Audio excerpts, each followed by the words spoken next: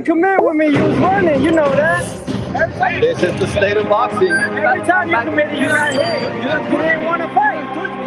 I was touching. What's wrong with your nose? What's wrong with your lip? In the first round, What's wrong with your stomach? I was hitting you every time. with the head, man. We was hitting You was running every time. One knockdown is not deducted. You was running the whole time. That's not how you entertain, bro. You was running the whole time. I only win. Every time you committed, I counted and I hit you. Every time you committed, I counted and I hit you. That's why you was running. I point you every time. This was a boring ass fight. I can't believe it. It's the same. I can't believe it. Yo, you guys got to give me a better dance partner. This guy was dead. Yo, he was running. That's just so bad. All the world. Yo, the last 10 seconds of the 10th round, what was you doing? You was dancing and running. Dame un segundo y ahorita vamos a platicar contigo. Teofimo Lopez. Yo. It's Heisman night at Madison Square Garden. It's supposed to be a celebration, and we got a little bit of controversy. What did you think about your performance tonight? Yo, it's so hard to fight. It's so hard to fight somebody like this when they running the whole time. Every time this guy committed, I counted and I got him every time. He just run the whole time, every time. It's okay though. Look, we got a lot to work on. But first off, I want to thank God. I want to thank God for this, for real. No matter what it was, I apologize to everybody tonight. This is not how we perform to anybody. But listen, our dance partner was running the whole time. When you think about that knockdown in that second round, you kept getting caught with that right hand. What happened? Nah, it wasn't a right hand. He's southpaw, so it's a left hand. You feel me? But it wasn't that I was getting caught with it. He was just pushing me down. Well, he did clip you with that right hand when you were coming in. It was a check right hook. You guys are going to talk about one thing, but the whole thing, every time that this man wanted to commit, I was countering and tagging him. That's why he was running the whole time. One judge saw it a draw, and the other one saw it close, and one guy saw it very clear for you. In terms of what you did right, how happy are you? You talked about your legs last time out in your 140-pound debut. How did you feel physically? No, you know, I felt great overall. Look, I know he was tired. He didn't want to commit. He was just staying off his back foot and just running around the whole time. Listen, but it is what it is. This makes it look good. These guys are going to want to fight me now more than ever, and this is great. Now I can actually have a good fight. Your father was asking you to throw combinations, Theo, and you were throwing one shot at a time. What was that about? Listen, every time I was committing, the guy was just going double back, triple back. So the whole thing now we just got to work on is just shifting more. But you knew he wasn't going to be a cooperative, dance partner from the time you signed. I mean, you saw the Mikey Garcia fight. You saw his style as a southpaw. Actually, with the Mikey Garcia fight, of course, listen, no matter what it is, man, we're looking forward to facing the world champions. That's what really matters. I know that's what the fans want.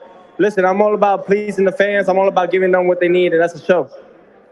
You talked about 140, and there's a lot of big names. This is a loaded division. So your son is right here also wearing a Kyler Murray jersey ringside. I'm sorry, Caleb Williams. They can't bring the baby up, or they are going to bring the baby up. But what does it mean to have your son ringside once again, Teo? No, it means everything. Everything I do is for my baby. We're all about growth, and we're all about taking care of our kids, man. Listen, everything, my life has changed ever since that kid's been born. I'm with my wife. We've been together. We've been working on things better. And that's what really matters, Listen, I can't have my kid. Come on, guys. It's ridiculous. But anywho, I just want to thank everybody. I want to thank my sponsors, Rain Body Fuel. I want to thank Bud Light. Thank you guys for the love and support. I would like to thank Essentia. And definitely, most importantly, I just want to thank God and everybody around. It's a wide open division right now, Teo. You're going to grab your baby. Caleb Williams jersey, father and son. The names at 140 pounds. How do you see yourself getting an opportunity at a world title next? Huh? Who do you see yourself fighting to get that opportunity at a world title next? We would love to fight Josh Taylor. We would love to fight Regis Prograis. We would love to fight Alberto Pujols, I believe, at 140, or even a rematch with George Kambosos. So the rematch would be in play with George Kambosos. You still have that within you to get that revenge? Yeah, absolutely. Listen, man, my whole thing now is just staying focused, staying devoted. Look, I'm going to be promoting for 2 more weeks. I can't wait to just be back in the ball game, man. Just be back here and just keep putting on the show. I need it more than ever now. Look forward to seeing you soon. Joe, guys, we send it to you.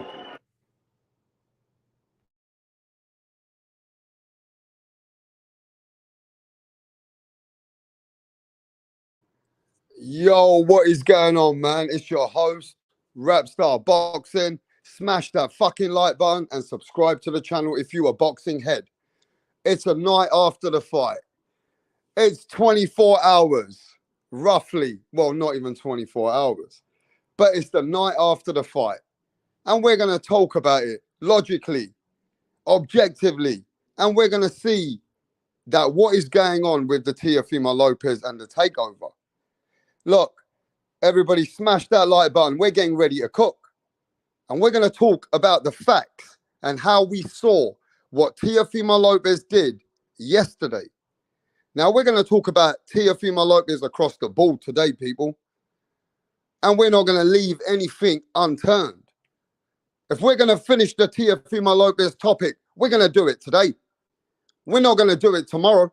This shit's going down, and it's going down right fucking now. So let me just tell you this. We keep it real over here. Ain't no fanboys over here, mate. We keep it real, whether it's an English fighter, a fighter from America, a fighter from Mexico, a fighter from Japan. Ain't no fucking fanboys over here. So if you got feelings or you have emotional attachments to any fighters, I suggest you get the fuck out of here. If you have some kind of a way that you are close to a fighter, well, I suggest this channel doesn't work for you. If you have some kind of fanboyism kind of a thought process, well, this channel is not for you. What we are going to do is just keep it 100. So look, it is what it is. You know, I don't deal with no beta males, and I'm not a fucking fanboy. I'm not interested how people think. I'm here trying to keep it objectively and honest. Now, let's start with TEOFIMO Lopez and what's going on across the whole YTBC about TEOFIMO Lopez. Now, I've turned it around, I've had a look, and I've seen what's going on across the pond. TEOFIMO Lopez, these are the words that are being used by the boxing world. TEOFIMO Lopez and his father are delusional. This is what I see on YouTube. TEOFIMO Lopez has a big ego. TEOFIMO Lopez is mentally not well. TEOFIMO Lopez is a limited fighter. These are all the bad things that you're going to see going on about TEOFIMO Lopez. Right? Now, we know fans are going to get hurt, but this is what's going on. I ain't saying those things. I'm coming here telling you how people across the pond and everywhere here, a lot of people are saying these things. They're saying TEOFIMO Lopez is actually not even that great. And they're also saying that TEOFIMO Lopez is a confused man, and himself yesterday didn't know if he had it anymore. Now, you know that TEOFIMO Lopez did question himself. That thing's gone all across the fucking internet. All across social media, you will see, I don't think I've got it anymore. That's all you see across everywhere. All you see is that TEOFIMO Lopez has second-guessed himself after the fight. He went back to his corner and he said, I don't know if I've got it anymore. Himself as a man yesterday was very unimpressed. And let's keep it real, he didn't know if he won. In the beginning, when he left the 10th round and went back to the back to his corner, he said, I don't think I've got it anymore. So he knows that he didn't feel right after the fight.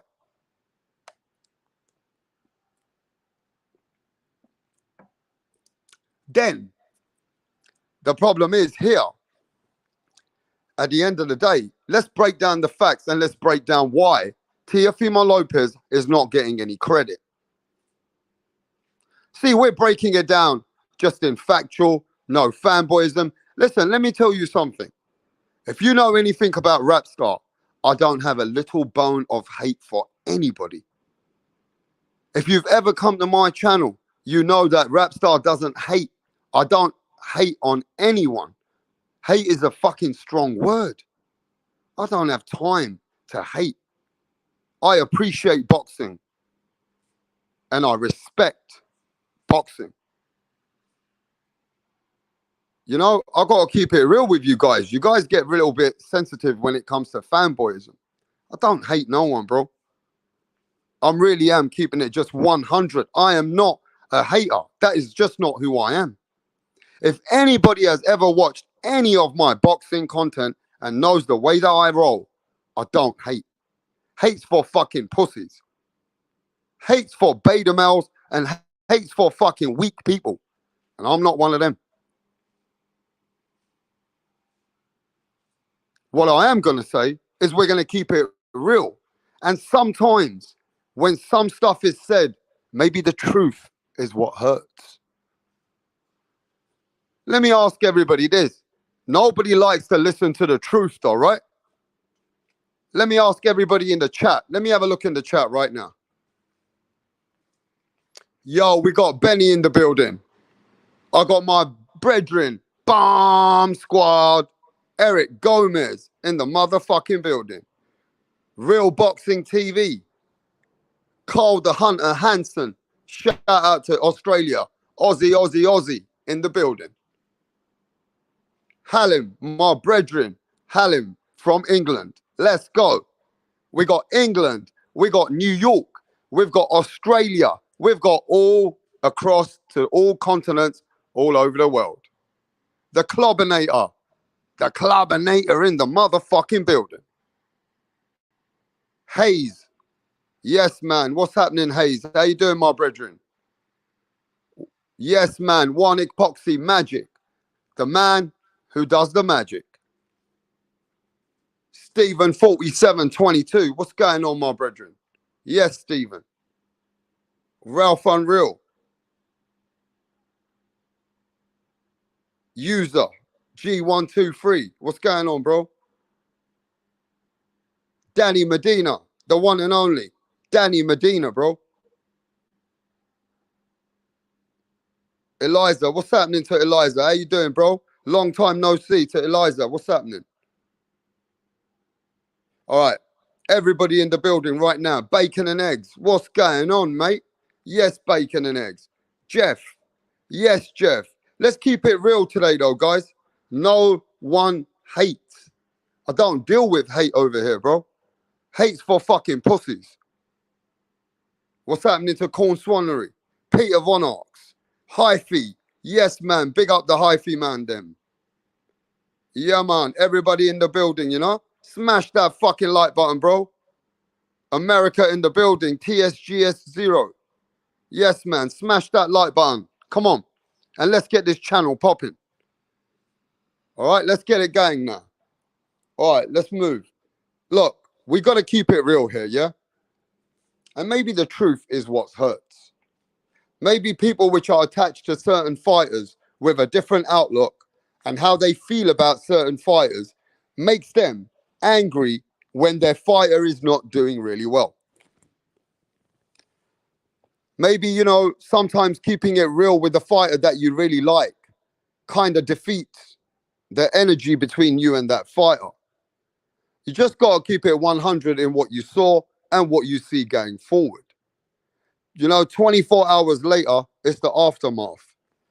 Now, we've all had the time to sit back and I'll watch the fight again. Right?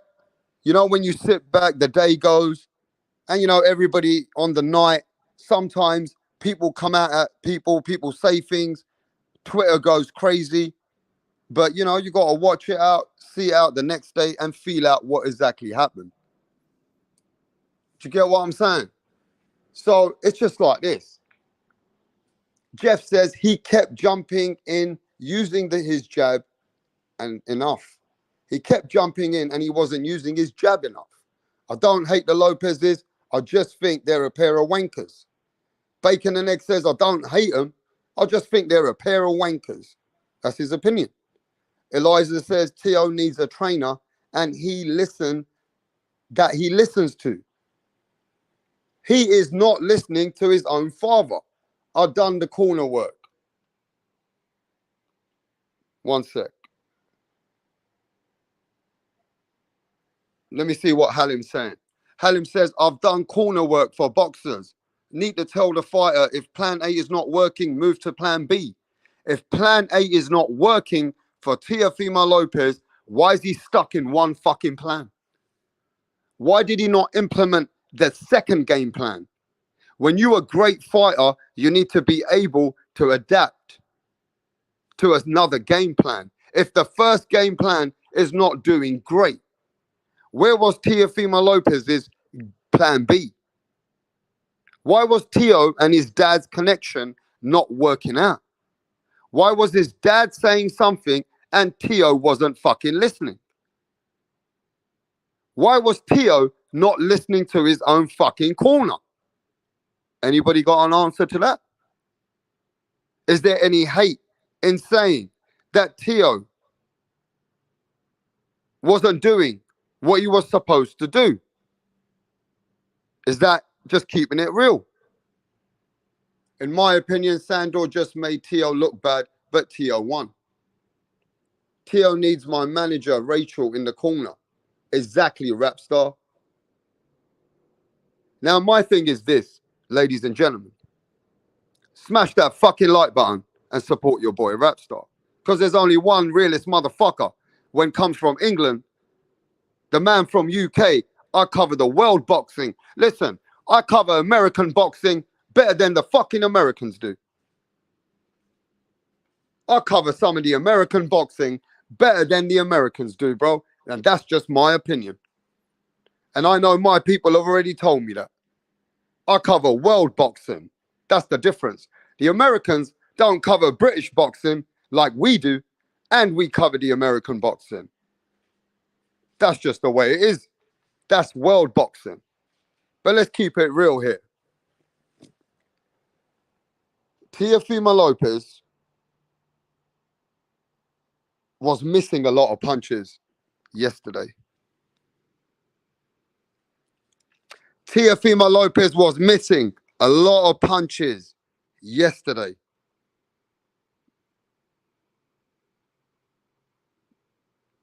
And, I'm going to say this as well.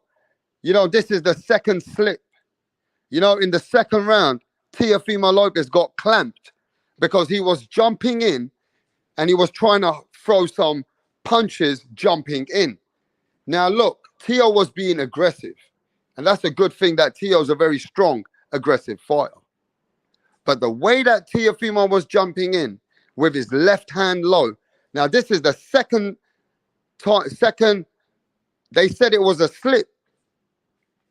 But Teo, if you go watch the fight properly, yeah? When Teo went in the 7th round, Teo lost balance and he got hit on the side of the head and he fell again. All I'm saying is I've watched the fight and I've analyzed the fight. And Teofimo Lopez making a lot of mistakes in this fight. Look at how low. Look at this picture. Look at how low Teofimo Lopez wants to keep his left hand that low. Teo fighting like Prince Naseem Hamed.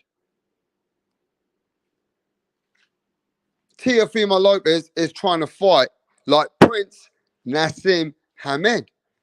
You remember, if you guys are proper boxing fans, because half of you are not on my level, because you probably didn't watch every single Prince Naseem Hamed fight like I did. I've watched the guys in the 90s. I've watched the guys, even though they were not from my era. Naseem Hamed was from my era. But I've even watched the guys all the way to the 80s and the 70s. You know what I'm saying? But the way Prince Naseem used to put his left hand low, he used to come in with wild looping shots, jumping in and taking his fighter's jaws off. Teo was trying to do what Prince Naseem Hamed was doing. And he couldn't do it. He couldn't do it like the Prince. The Prince was a man that could come in and take a man out with his left hand down. What I'm saying is that was a bad move. Teo kept moving. His left hand was always down, trying to jump in. And I think that's where he got a few rounds. He lost like that. See, when he got a 10-8 count, yeah? When Teofimo Lopez got a 10-8 count, it was because he was jumping in. And Teofimo Lopez was jumping in with his left hand down, that Sandor Martin catched him with the right hand and hit him on the side of the fucking head. Teo shouldn't be going down like that, bro. Teo shouldn't be doing moves like that. Do you know what I'm saying? All I'm saying is these were the times where Teo wasn't looking good. Yeah? At the end of the day, all I'm saying is if you go watch the second time when Teo fell on the floor, Teo fell in the floor doing the same fucking shit. It's jumping in early and letting Sandor Martin catch you on the side of the head. Now, the problem here is as well, we got to keep it 100. Teofimo Lopez was initiating the fight, not Sandor Martin. Now, I told you, we keep it motherfucking real here. We're no fanboys. We're not a Teofimo Lopez fanboy, and we're not a Sandor Martin fanboy. How about that? You can't get many people that can keep it 100 in the middle. Well, that's Rapstar. I'm not bothered about any fighter like that. I just love boxing. That Teofimo Lopez was initiating the fight, bro. They wouldn't have been a fucking fight if it weren't for Teofimo Lopez.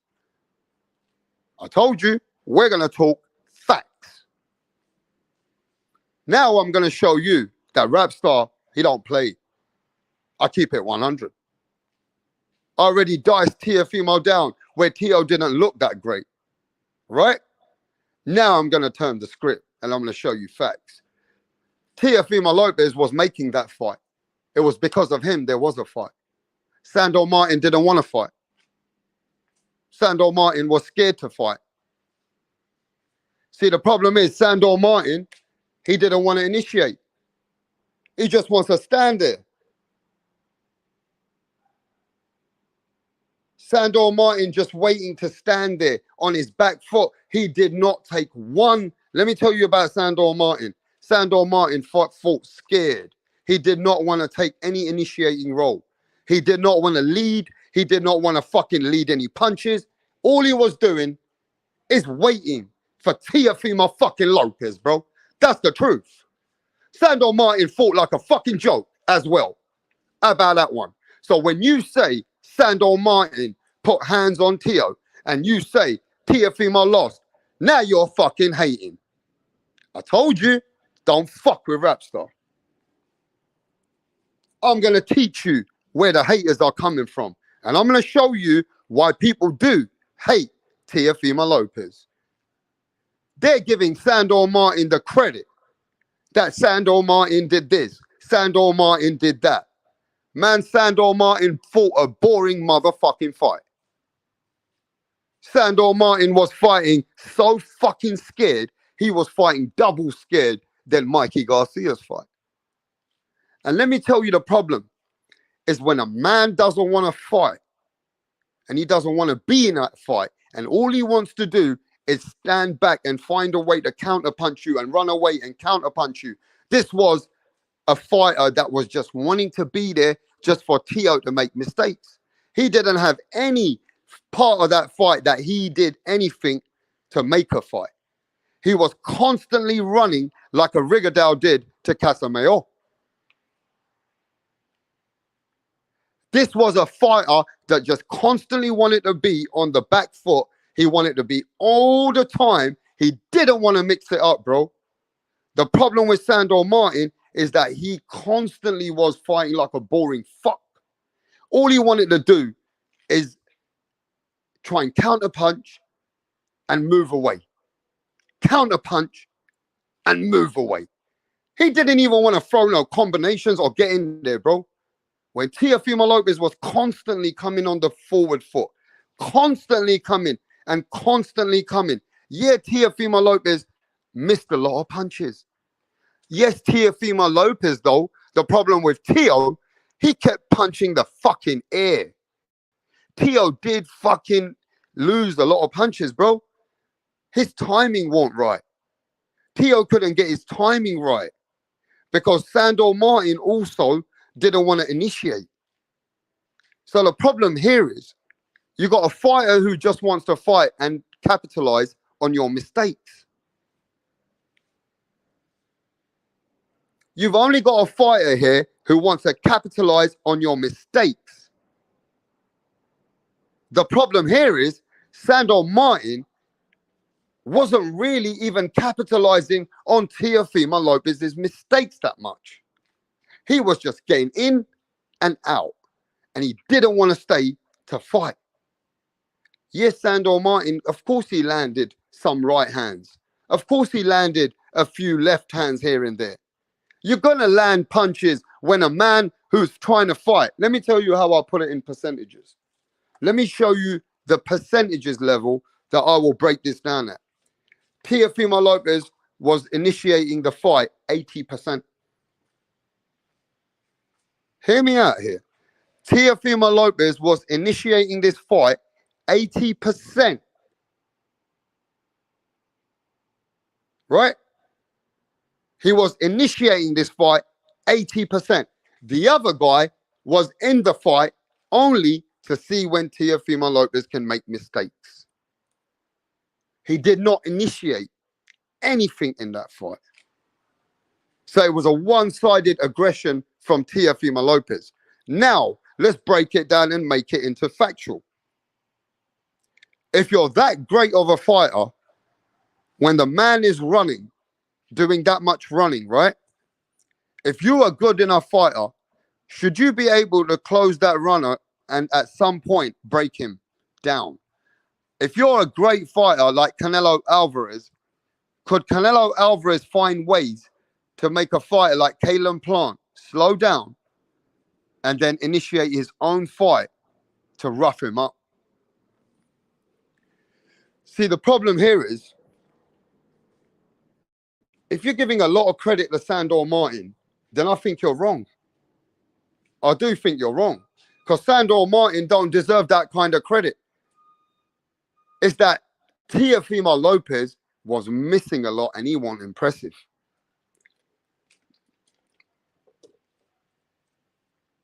The truth of the matter is Teofimo Lopez was doing enough to win, but he just wasn't impressive. He wasn't looking great. He wasn't looking like he was landing clean punches on a Sandor Martin. And when he did land those punches, Sandor Martin was still there. So we got to remember, Teo also never elevated in that fight.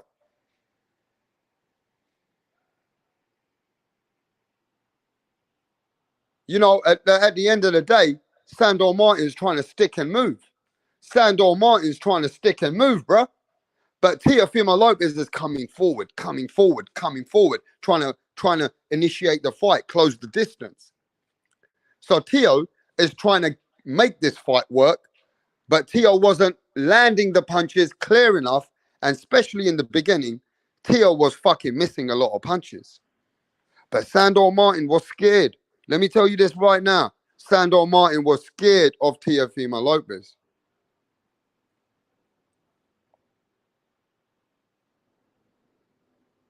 Sandor Martin was scared in this fight.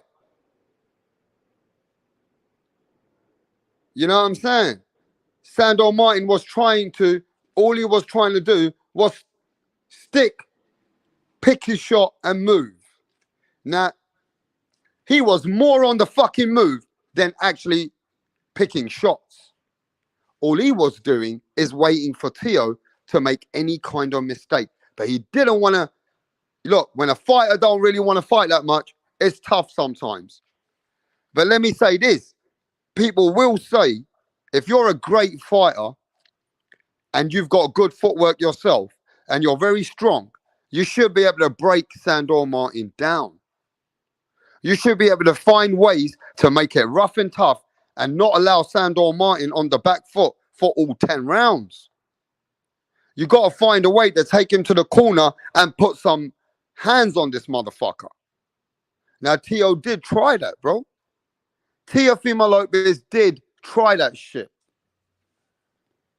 But Teofimo Lopez was not successful in breaking Sandor Martin down like that. He wasn't. And that's why the fight was close. That's why the fight was close. Because that little bit of smartness or little bit of ring IQ in Sandor Martin, whether it's to stick and move, whether it's to survive, it was enough to make Teo not look good. It was enough to give Teo's big comeback at 140 to not look that good. And at this point, we got to look at it this way. Does Teofimo Lopez deserve the criticism he gets?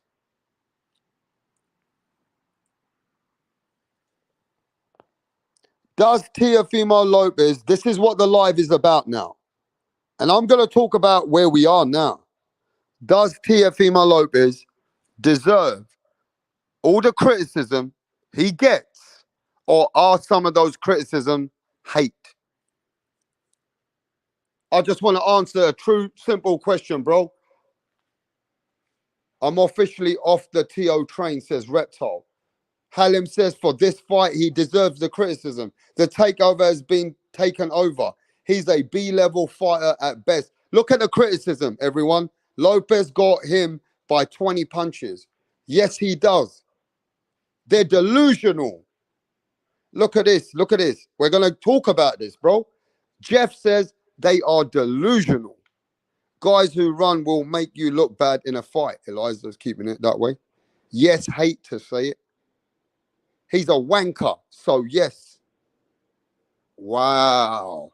Teo will be killed by the likes of Ramirez, Prograis, and Taylor. Wow. But I can't lie. What? Who's a B-level? A real boxing. You can see this topic. And I'm just trying to prove a point. That everybody says he deserves all the criticism he gets.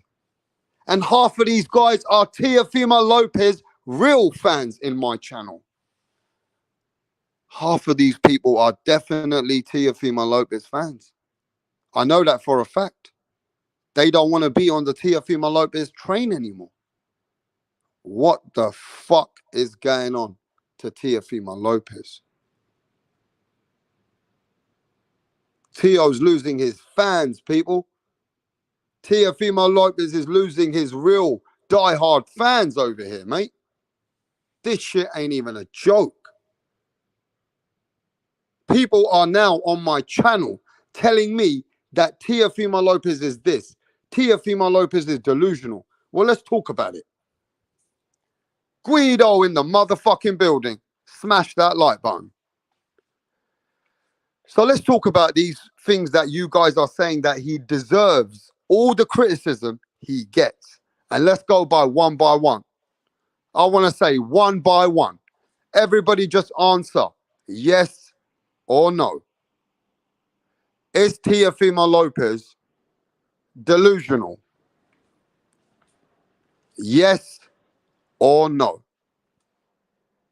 It's going to be one by one. Smash the like button. We're going to do a survey. We're going to talk. We got 50 people in the building. Smash this motherfucking like button and we're going to see what people say. The Clubinator says yes. Peter says yes. Fucking yes. Teo's still a top dog to me. Leo says, I still believe he will take all the belts. Jeff says yes. Chavo says yes. Steven says yes. Hey, man, it's time to give Chavo his fucking wrench. Regardless of people agree with him or not. This is a world platform. This is a world platform, bro. And Chavo's been supporting regardless to Rapstar. Hey, listen, Teo gets bite baby. No, Danny's the only one who's saying no. I believe he's in denial. Guido says no. We got 3 no's. Yes, and his team is. I still rock with Teo. Sandor ain't nothing special. It has to be done. Right, I'm going to ask again. It's very simple. Only Real Boxing TV, Guido, and who else was it? Somebody else said something. What's his name? Danny. Yeah, Danny said that. All right, so we got Leo, Guido, Real Boxing, and Danny Medina are the only people who said he's not delusional. The rest of you, the rest of the hardcore boxing fans, because you are hardcore boxing fans, the rest of you say he is delusional. Hey, the Clubinator needs a wrench as well, bro. The Clubinator needs a fucking wrench as well. It's about time. So let me just say this. Only 4 people, but majority people say that Teofimo Lopez is delusional. But 4 people believe he is not. Let's move to the next criticism. Let's move to the next criticism. And I want you guys to just keep it real, because the majority vote has already won in Teofimo Lopez being delusional. Now we're going to go to the next one. The next criticism, or is it hate? Now we're going to talk about delusional. Was that a criticism that people are justifying? So it's not hate. 4 people say that Teo is not delusional, bro. People are overreacting. All right. So let's move to the next one. Teofimo Lopez. Now, everybody on YouTube, a lot of people say, and I want a yes or a no, Teofimo Lopez is overrated. Yes or no?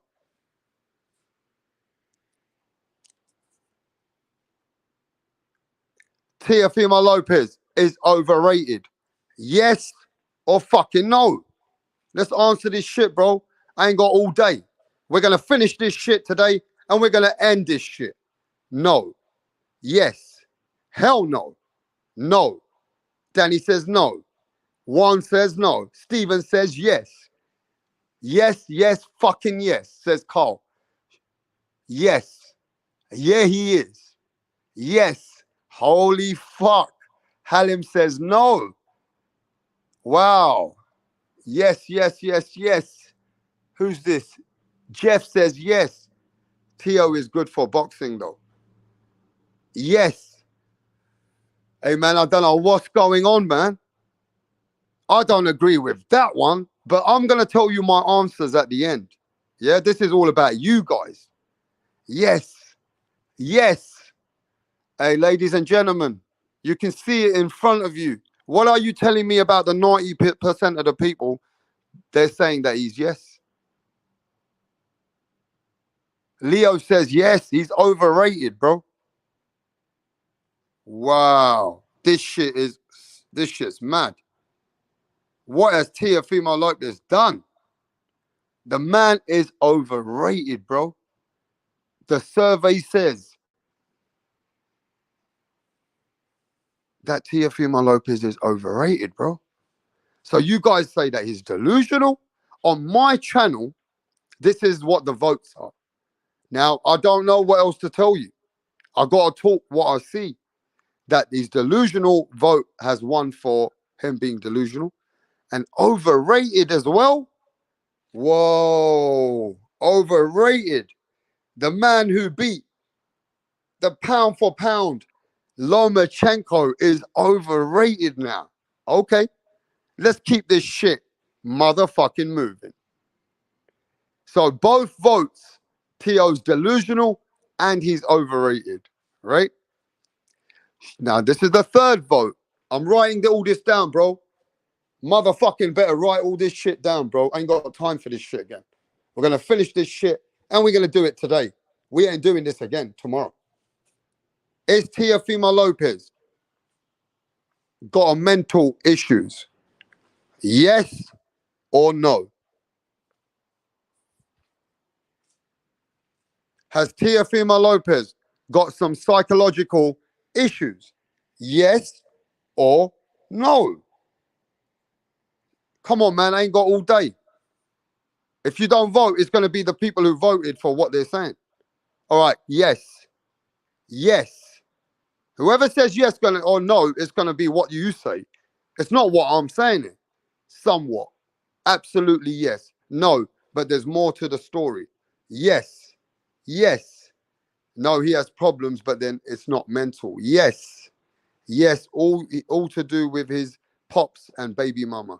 EDP in the motherfucking building says yes. And EDP is a TO fan. EDP is one of the realest, I'll tell you that much. TSG says yes. Halim says yes. No, he just thinks he's achieved the most. No. Yes. He has some issues that got to be fixed. So, yeah, listen, as much as I see it now, the votes have won that Teofimo Lopez has issues and he's mentally got some problems. So now Teo's delusional. Teo is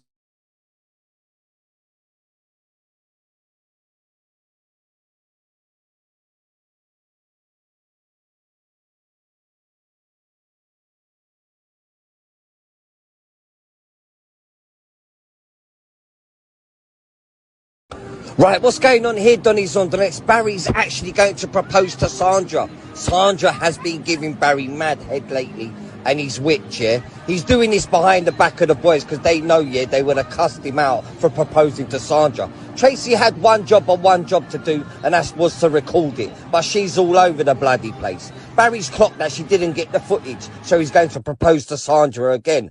Oh, for fuck's sake, Tracy! What's going on?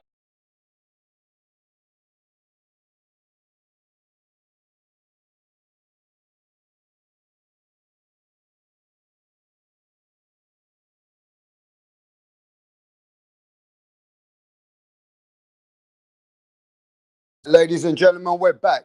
So here we are. The votes are in. Now we're going to keep it moving. Is Teofimo Lopez delusional? Everybody, most of the people said yes. Is Teofimo Lopez got mental issues? Most of the fucking people said yes. What's the first one we said? Is Teofimo Lopez overrated? You guys, remember this. This is your votes. I'm writing down what I'm seeing. And most of you guys said that Teofimo Lopez is even overrated. So all three is really in bad favor for Teofimo Lopez right now. Can you hear me now? Can you hear me, bro? Guido said he can't hear me. Tell me if you can hear me so we can keep it moving and keep cooking. Can you hear me? Yes or no, bro? Yeah, we can hear you. Thank you, Halim. At least somebody can fucking answer me. Thank you.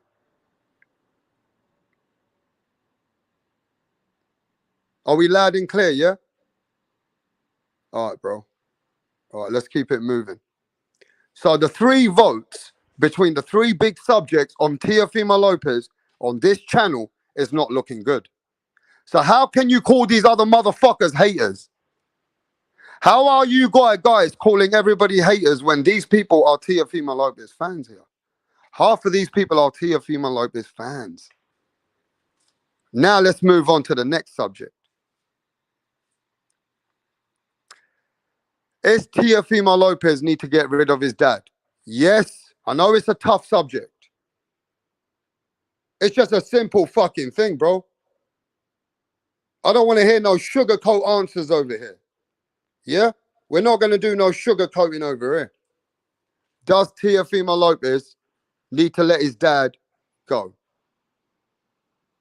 Just answer. No matter how tough that answer is. Does he need to let, has him and his dad reached to the level now that they can't go further? Yes. Yes. Yes.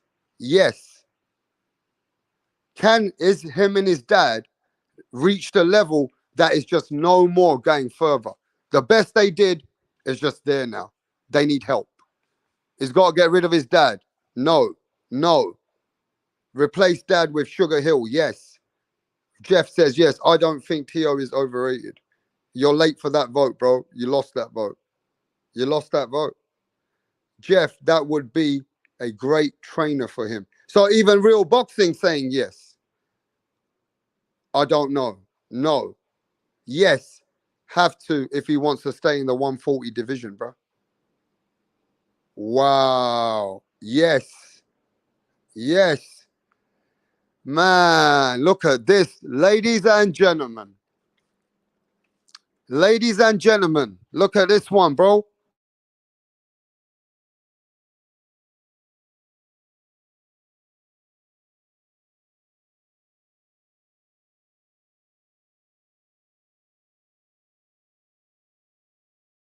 All right, listen, guys. Unless you guys want to.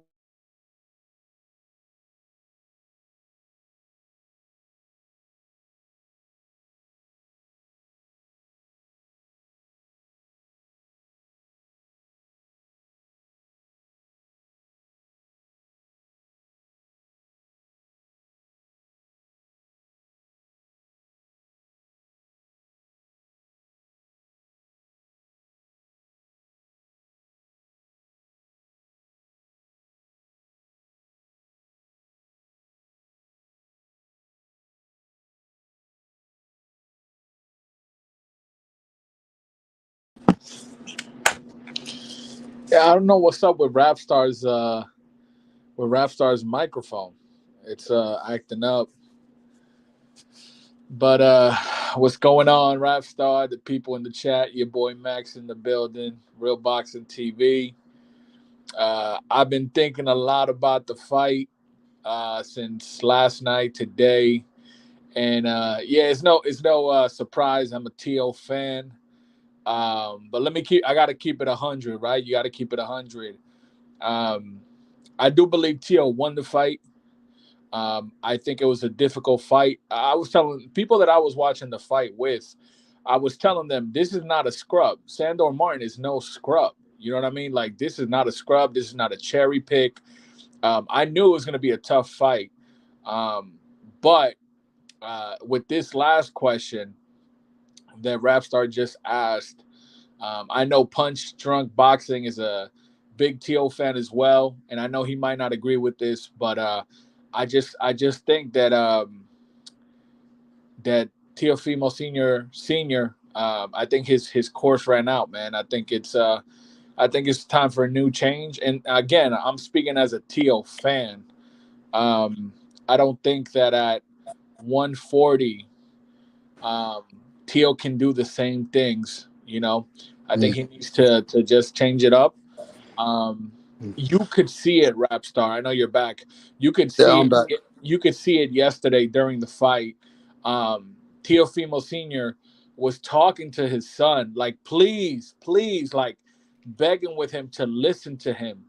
And Teo, for whatever reason, when a trainer can't get through to his fighter, it's just, I think it's done, man. I think it's done, and I think that... Wow, that's some big fucking statement you've made over here, bro.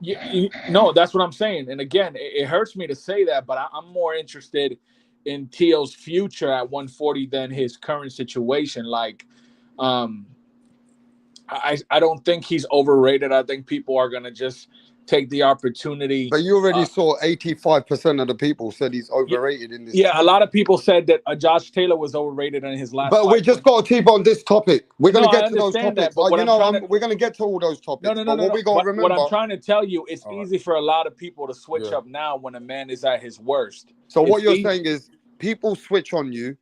They turn on you in boxing. When you're down, they kick you down. Oh, absolutely. Well, we got David in the building. Stay there. Max, don't be... Max, I'll send the link now. I wanted to cook by myself for a while because I got more topics. Yeah. But now you better stay here and stop running off. All right. Because you run away when the free smoke comes. And you know what? Brother. Let me tell you, I got a lot of love for you. No matter how it goes. You're still one of us over here, bro. For sure. All right, so let's get to David. David, You saw Yo, all what's the up? criticism.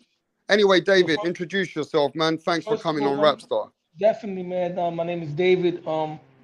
I be on Punch Drunk sometimes too. I'm probably the only other fan that TEOFIMO has besides Punch Drunk. And Rapstar, it's a pleasure to be on your platform. I listen to your channel. I subscribe to your channel. It cracks me up. I be hearing you arguing and yelling and shit. It's funny as shit, man. But as far as the fight goes, I went there live. I was there live. And nobody even thought those knockdowns were legit. Nobody. The first knockdown, it went over his head, but I was still giving Sandor that round. The second one that wasn't scored a knockdown, it connected, but it kind of like cuffed him in the back of the head, so it kind of like pushed him down. As far as Teofimo's performance goes, he's shown that he's an excellent counterpuncher and he fights better on the back foot. But coming forward, he wasn't cutting the ring off. He wasn't that effective, but he did more. I actually scored the fight 8 rounds to 2 for Teofimo. As for his Hmm. future, Yeah. I'm not one of those people that say fire your father because that never happens, bro. People said the same thing for Danny Garcia. They said the Well, same thing. Roy Jones Jr. did get away from his dad. I'm just saying, brother. I just want to But let you Roy know. Jones, I know Roy about Jones that. Jr. got away from his father, and so did Roy, Sugar Shane Mosley at some point. well, as far as Roy Jones, to my knowledge, I might be wrong, but I don't think his father was ever in his corner when he was a pro. Maybe in the amateurs, but not as a pro. Teofimo and his father have a special bond. I think his father did a tremendous job. They could bring somebody else though, because he I mean, does many need. fathers have left. Look at this. Nani O'Donnell, which is a friend of our channels, Max. You heard that, Max? Yeah, of course. Yep. Nani O'Donnell said, yo, man, me and my father's relationship ain't the same anymore. It's done. It's not. He said it's not said it's done, but the boxing relationship and the magic has gone. Well, I got a chance to talk to Senior when I met him yesterday in the morning, and Hmm. they have a certain type of bond, like Danny Garcia and Angel. That's not going anywhere. The But the best thing. do you think because you met Teofimo Senior and Teo and you go to his fights, do you think you've got a bit of an extra liking towards the Lopez family because you yourself maybe have an extra liking for them that you just don't want to criticize them? Do you feel that way? No, no, I'm not. Not that I don't want to criticize them. What I believe, this is what I Mm. believe. I believe it's Yeah, better if they bring somebody else in. it's They got to coming bring in soon, Max. You know somebody. what? Yeah, Yeah. They go on. have to bring in. They have to bring in somebody else that can show him what his father can't show him. So you're Teofimo's an also incredible. saying that he should put his father on the side then. What you're saying is they need to show him something now that his own dad cannot show him anymore. Well, put it this way: when I spoke to his dad, right, I asked his father directly. I said, "What two fighters did you study that you implemented into your son's style?" And he told me Floyd Mayweather and Mike Tyson. So I asked him, "What did you get from each of those guys?" When he mentioned Floyd, he said, "I got the boxing, and when I got Mike Tyson, I got how to be an animal." But that's not a direct answer. He should have worked with cutting the ring off because Teofimo does have a lot of gifts. He needs to learn how to cut the ring off, use the high guard. He has an incredible jab, but he doesn't use the jab against southpaw fighters. Now, as far as his next fight, if I'm his people, I would make a bold move. I wouldn't go for a title fight to get rid of all the demons. I believe they need to give him the rematch with Cambosos. His father told me that he would do it at a catch weight at 138. They should do the Mm, Cambosos fight. mm. It's not going to be easy because Cambosos knows how to talk. Cambosos is going to do everything he can to get in his head. They need to be laser like focused, come up with a great game plan because I think he has the tools to beat Cambosos. If he boxes him from the outside, let Cambosos run into the shots. I think Tio could stop him in the late rounds. He has Okay, to. so let's keep that thought because what you're saying is that his father needs to add some other people to the camp so they can mix it up and they can add some more flavor because his dad as and him have got a great little thing, but they need more help now. You agree, right? Absolutely, and they done Okay, it in the past. They okay. did it with So Rubio. They did yeah, it with so Joey Gamache. yeah, so I want you to stay right there on that thought because I got lots of people in the back. Yeah, we come back to you. Absolutely. All right, Carl from Australia. We got Carl in the building from Australia. We got over 10 people are in the back. We got all God kinds of people in the back. We damn. got Carl from Australia. Carl, is What's going on, Teofimo Rap? Lopez Now, this is a very simple question, Cole. Is Teofimo Lopez need to get rid of his father? Yes or no? 100%. But I think there's a bit of give and take there too. Maybe Tio doesn't have the capacity to take the instructions. Because from Maybe what he I can't heard even from his leave his corner, dad. I don't think Tio can do it without his dad either. yeah, that's what I'm worried. I'm worried if he gets someone good in his corner, is he able? Does he have the capacity to do what they say to him? Does he need his dad there? Is his dad there to help him mentally? I don't know, man. But to me, he's fighting like a B-level fighter. And you know what? If he wants, George Kambosos will give him a fight tomorrow. Oof, that's rough. George Kambosos Wow. will fight him tomorrow. But keep Regis Prograis' name out of your fucking mouth, because you're not So, ready so for Regis. have you lost confidence in Tio, Cole? 100%. You've lost confidence in the takeover. You've lost it. I think he's a B-level fighter, bro. I think he's fighting at a B-level Wow. at best. Okay. Well, I want you to stay there with that thought, because there's going to be a bit of rebuttal. And I know you, Cole, you love a bit of free smoke. And we're going to have some fucking free smoke today. How about that? Bring it. Right, we're going to have free smoke, because I'll tell you what, Cole, people don't agree with you. People don't agree with Max. People don't agree with Guido. People don't agree with Halim. Today's live, I'm going to tell you, in today's live, for the first time, everybody's disagreeing with everyone.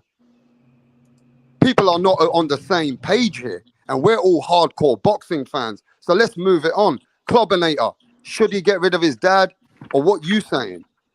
Yeah, 100%, guys. It's the Clubinator, and you know, I'm sick right now. I caught the Clubinator virus, so I'm gonna make this quick. But you know, I saw the fight last night, and I think a lot of people, they're in for a rude awakening call, because Teofimo Lopez looked great at 135, right? A lot of these guys at 135, big guys, Ryan Garcia, Devin Haney, Teofimo Lopez, as you see them start to move up, you're seeing them start to become more normal. And the reason is because they were fighting in weight classes where they were huge as hell. They were towering over their opponents. So now that they don't have that size advantage, of course, they're starting to look more normal, because their skills just haven't adjusted to fighting guys that are their size. That's why he had problems with Nakatani, who was taller than him. And I feel like you're gonna see that a lot with a lot of these kind of like hype jobs. And it's not that they're bad, but they are a bit overrated in the sense that people are saying, "Oh, well, look at what he did to Lomachenko." Of course, he should do that to Lomachenko. Look how much bigger he was than him. And same thing with a lot of these other guys at 135 that you're so impressed with. So Teofimo Lopez, it's not over for him. He's obviously skilled. He just needs to go back to the drawing board, maybe get a few more hands in the camp, and work on the basic fundamentals. But the main of boxing. question is, Clubinator, because you know I've got 20 topics with Tio. Yeah. Right. The main question is, you're saying is get rid of his dad. You said it, Clubinator. Yeah. You are saying to me that get rid of his father. That's what you're saying. Get rid of his dad, because he needs to incorporate the jab. His dad, when you hear him in the corner, you're not hearing him giving him the instructions that he needs to do. He needs to set things up with the jab. Well, stay right there, Clubinator, because Yeah. I don't want you to, the people are going to rebuttal here. Punch Drunk Boxing, the man that was with Teofimo Lopez. Punch Drunk Boxing that was with Teofimo Senior. Punch Drunk was with these guys. Punch, you see what you're hearing? 75% of the panel and the chat are saying it's goodbye to the dad. He needs to get rid of his father, and he needs to let another man be forward. What's up, Punch? Yo, what's good? What's good? Rabbit Star, Dave, Max, everybody on the panel. In the chat, subscribe to the channel, smash the like button. That's right. Look, again, I think this hardcore boxing fan type of I don't think there's no such thing as hardcore boxing fans anymore. I learned that throughout the years. I want you to tell me, do you disagree with 75% of the people right now? I disagree. I think people say it louder. Say it louder. I disagree 100, 1,000, 1,000,000%. People are living the moment. People are living in the moment, and that's what it casts you to be a fucking casual. And this is not no mean a disrespect. Is that look, I'm gonna be. Do you want a short answer or a long answer? Because I want the whole fucking motherfucking longest answer. All right. Thank you. Lopez was to fire his father after the Nakatani. After the Richard Comey, I ain't hear shit. After Lomachenko, I ain't hear shit. TEOFIMO Lopez beat Lomachenko, that was rated #1 pound for pound. You could flip it around. All right? He outgamed Papachenko, the genius in Papachenko that has changed European boxing. So I don't want to hear the garbage of he need to fire his father. After the Cambosa fight, I heard motherfuckers was saying that TEOFIMO Lopez Sr., his instructions were horrible. So TEOFIMO Lopez is his father. This time around, I hear that his instructions were good, but Teo wasn't listening. The fuck up. That's #1 about fight his father, because y'all the delusional ones. Y'all want him to fight his father every other fight. That's one. Y'all don't keep it consistent. All right? Look, this is the same type of shit that you heard after the Nakatani fight. That his mental, that he got family problems, all the excuses and all the narrative that people are pushing right after this fight. This is one motherfucking fight. All right? The same motherfuckers like Manny Pacquiao that lost 3 times. But if you tell him to stop boxing, that you're overrated, yeah, and then he became an 8th division world champion. I heard this firing of the father. Guess what? Nonito Donaire, what happened in his last fight? Nonito Donaire needed his father to warm him up. So in the end of the day, he needed his father. In the end of the day, Floyd Mayweather rehire his father. In the end of the day, during Shane Mosley professional, he rehired his father. Motherfuckers are talking shit. That's what it is. Y'all live in the moment like bitches. Stop living the moment. This is fucking boxing. Learn your fucking history. All right? Right. That's the problem. Motherfuckers don't want to learn history, bro. You cannot fight. He's not a world class. He's a fucking world class trainer. World class. Fight. I'm trainer of the year. 2020. In the world of boxing. In the world let me of just say boxing, this, bro. though. Wait. In the world. Let Punch In the get it world off, bro. boxing. Let me get it off. Let Punch get it off. This is the world of boxing. Yo, he was not trainer of the year from Honduras or America or your fucking borough. It was because he outgamed the motherfucker smartest dude that they proclaim as the technician of motherfucking boxing that has beaten every style in the fucking world. And he did it drunk, motherfucker. And what? How about you say Papachenko fire his son? Look at how Lomachenko looked at Jaime Ortiz. Did anybody say Papachenko should get fired? Lomachenko lost to Salido. Did anybody say Papachenko should be fired? He lost to TEOFIMO Lopez, a green fighter. Did anybody say that Lomachenko should fire Papachenko? You fucking haters. No, you never heard that shit. Never. So shut the fuck up about firing his father. He's a father that talk a lot of shit. He's a father that got his sons in a position without no fucking Mayweather, Canelo, Oscar de la Hoya, no cosigner. Motherfucker. Y'all some bougie ass fan shit. Y'all know shit about motherfucking boxing or the history of boxing. Fucking Muhammad Ali got fucking dropped twice. Before, from Henry Cooper got dropped once. He looked at Shaky versus Jones and then beat the fuck out of fucking Sonny Liston. Y'all know shit about fucking boxing, alright? Y'all live in the moment like bitches. Okay, so Punch, let me tell you this. A lot of people are disagreeing. Yeah, but look, I don't give a fuck. A lot of people. Look, these are people which are on your channel. Let me just say this, bro. Let me get this off. There's some of these people, they're subscribers of your channels. I'm not gonna call names, but on this particular one, they're saying, Punch, you're lying to yourself. I'll start calling names in a bit if you want, but they're in here saying that they don't agree with you, bro. Bro, no, you're lying to yourself because at the end of the day, they said that you're lying to yourself. Stephen, no. In the end of the day, they're lying to themselves because he won. That's the point. It don't matter. They won. Go on. Wait, bro. Yeah, let Punch this punch. Are you done with it? No, I'm saying you gave me a thing, so I gotta answer back. They won. Yeah, you're not lying to yourself. Y'all giving moral victories, motherfuckers. That's what it is. I've seen all your votes. All your votes. So might as well TEOFIMO Lopez should retire right now. That's what y'all trying to say. He should retire right now. He should fire his father. He's overrated. So So think about it. If I'm a fighter and I'm Teofimo Lopez and I'm listening to Rap Star Boxing Knowledge, I might as well call it quits. I might as well don't even call out Regis. I might as well call it quits. Y'all live in the moment, bro. This is hardcore boxing. Get the fuck out of here. If every fighter that ever struggled, Marquez should retire. Manny Pacquiao should retire. Muhammad Ali should retire. Never fought at 22 years old. They all should retire, motherfucker. The way that y'all think, Cotto should retire. Manny Pacquiao had to throw a jab at the age of 30. Yo, Rap. Yo, Rap, can I say something? Wait, bro. Let the rebuttal All right, come, look, man. Rap. I need to let this off. Punch is still cooking. Once next man goes, nobody say nothing. That's how it works now, right? Punch had his speak. I'm not gonna let anybody overtalk. Now I'm gonna go to you. Wait, let me say this right quick. Let me go on then, Punch. Go on, Punch, because I got people are waiting. Yeah. No, let me end this right quick because it's about training. Did anybody say who Teofimo Lopez should have chemistry with? When you fucking change trainer, the question is, did he have chemistry with Joey Gamache? Does he have chemistry with Jorge Rubio? You could have Customado, Angelo Dundee, Emmanuel Stewart on your corner, but if he don't even listen or he don't have chemistry with them, that don't do fucking shit. Gotcha. Hey, look, great points.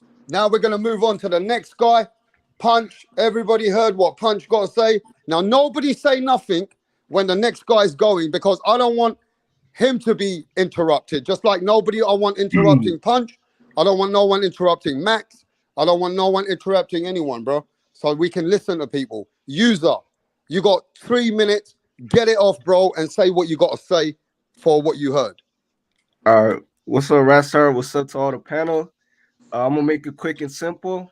Punch, you the biggest dick riding, biased, lying motherfucking Come on, man. Let's have a conversation. Hey, yo, why you gonna come at Punch personally? Why don't you just talk about your... Answer the host, bro. Answer the host. If you can't say nothing in front of my... If you can't say nothing in front of my face, man, answer the host. Here we go. Show the panel. Show the panel. Anymore.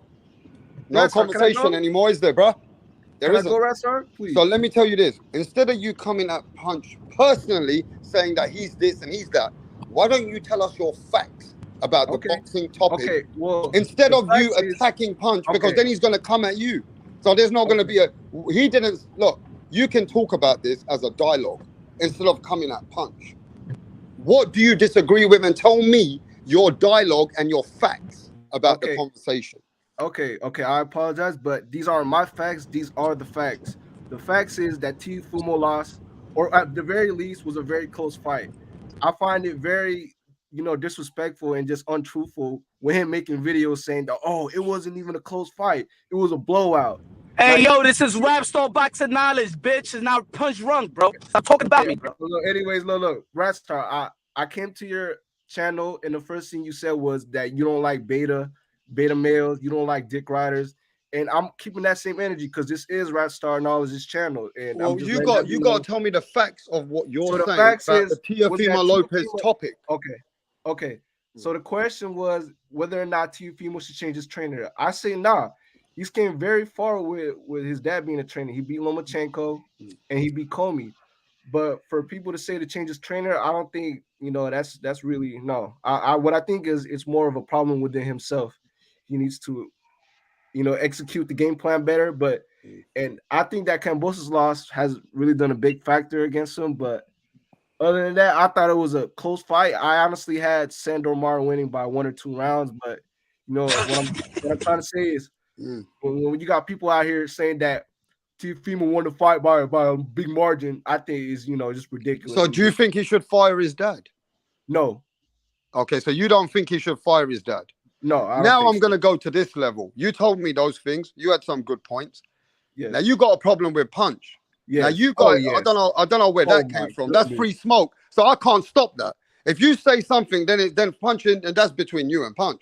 But that was nothing to do with boxing when you first came in and you said Punch is this and Punch is that. You're more interested in Punch. Like you did give us some boxing talk. Ain't none of these pussy motherfuckers interested in me, bro. I slapped the shit out that motherfucker. I got respect for Punch. He makes good content, but he's very biased at times with certain fighters. I will say that. Now it's free smoke. Nah. Keep that same energy, pussy. This dude Andre, Keep that same energy, pussy. Don't give me no fucking credit. Keep that same energy. I smack That's fire ass right, ass, man. bro. He gave you These no credit. He motherfuckers. said I think it's you're killing this. Hey, Bob. yo, nah. Don't give me I no respect- credibility. Don't give me nothing. I Don't give me respect- nothing, I bitch. respect the content, You, though. I nah, respect no. the You don't content. respect me, bro. I smack the do, shit out bro. you, bro. Don't play with me, bro. Can I say something, Keep Rap? that same energy, bro. Keep that same energy. Hey, look, I'm just being honest. Look, Pudge, bro. I'm Nah. being real, Be bro. You honest gotta with stop being yourself. Don't biased, be okay? honest with me, bro. Don't be honest with me. Be honest with yourself, If man. you're a fan of TEOFIMO, why don't you tell him to listen better? Listen to his dad better, okay? Stop telling him Hey, he yo, won't man. You listen. If you listening, why you listening to me then? Why you make good tuning in to content. me? You make good videos. You make good videos. You just very biased. That's all. Nah. You when you had a slick mouth. very You had a biased. slick That's all. mouth. You had a slick mouth. Don't Biased, give me bro. no nothing about the content. You You just like went at me. WBC, You all went right? at me as a personal and a character. Don't talk about my content. You said, "Oh, And no, you don't talk are, about though. my You are, content though. now." And you are, though. You are biased, Come though. on, pussy. Yo, Don't Rap talk about Star. my content. And you are, Yo, Rap, can I say something? Go on. All right. At one point, I thought maybe Tio was having problems mentally, but I noticed when he fought Nakatani, that wasn't a good performance. And after that fight, it was revealed that he had personal family issues, right? Right. So he came back, he fought Richard Comey, he knocked him out. And then during the buildup of Lomachenko, when they did the documentary, remember he was crying, he was talking about his relationship with his dad.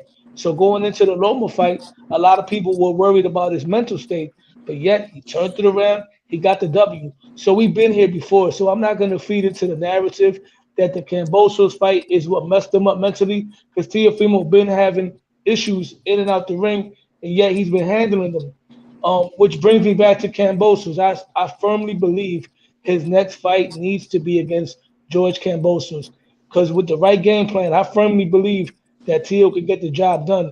And if he does that, that's going to boost his confidence to where it needs to be. So he can put the Camboso stuff behind him the same way Cotto did with Margarito, and then move forward to bigger and better things, man. That's my take on that. Okay, but let's just keep it 100 now, right? We've finished the father topic. Some people believe, how you going to get rid of your fucking dad, yeah? When I that's never the said. not Yeah, you, go not ahead. you, not you. Some people, listen, Punch already seen it. Everybody's already seen it. 80% of the people's votes will get rid of your father. It was about getting rid of your dad, bro. And to be fair with you, isn't that the man who's brought him to the table? Isn't that the man who fucking stood by Teofimo? I'm talking to the 80% people, bro. Isn't that the man who walked Teo in the ring when Teo was 6-7 years old, an innocent baby? Isn't that the man who took all his fucking career, gave it up for his fucking son? Let me just cook. And this is the man who went to every tournament and saw Devin Haney, Bill Haney when they were younger.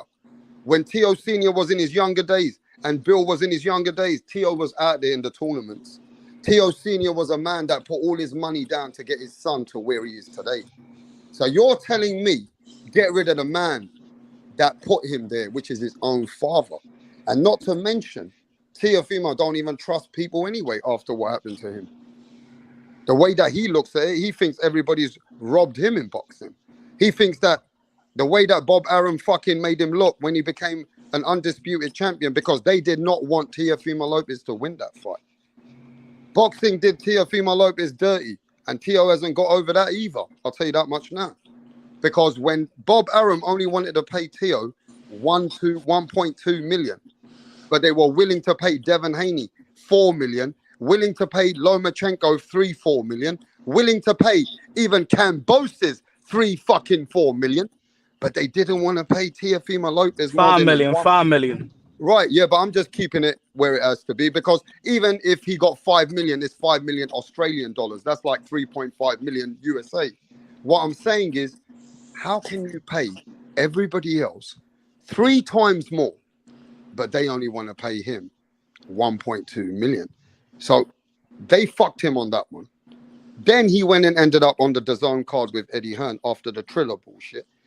And now he thinks that Eddie Hearn and DAZN had a part to do with it by making the scorecards a little bit awkward. So he obviously has got his own demons. But what we got to look at is his father's with him to ride and die. And you answer me this question sitting in your house, if you've got your dad, or if you had a dad, or even if you didn't get along with your father, if you imagine if you had a father like Teo Sr., and he's willing to ride and die for you, and he's your father, and they said that we're gonna ride and die together till the fucking wheels fall off. So whether they lost or win, or they're winning and they're gonna go for what they gotta go for, you guys want him to get rid of that man. 80% of the people said get rid of that man. Wow. I mean, that shows me that, are we really looking at saying get rid of him, or should we be saying that add some people to your team?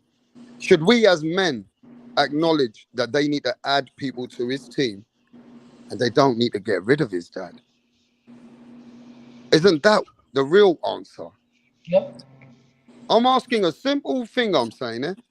The 80% of you who said get rid of him, should you not be saying don't get rid of him, just add to the man and his team? Max, you shouldn't get rid of his dad. Do you think you should just add to his dad? Yeah, so I want to rebut a couple things. I actually commented on Punch's video earlier today. So as a Teo fan, the reason, again, I guess I'm coming from a place of concern, not hate, but concern. I want to see TEOFIMO again, undisputed, a world champion at 140. I'm rooting for him. Again, I still believe he won last night's fight. It was a tough fight. But the moment that had me the most puzzled during the fight, where I was like, damn, man, was when Teo wasn't able to, really receive the instructions from his pops, and his pops saying, son, please listen to me. You know what I mean? Like, son. And at that moment, I was like, why, yo? Why isn't the homie like listening to his pops? You know what I'm saying? And my concern is, and you guys that are more boxing, purists than I am, you guys maybe can answer this better, but I would assume that a boxer, when his trainer's not able to talk to him and get through to him during those difficult times, I think that there needs to be some changes. Maybe not take his father out of the camp. I definitely don't agree with that, but I do believe that someone else should come alongside his pops to help navigate this 140-pound division. And that's kind of where I'm at with it, because that was a deciding point for me last night. And I agree with Punch, and I said it, Punch, I don't know if you were here when I was saying this. It's easy right now to hate Teo because of his performance. So I'm a fan of Teo, so I'm not here to like discredit the man. But given that moment was the big thing for me last night, that was really concerning for me as a fan, and that's kind of my point on the situation. So are we go on, Punch? I just want to say, I want to change everybody's attitude here, Punch, because what I need to educate is these 80% people said just get rid of or fire your dad. I want to see if we can make it logical here, Punch. You get what I mean? No, I understand that, but remember, we got let's all put it all in content. Let's not forget that just a fight ago, people said that Teofimo Lopez, remember the story was that Eddie Reynoso will be interested in training Teofimo Lopez. And Teo should consider Eddie Reynoso.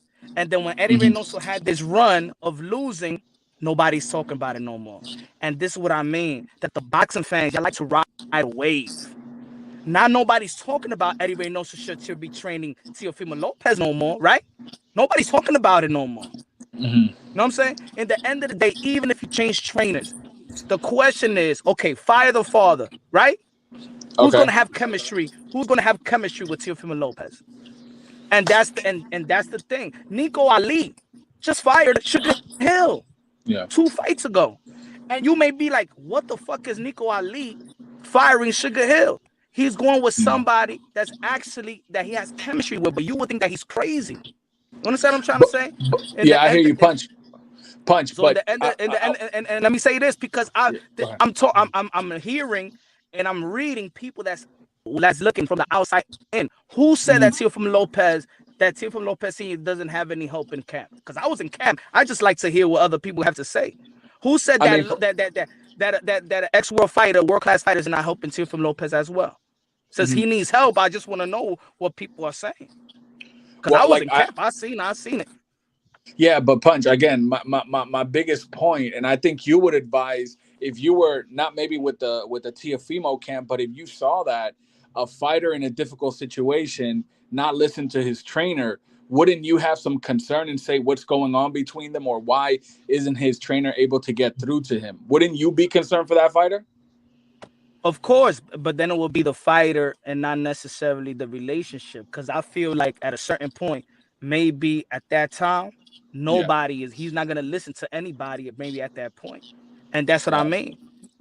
You know, maybe he was, even if Stewart is in the corner, maybe not going to listen. You know what I'm saying? Like, it is what it is. It could be a bad outing. He ain't listening at the time, or maybe he did listen to his father. When people should have said that he shouldn't listen to his father, now people wanted to listen to his father. Like, people got to keep it consistent. That's what I'm saying.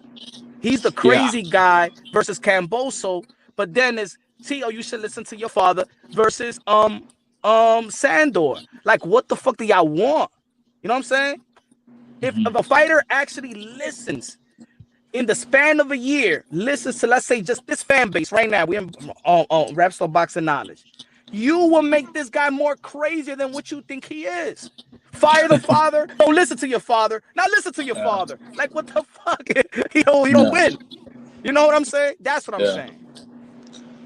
Yeah. I mean, I hear you. I guess, like I said, my place is from a concern. Like I was even thinking, like, man, imagine this was like the Regis Porgraves fight. Like, what would happen in a situation like that when, you know, Teofimo Sr. can't get through to his son? And that's why, like, and I don't understand. Like, I'm glad you're here because I didn't. I mean, but we also got to look at this though, Max. How could you? Nonito Doné and his dad's chemistry ended, right? Yeah. People in the chat said Ray Mancini had to let his father go. Yeah, but Rap, do you remember why Nonito let go of his dad? It was different circumstances. It wasn't it was more about lack of dedication from his dad. That's what Nonito shared with us. I just, like I said, I'm not, you know, saying I'm an expert. I look to Rap and punch on that. But how does Teofimo Lopez elevate now? How does he come to a better stage within his career? Do they not need to sit back and say, okay, look, what do we need to change here now, bro?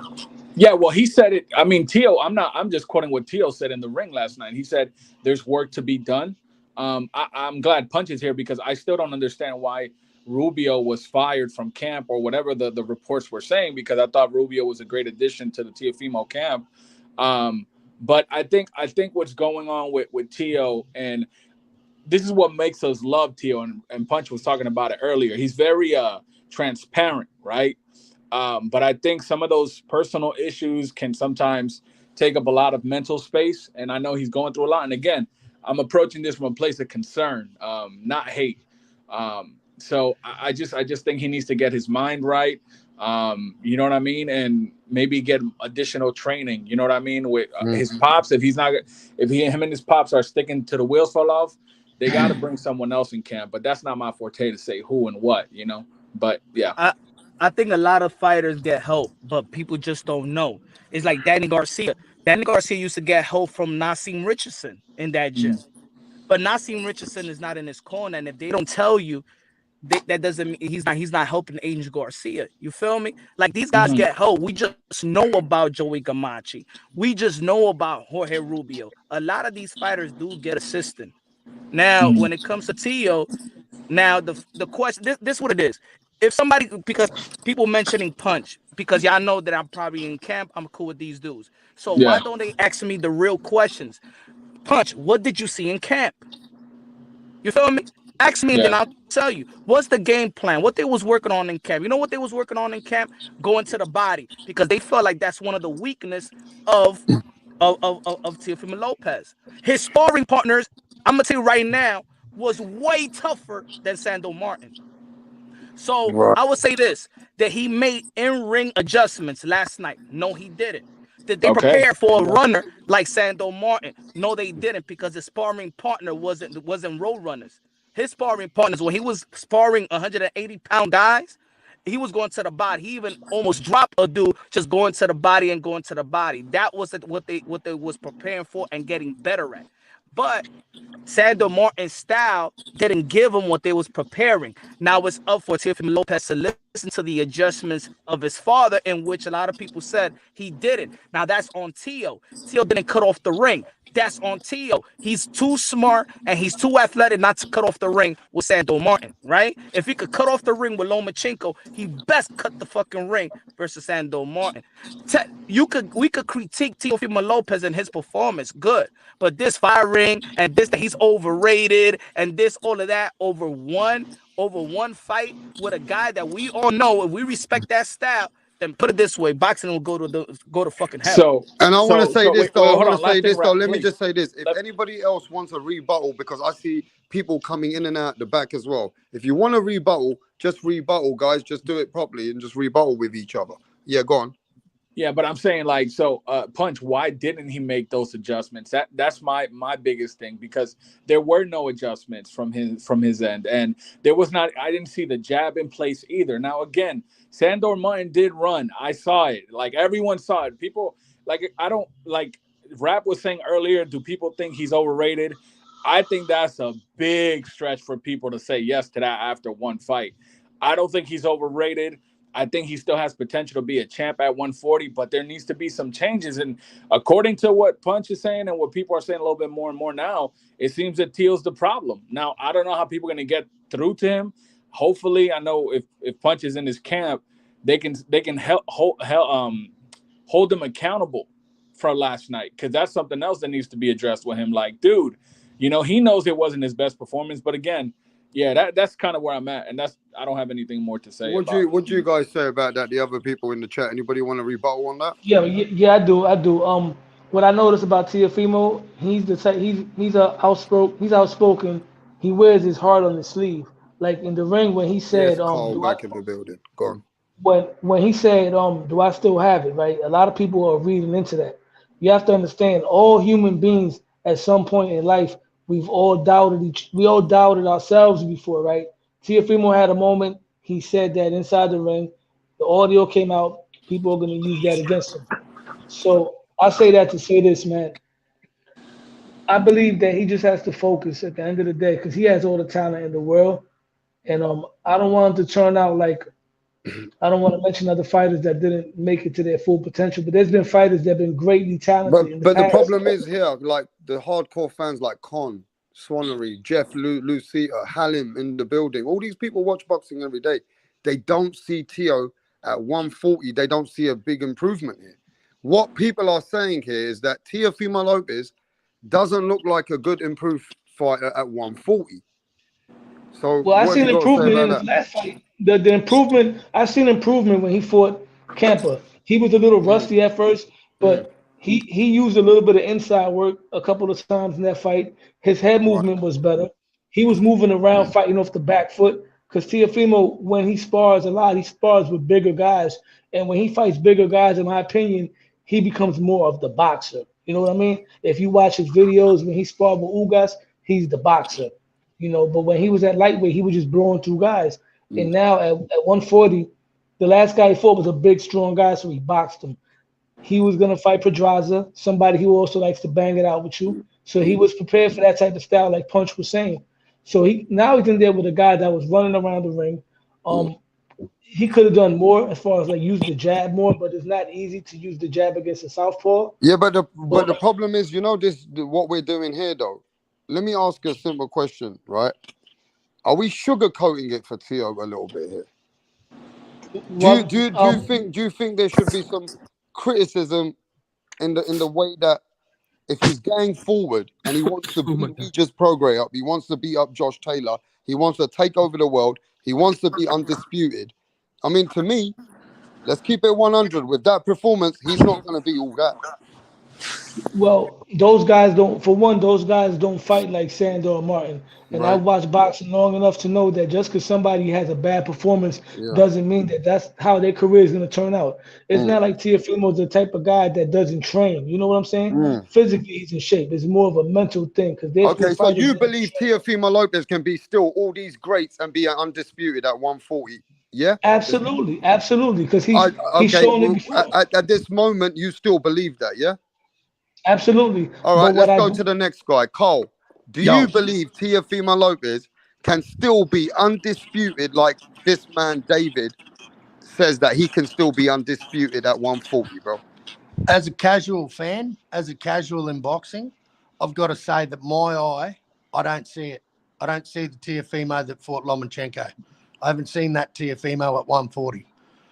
I'd like to see that Teofimo because you know what? I think characters in boxing are fucking great for boxing. It sells boxing. It sells events, talking your shit. Like the way Teo Sr. and George Kambosos Sr. spoke to each other fucking sold that fight. They hated each other's guts. I don't see the talk is one thing, but you got to be able to back it up in the ring against B-level competition, man. Sandor Martin's not no fucking world-beating southpaw. He's a basic southpaw. Wait till he comes up against a Regis Prograis, a decent southpaw that's got more tools in his bag, that's got more than a check right hook. Teo didn't step away. Teo didn't cut the ring off, man. I wanted to see improvement. I thought I'd see improvement in Teo, man. And in 10 rounds, I didn't see that guy, man. I'm sorry. I don't know what's happening to Teo, but you don't believe that he could do it in 140? You can't win all the belts. Not a chance. Well, okay, well, just keep it real then. You don't believe that. Hey, what's up? What's up, man, Mirage? So Mirage, stick with the thing, yeah, because we got a thing going on here. Punch has just left. I am sticking to it. Why don't let me talk? Well, I'm gonna say this because I'm asking the questions. You ain't motherfucking coming here with your own questions. This is what I'm saying. I want to respond to what Punch said because he said something. Yeah, but then you're fucking up what I'm saying. Let him get the smoke. This is important. This is important. This is important. Go on, then. He said something ridiculous, and none of you guys picked up on it. Punch said in sparring, he wasn't preparing for Sandor's style. He was preparing for somebody who stood there and didn't move and box. Now, why the fuck would he be doing that when he knew who he's fighting next? If that's true, that's ridiculous, and his father should be sacked for bad preparation, for incompetent preparation. He knew who he was fighting. He knew this guy's a runner, and Punch said his sparring partners weren't runners. That's ridiculous, right? So either Punch is bullshitting or the trainer is incompetent. So which is it? So my question is, Punch is not here, so he'll come back to rebuttal. Well, isn't that an issue, what I just said? Isn't that an issue? But what I'm saying to you now, do you believe that Teofimo Lopez can be champion or undisputed at 140? Oh, maybe able to pick up some bum belt in a couple of years because belts are everywhere these days. But legit, like a top guy, clearly didn't show much last fight. I don't think so. You don't believe he could be that guy at 140 then? No, and this is the problem. You guys pump up these fighters with 16 pro fights, 17 pro fights. They haven't proven shit. They have one good win, all of a sudden they're a superstar. 16 fights? What a joke. All right, let's move it on. Peter. Hey, Rap, can I just quickly interject there? Go on, can I just quickly jump in there? Yeah, I think Mirage is dead right. I think the road to undisputed is fucking too easy, bro. I think it's too easy. Look at a guy like Tim Tszyu. He's coming in to fight Charlo, and look, he doesn't have a chance. But man, his road to undisputed is one fight in America, and the rest of his fights are retired Australian boxers. Yeah, it's a joke. Well, let's move it on to Peter. I want to talk to Peter. Peter, how's it going, mate? Get Punch Drunk's ass back in. I'm not finished with him. What's happening, Going Peter? good. Yeah, it was just I thought Sandor Martin won the fight clearly. If they would have called the second, how did you see him win the fight? What rounds did you give him? Well, I gave him most of the rounds. I can't remember exactly what rounds I gave him, but it looked to me like Sandor was pretty much controlling the fight. Yeah, it looked like Teo was chasing him. Teo was a great fighter at 135, but those days are over. He's at 140 now. He's going to run into guys that are just as strong as he is, just as fast as he is, and probably more knowledgeable in the ring. My problem with Teofimo is his low guard. He keeps his jab hand down too far, and then when he can't get in, he starts chasing. He never could corner Martin. Never had him up against the ropes for about 3 seconds, and Martin was out of there and smacking him. So, and then when he throws his right hand, his back foot comes off the ground, and he's in there with guys that are, Regis Prograis is no joke. Josh Taylor's no joke. Those guys are, they can fight. Max, so if Teofimo, he says, and I'm not saying. I'm Yeah, not saying get rid of his dad. Yeah. yeah. You know, I I'm not saying get But rid of let's his stick to the dad. topic, though, Peter. We got to stick to the topic. You believe he lost that fight rounds in most of those rounds. And I'll tell you the truth, a lot of people believe that Teo just didn't have a great performance, but a lot of people believe he won the fight as well. Max, Peter says that Sandor Martin won most of the rounds. What are you saying no, about that? I disagree with Peter, but obviously, he saw it his way. I think it was a very close fight. I mean, part of me even thinks this, I would say, 6 rounds to 4. You know what I mean? Maybe 7-3, but 8-2 is too wide. I wouldn't say that much. The problem with Sandor Martin, man, he just kept he wasn't there to really fight. I feel like I think he was there more to survive. And he was on his bicycle the whole night, just on his back foot with a broken nose. Yeah, so I mean, I respect Peter. Peter knows his boxing, but I had it scored more 6-4. That's kind of where I was at. And that 12th round was definitely TEOFIMO that won that 12th round. I mean, 10th round. Sorry about that. Yeah, 10th round. I had it a draw. Either way, I wasn't unhappy with the result. I was unhappy with T.O.'s performance. I Agreed. thought T.O. should have been streets above that guy. Yeah. He's talked up this big game for so long. He just can't back it. So for me, T.O. gets an A+ for it, the way he markets himself. But for his fighting, man, he gets a C-. Mm-hmm. Yeah, no, it wasn't. Definitely wasn't his best performance. I mean, we'll see what happens after this, man. I think he should take at least 4 months, 6 months off and see what go back to the drawing board, like I think one of you gentlemen said. So yeah. He's at 140, guys. Whole different division. That's a deep division. Absolutely. There's dogs. 140 it's dogs, and I'm looking at all these other guys coming up. Ryan Garcia, Devin Haney.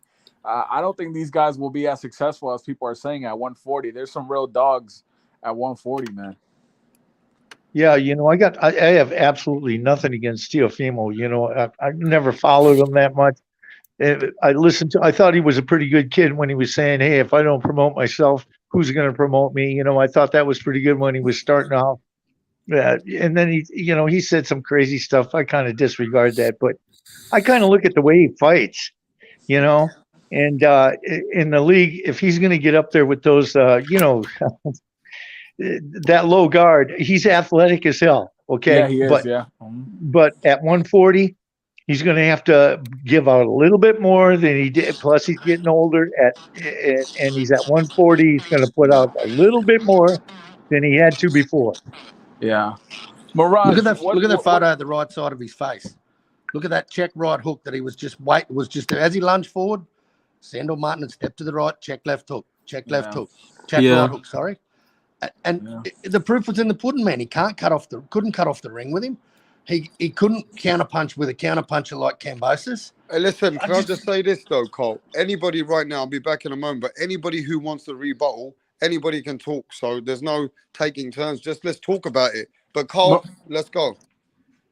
Yeah, I don't know. I just see huge holes in his game, and I'd love to see him with an elite trainer. I mean, his dad's got him to that point, yeah. But I think to get him to that next level, I think he needs some smarter advice in the ring. But that's a two-way street. Tio's got to be able to take that fucking information in and make it work in the ring. That's another thing. Yeah, that's true. That's true. Mirage, what did you have it scored? You haven't said your score for last night. I think Mirage left. But no, I didn't score it. I didn't score. I didn't watch it all at the end. Oh, you didn't? But I could see it was a close fight. Yeah. I mean, a lot of the rounds are close, but yeah. But yeah, I mean, I'm telling you, I think Martin just came to survive. I don't think he was there really to try to beat Teo. I mean, I know it's a short weeks. It was 3 weeks notice. So it was yeah. I don't. But with the broken nose from the first round, man, your breathing's fucked. So yeah, that would have been the reason why he's on his bike. But man, he fought the same way against Mikey Garcia. So yep. You think that guy came all the way over from Spain to lose? No, exactly he didn't. Right. He came to win. You know, I thought T.O. was a level above that dude, man. I really thought T.O. would put him out, get him out of there. I really did. I really did. I mean, I didn't think so. He fought better than in his fight with Campa, but who is Campa, right? I think my big, but I'm telling you though, I was telling people that I was watching the fight with, I'm like, don't get it twisted. This is not going to be an easy fight. I knew that before the bell rang. I was like, this is not going to be an easy fight. This guy is no cherry pick. This guy retired Mikey Garcia. This guy is, you know what I'm saying? But it definitely wasn't what I expected how the fight to go. You know what I mean?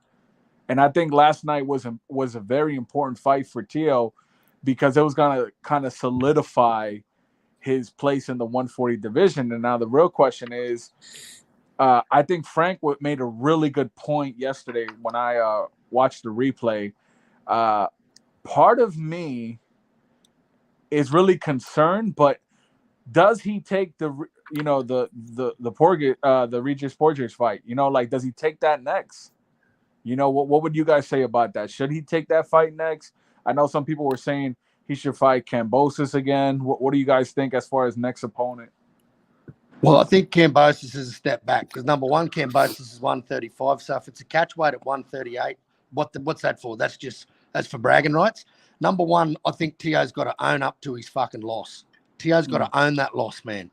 He's got to wear it as a fucking badge. Yeah, he was beaten, and he was beaten by a better man, and he was soundly fucking beaten by Kambosos. Make no mistake about that. You can say what you want. He had asthma. He had too much oxygen in his lungs. He fucking whatever. The fact of the matter is he stepped into that ring and he got his fucking ass handed to him. All he needed to do was be a man and admit it, but all we heard was excuses, man. I'm sick of the fucking excuses. Just get on with it. Make a fight. I want to see him step up. I don't want to see him step back and fight Kambosos. Kambosos offered him the rematch in the fucking ring when he got the belts. Kambosos said, let's run it again. That race has been run now. What do you want it for a bit of fucking pride, bit of self-pride? Fucking move on, mate. You're in another division now. You've had 2 fights there. You look very average in both of them. You beat Campa, but yeah, what the fuck's that? That's like beating a guy down the pub.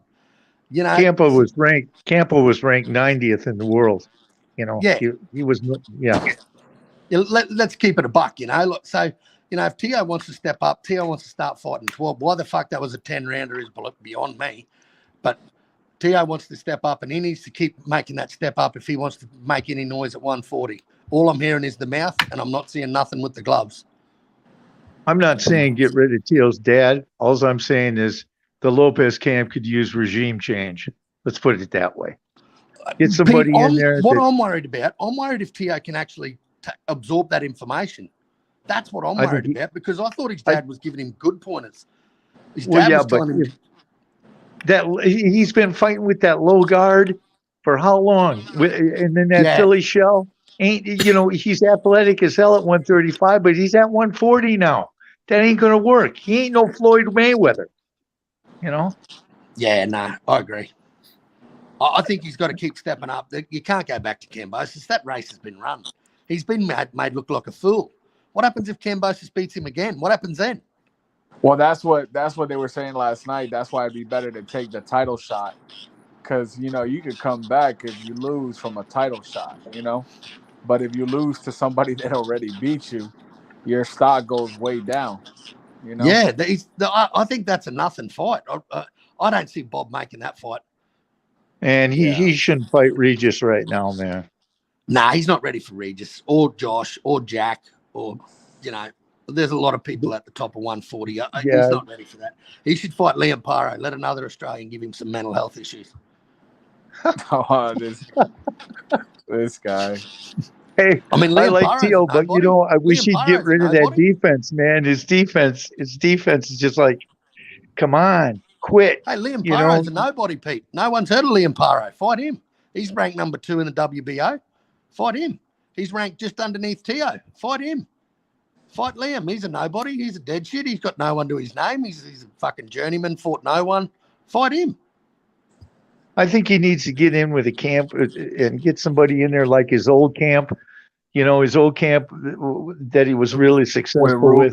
Guys those guys that he trusted, you know, that he grew to work with. That I think that's what he needs to get back to. That's just my opinion, but He was really successful then, and his attitude seemed different too. You know. Yeah, I know. Like I know one. Tio said it during the press conference. You know, I kind of looked at that kind of sideways when he said, "Guys, we are not in the boxing business. We're in the entertainment business." Yeah. I was like, "Why would you say that, bro?" I get it. You got to sell yourself, but I just, again, I'm still a Tio fan. I'm a rock with him, but I just wish he would be a little bit more like, quiet on certain things. You know what I mean? Like I feel like I think sometimes he gets in his own ways with some of the things he says, and I wish he was just more like I said, like I told Punch, I said, dude, like my concern was his dad was telling him in the ring, please, son, listen to me. What's going, and I'm like, yo, what's going on with Tio? Why isn't it connecting? And that was my biggest concern. Bro, Because it's so funny that you bring that up about that interview because I thought precisely the same thing. I was going, what are you talking about, man? Yeah. Yeah, but I don't think he's overrated. I think that's a stretch. I think people in the chat just like want to hate on him right now because the man is down, down on his luck in a way, but I don't think he's overrated. I still think he's a great fighter. I think that if he doesn't change something in camp, now I don't know what that is, but I mean, of course I would love to see him with like new people coming into the camp like to help assist his pops if but Okay? Look at it like that. What's his defense?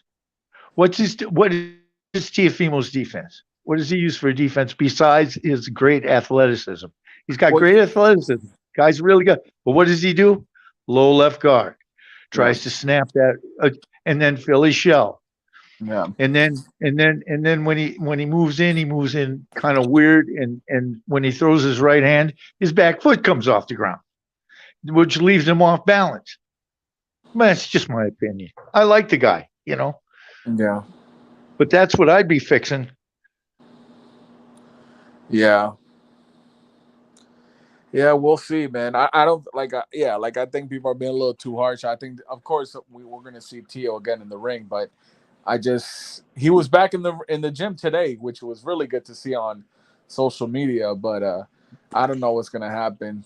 So I'm back, guys. But the big question on the thumbnail is, all the criticism he's getting, is it justifiable or is it hate? Now, I mentioned it all earlier. Now I'm gonna start one by one on this one, bro. Carl, is all this, the criticism Teofimo's getting, is it all justifiable or is some of it hate? Look, some of it's probably not justifiable, bro. But I mean, we expect the man to step up. At the end of the day, he should take a step up. He's stepping up in competition. He should be showing us that he's levels above these guys, man, and he's not doing that. I mean, I want to say this though. Tio's timing was fucking off. It was terrible, bro. Fucking terrible. That's one of his worst displays as a win that I've seen. He should have blown him out of the water. For him to be a top dog, he had to make a statement. He had to make a statement. They always point to how he beat Lomachenko. Give me a break, man. Lomachenko's a 130 pounder. He ain't no 135 pounder. He's pushing his luck at 135 pounds. Lomachenko is. He's a squirt. He should stay down at 130 pounds. Yeah, that's true. Now, let me tell you something. I can turn it to the point where, do you think Sandor Martin won't making it easy for Tio because he won't really initiating much of the fight either? Do you think that takes away from a performance because the other guy, he's not really coming into fight. He's trying to just counter on your mistakes and then move around and counter on your mistakes. Do you feel that a great fighter should be able to break that style if you're great? That's probably the question, right? If you're a great fighter, 100%. You should be able to break the Sandor Martin style of fighting. 110%. You should show that your league's above, cut the ring off, get that motherfucker in the corner, and give him a good old-fashioned beatdown. That's what he should have been able to do. But that's what he didn't do. Question, moving on to everyone. True, but it's a different weight. It ain't, he's not... He's up there with different guys that are as strong as he is, are as fast as he is, and the ring IQs are as good as he is. So he's got to do something different.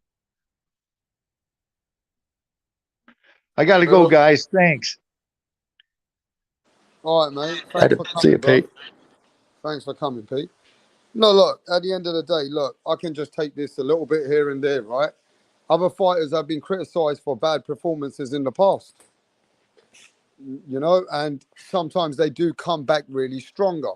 Now, I want to know, who do you want to match him up with, Cole?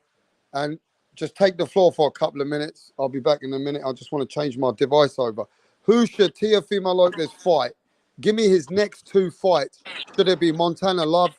Should it be Jose Zepeda? Who should it be, bro? Yeah, I think a fight. I don't think he's ready for a Jose Zepeda. I think a Montana Love, Stevie Spark. But then again, that's another Australian that might give him some mental problems. I'd really like to see him with Liam Paro. I think Liam Paro's ranked number 2. Give him a chop. Should be pretty easy to beat. You know, he's if he wants a clean no name that's got no one under his belt, take Liam Paro.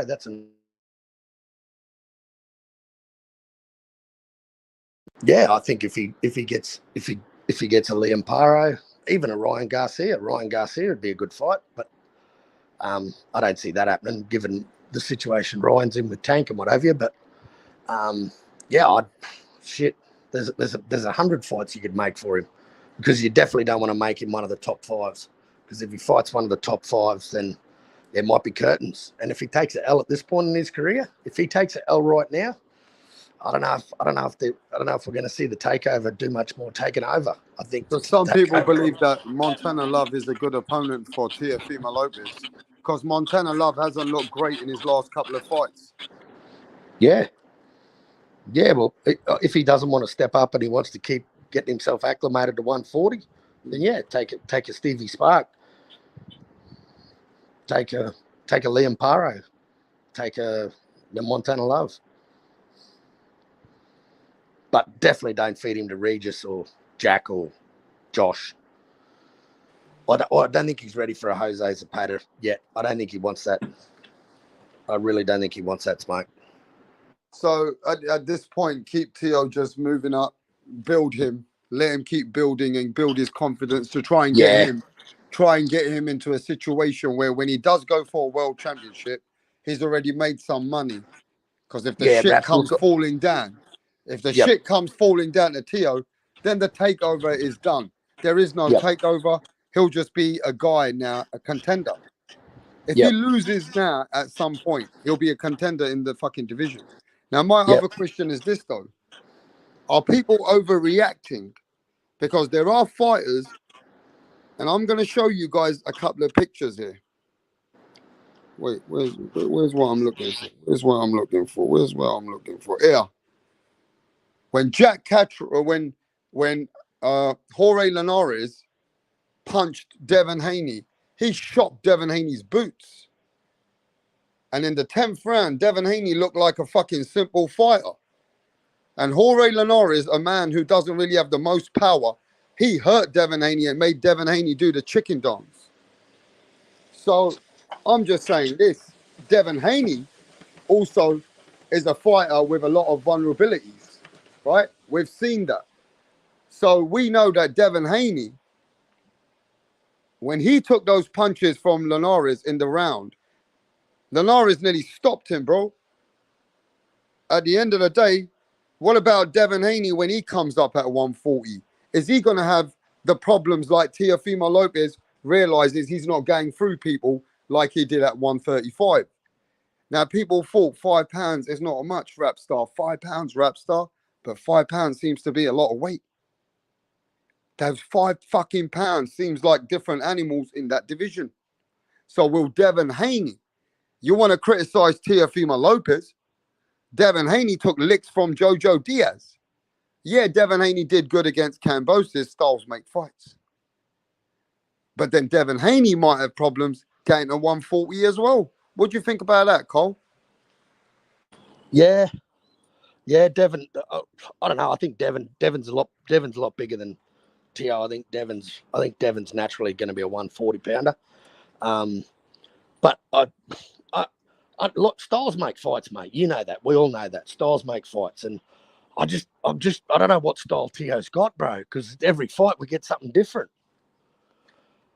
So I don't know if you could put him in the same category as Devin. I think Devin's handling himself pretty well, actually. He handled George Kambosos with 87 jabs and a couple of clenches. A couple more than a couple.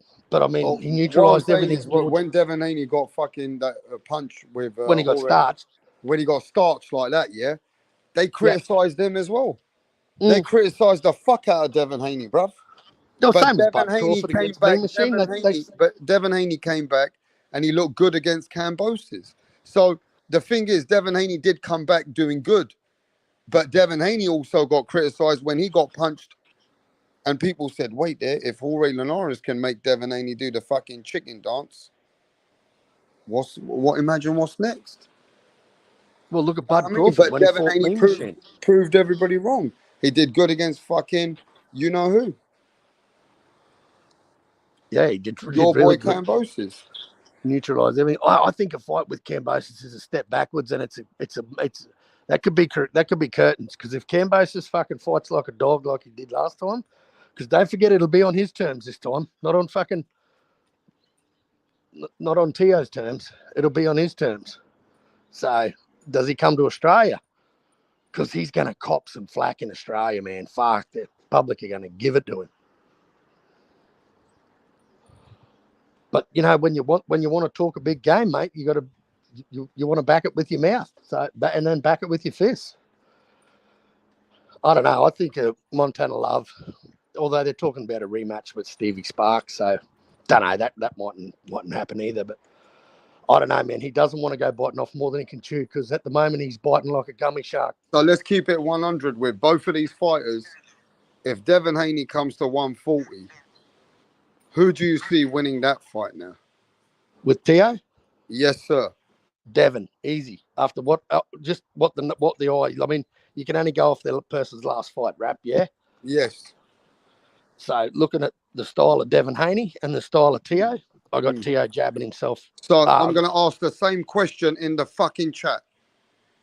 If Devin Haney fights Teofimo Lopez in the next future in 2023, at the end of 2023, I'm asking NL. I'm asking Mr. R, T. O'Donis, Con Swannery, Halil.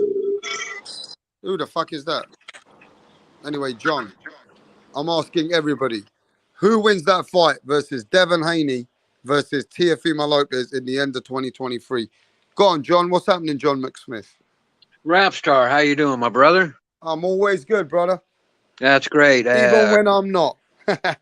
yeah, that's right. And I don't know if Carl's still up there or not, but hey, John. How are you, John? How you doing, brother? Good, man. Hey, Rapstar, I just wanted to. I don't want to interrupt your flow here, but just for a minute, because you got a good topic going. You guys are really cooking. But I got to correct myself, brother. When I was over here, maybe a couple weeks ago, and we had a discussion about religion and whatnot. And guys were asking if you have does a pedophile have a chance at going to heaven or something like that, or is he going straight to hell? And my wife's been on my ass for 2 weeks to get on here and correct you guys, because I told you that that a murderer doesn't have eternal life, that we're supposed to hang him and send him up to the Father. And I told you that child molesters and pedophiles and whatnot did have a chance, and she called bullshit on it. So I just had to call up here and tell you I was wrong about that. Whoever was up here, it was Tip Bayless or whatever, maybe, yeah, I think it was Tip, we're calling bullshit on that, and they were correct. So I just wanted to hop up, clear the record on that. Pedophiles and murderers go straight to hell. Good on you, John. They can pray to Jesus all they want to, but they're not going anywhere but straight to hell. So, and that's the way it should fucking be. Yeah.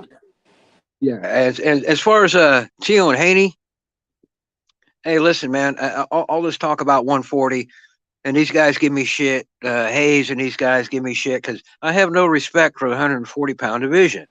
It's 5 fucking pounds. You get out there, and you tell me that any 140-pounder right now, Rapstar, that goes out and starts running 7 miles a day for 12 weeks can't lose 5 pounds? Of course they can. It's a bunch of lazy shit where they just want to go from 135 and fuck 142, and it's just it's this idea that I don't know, and what bothers me about it is all the prestige and whatnot and accolades and shit that gets laid on these fat 135 pounders. That shit annoys me, man, because that's all you are when you go to 140. You look at a guy like Josh Taylor. That guy ain't a 140 pounder. He ought to be fighting at welterweight. So I don't know why he keeps getting lumped into the 140. He looked like shit in that fight when he was all thin, he was skinny, got tired, and so yeah, I don't have respect for 140. It's an in-between division that was created later. It's not one of the original divisions of boxing. There's no difference in skeletal frame between 135 and 140 pounder to make it a new division. It's just bullshit. So in a Lopez Haney fight, come on, man. The way Lopez, you got to give that to Devin Haney. There's no way Lopez can whip Haney, not the way he looks. You know what I mean? He looked terrible. If you're Teo Lopez, how do you let this fucking guy knock you down twice? And yes, he got knocked down twice. And since he got knocked down twice in a 10-round fight, well, he's up by 4 points now. So that leaves you 6 rounds. Are you telling me that Teo Lopez won 5 of the other 6 rounds, or whatever, 8 rounds? That he won 5 or 6 of the other 8 rounds? Fuck no, he didn't. So there's just no way that how the here, Rapstar. I know you're posing the questions, but let me pose one. How the fuck do you knock a guy down twice in a 10-round fight and still lose? And it wasn't a robbery. Well, they didn't give him the second one, John. They didn't give him the second one. Well, they didn't give him the second one. They didn't give him the second one because that ref's got all that money up under the table for calling it a fucking slip. That don't mean it wasn't a knockdown. If I'm a judge, no, exactly. How did that judge give that 97 to 92? How did he score that fight 97 to 92? That's what I want to know. That had Teo losing 3 rounds. So that's obviously a knockdown and 1 round. So Teo won 8 to 2 in that judge's eyes. There ain't no fucking way he won that. No way in the fucking world did he win that 8 to 2. I don't give a fuck what you're smoking, whether you're on bath salts or fucking zombie flacker. And hey, just because the ref doesn't officially call it a knockdown, that doesn't mean those judges can't rule it 10-8. That's right. You can score it any fucking way you want. So those are both 10-8 rounds. Homie's up by 4 points. Teo's got a tall order now.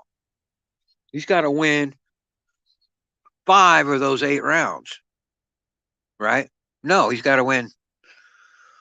I don't know. Fuck, it's late, man, and I'm high, and I can't do the math. But he's got to win a bunch of those fucking rounds to make up for those 4 points that he's already down. And he's only got 8 rounds. Yeah, but what'd you say to the fight when you know that Teo was the one initiating the fight? He was. I mean, the judges. You know how it is. Look, I know judges.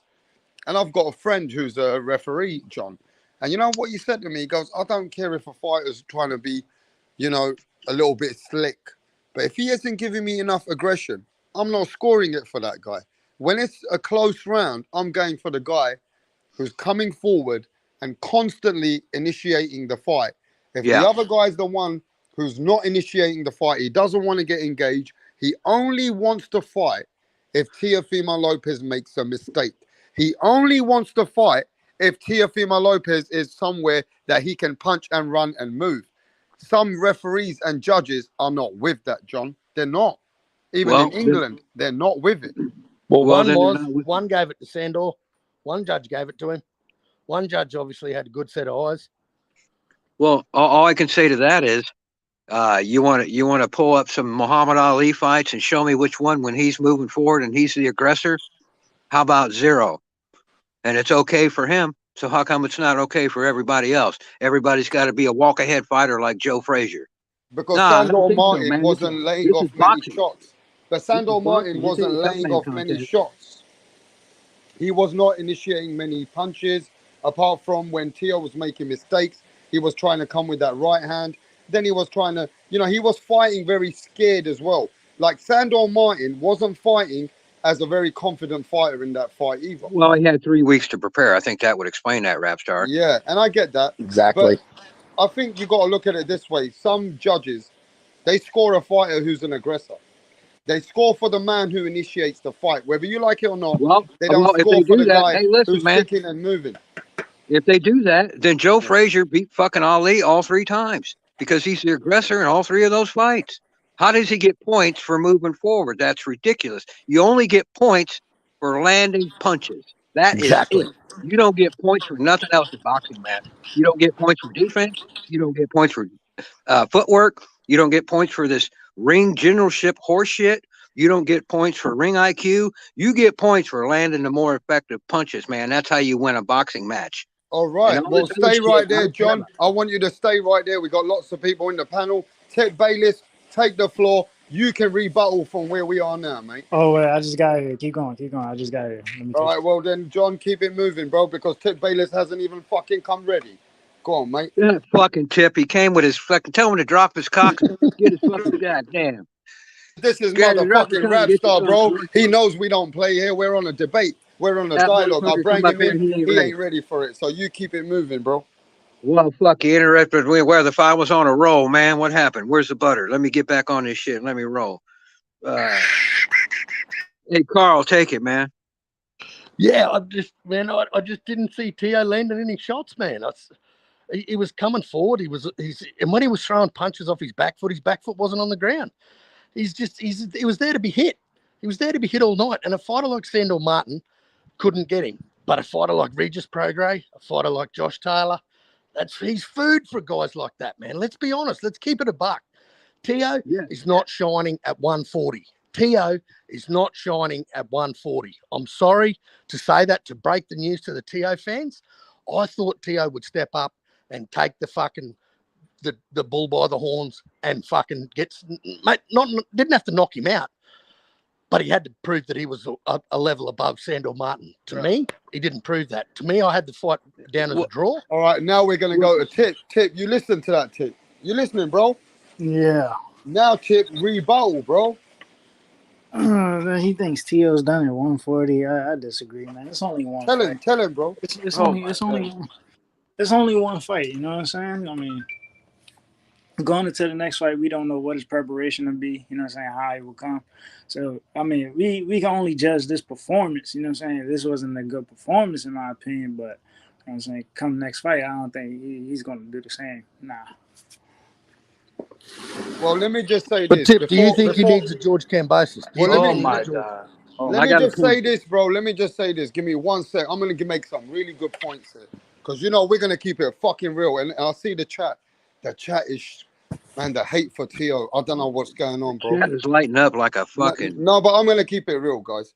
Fucking people hate Teo, maybe, I think, or people don't like his dad because other fighters have been in situations. And I'm gonna say this now. Look at Devin Haney's face when Linares fucking punched him like that, bro. But he came back. He did things. And we're going to go now to my boy Josh Taylor. When Josh Taylor got fucking dropped by Jack Catterall, the whole fucking boxing world, included you guys, us in England, we were shocked.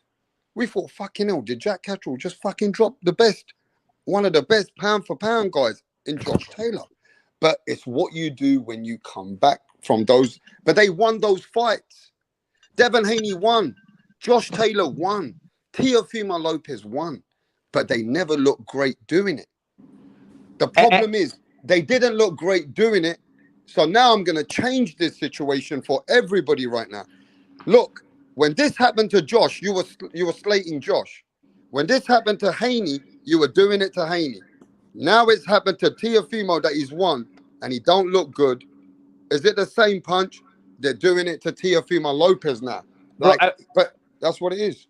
Bro, and Rap, we spoke about this, right? And we had it on your panel as well, just like in my panel. Just in case of people be like biased. Did I say that was a robbery? I didn't even say the Catterall and Josh said it was a robbery. I said that fans was overreacting. I said that this guy came and won the later rounds. That Catterall took his foot off the gas. You know what I'm saying? Just because it was a close fight, that doesn't mean it's a robbery. I could understand why people may feel like it's a draw, but for me, it wasn't a draw. The same way after the Isaac Cruz and Gervonta Tank Davis. The people, look, in boxing, people love.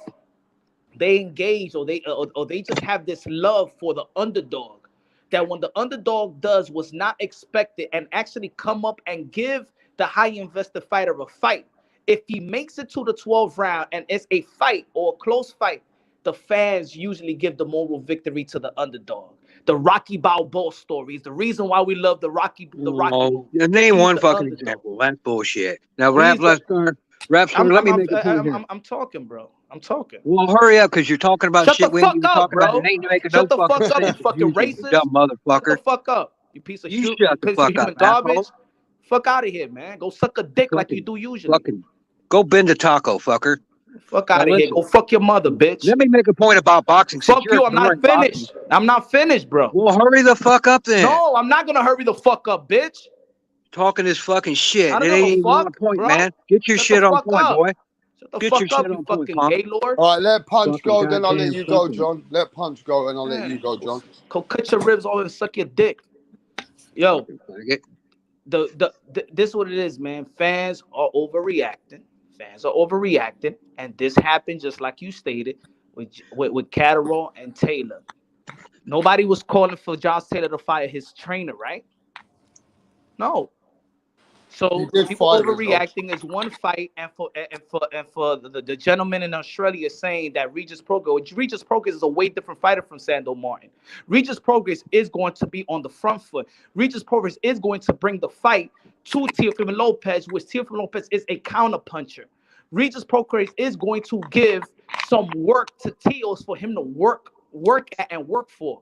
It's a different type of style. So don't compare Sandor Martin's style to Regis Progress, because it's going to be a whole different type of fight. The same way, don't compare Josh Taylor to a Sandor Martin. These motherfuckers ain't runners.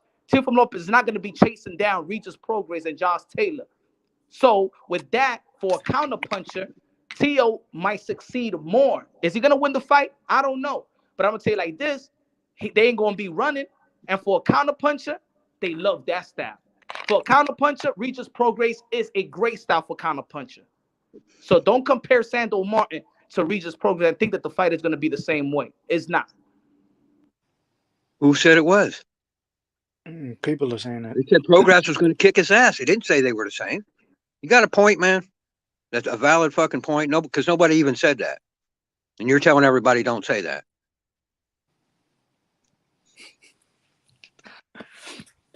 Right, boss? Yeah, that's right. Give me technique. Don't talk about your feelings, bitch. Give me technique. Nah, but Rap, I thought T.O'd shine in that fight, bro. I really did. I really thought he'd shine in that fight, but he just didn't, man. He should have cut that ring off and beat the fuck out of that motherfucker, man, but he didn't. I thought he'd step up, man. Let me make a point here, fellas. Let me make a point here. Sorry, John. Since I don't know shit about boxing, so let me go ahead and make a point here anyway.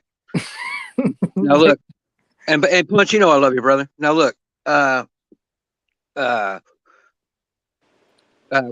making a big deal. Some guys making a big deal anyway about Sandor coming in, and he only had 3 weeks' notice, right? And he doesn't have all this time to prepare and whatnot for Teo.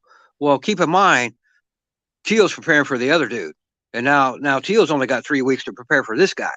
So there's a lot of that shit going on, fellas. That neither one of you're these keeping guys it real about that, John. At least you're keeping it very educated about that. That Teofimo Lopez also was preparing for Pedraza. That's right.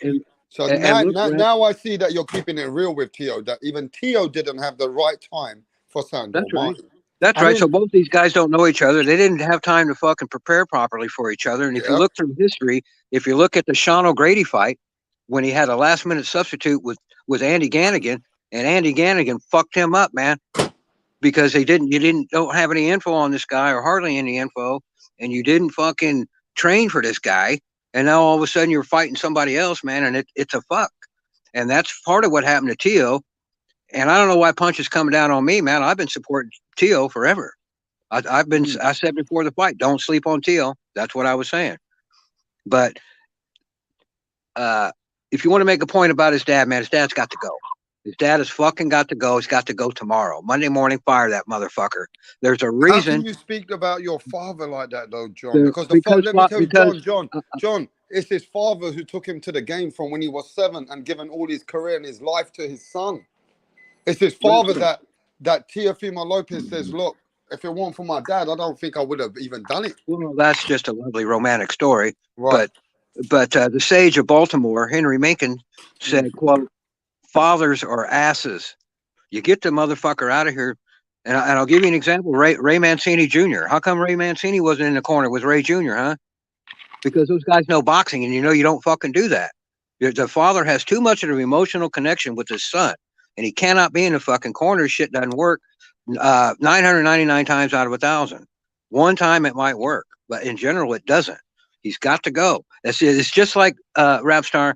If your father's a surgeon, he won't ever operate on you. They have to get another surgeon to come in and operate on you because you have too much. He has too much of an emotional investment. You're his son. And that's the same thing with boxing, with everything.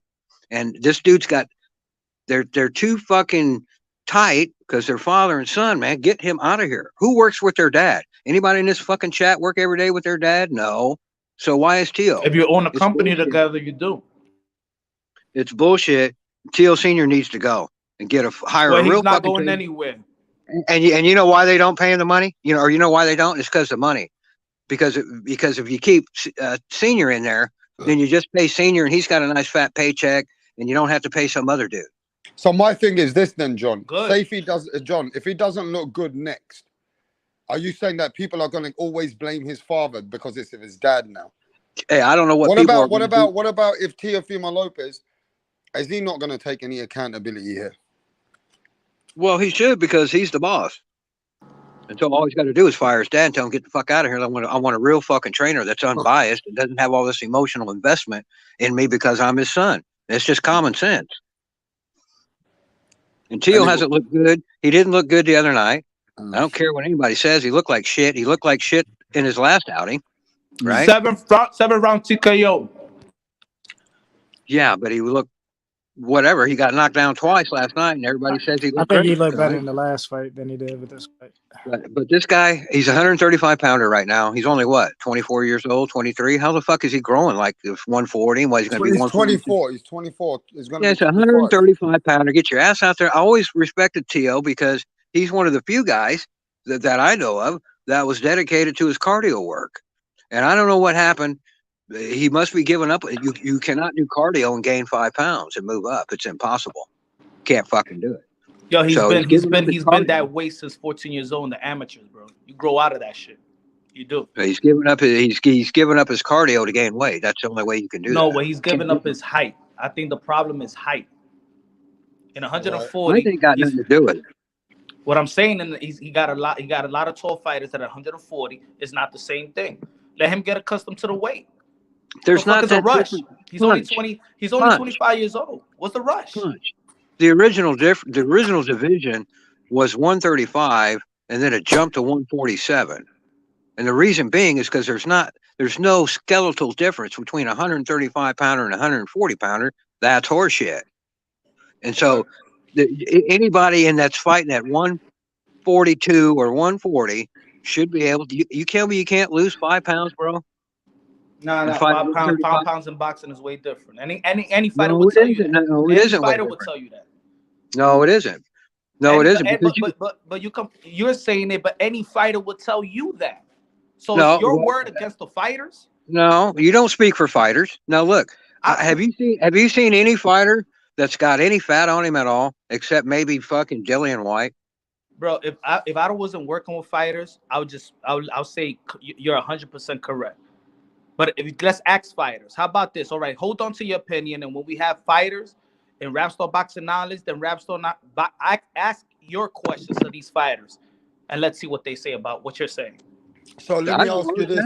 Let me ask everybody: is 5 and 7 pounds? Is 5 and 7 pounds a huge difference in boxing? When you're a great fighter and you're a fighter that want to do great things, is it a big thing for Terence Crawford Was it a big thing for Oscar De La Hoya, 6-weight world champion, a Mayweather who went up to 5 weight classes, a Roberto Duran who went up multiple weight classes, Sugar Ray Leonard went up multiple weight classes, Manny Pacquiao, 8 weight classes. 8. Is 5 pounds a huge difference in boxing in your eyes? Unless if you're not great, then I consider it's a big difference. Would you agree with me there, John, or Carl? Or do you have to be a great for you to be levels above the next weight class, or you need to be showing that you're going to be undisputed? You got to be a great. You've got to be great. You've got to be great, because I think John's right. 5 pounds is fucking nothing. 5 pounds is a decent shit after a big night on the piss. 5 pounds is nothing. I drop 5 to 10 every day in the toilet, easy. That's what I mean. You're comparing you to fighters that need to cut weight to make that weight. You're comparing your pounds. You just said it, boy. They can cut weight, can't they? Boxing is different, bro. Oh yeah, they can cut weight though. Is they can cut 15 pounds. They can walk around at 160 and fight at 130. They cut all that weight, but then they can't fight from 140 to 135. They can't cut that 5 pounds. That fucking shit. Eating a pizza and then just gaining 5. Y'all comparing like us. Oh, let's eat a pizza and gain 5 pounds. Oh, it's easy. That's not boxing, bro. Y'all comparing apples and oranges, bro. No, we're not. So you telling me? You just said. Can I ask you a question? You just said that some dude's walking around with all this walk around weight, and he's got to cut weight to make weight. A humble question. Anybody in the panel here deal with fighters? Do what?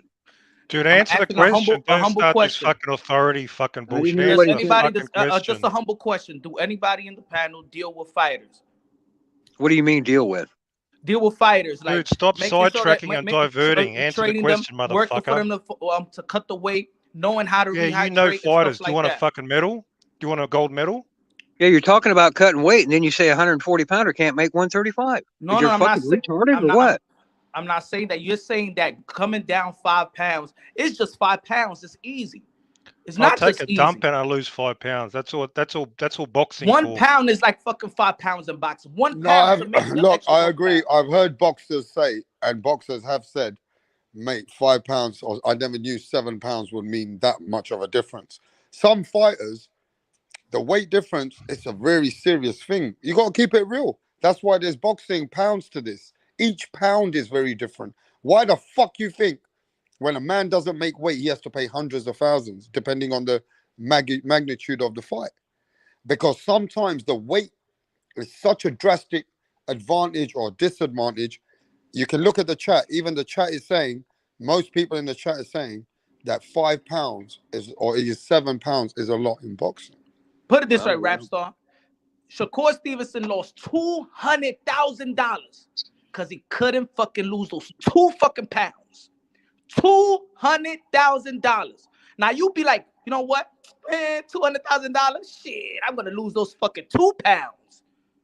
Yeah, but 2 pounds. That's how hard it is, bro. Why is he overweight? Your bone dry. Why is he overweight? Why is he overweight? 2 pounds in an hour is never going to happen.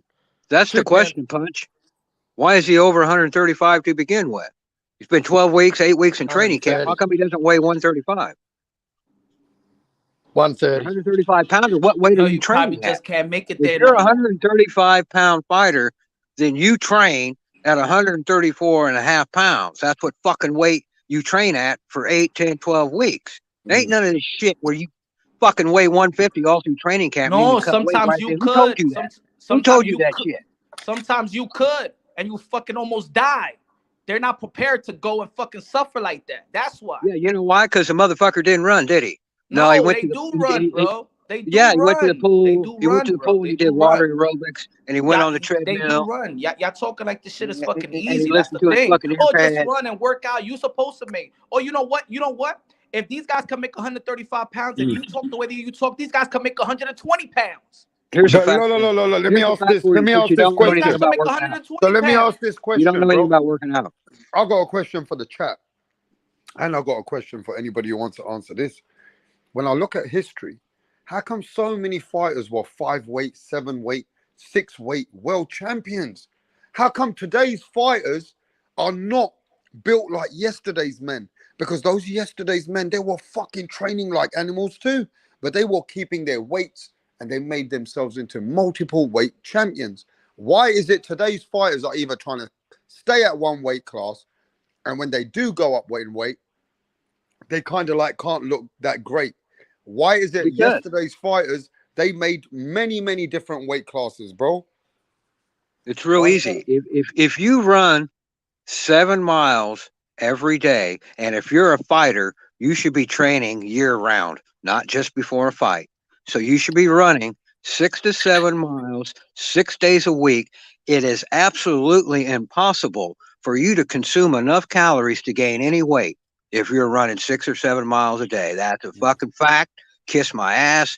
These guys aren't running. They're a bunch of lazy fucks. That's why they gas out after 5 or 6 rounds. They're not interested in running. They have all these new techniques, and they're going to do water aerobics and all this other crap. Or can I say this though, John? Can I say that they were probably more, and just have a broad mind, everyone. Everybody's listening.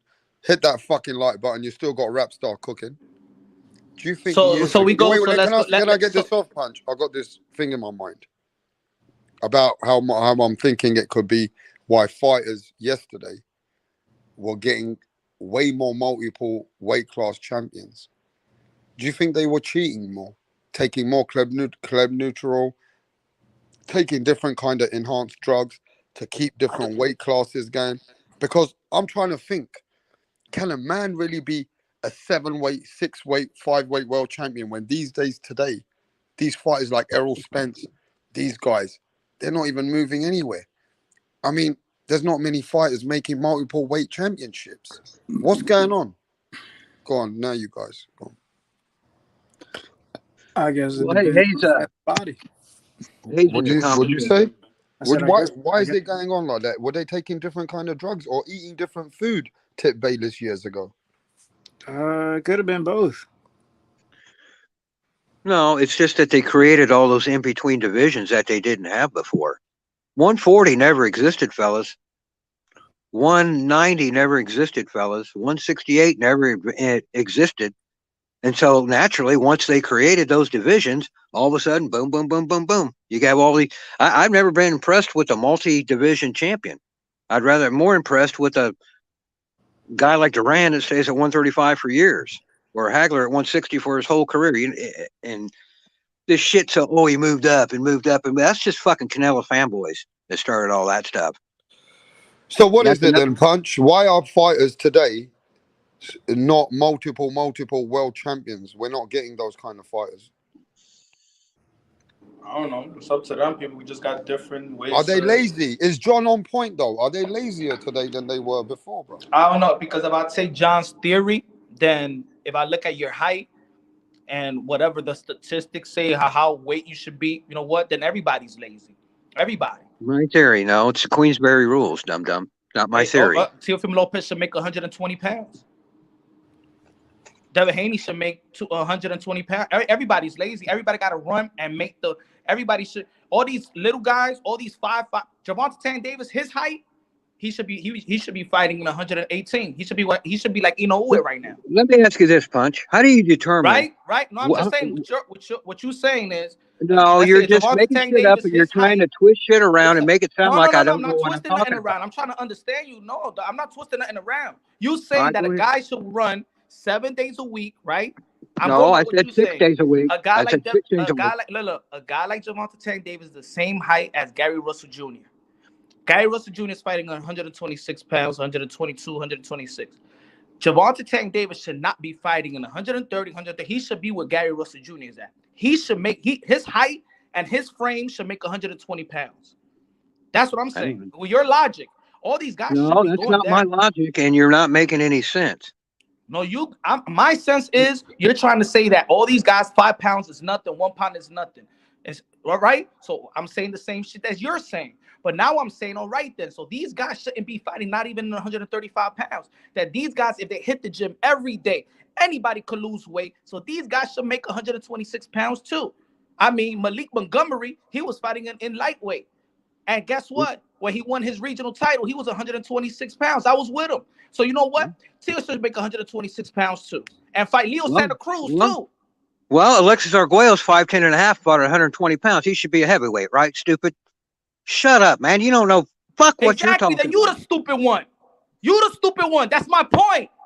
That boxing weight is different than regular motherfucking weight. No, it's not boxing weight. Is different. Boxing, the skeletal frame is different. You's a dummy. The skeletal frame is So different. Maurice The Hooker skeletal should be a frame, heavyweight too. the He should be bone like Deontay structure, Wilder.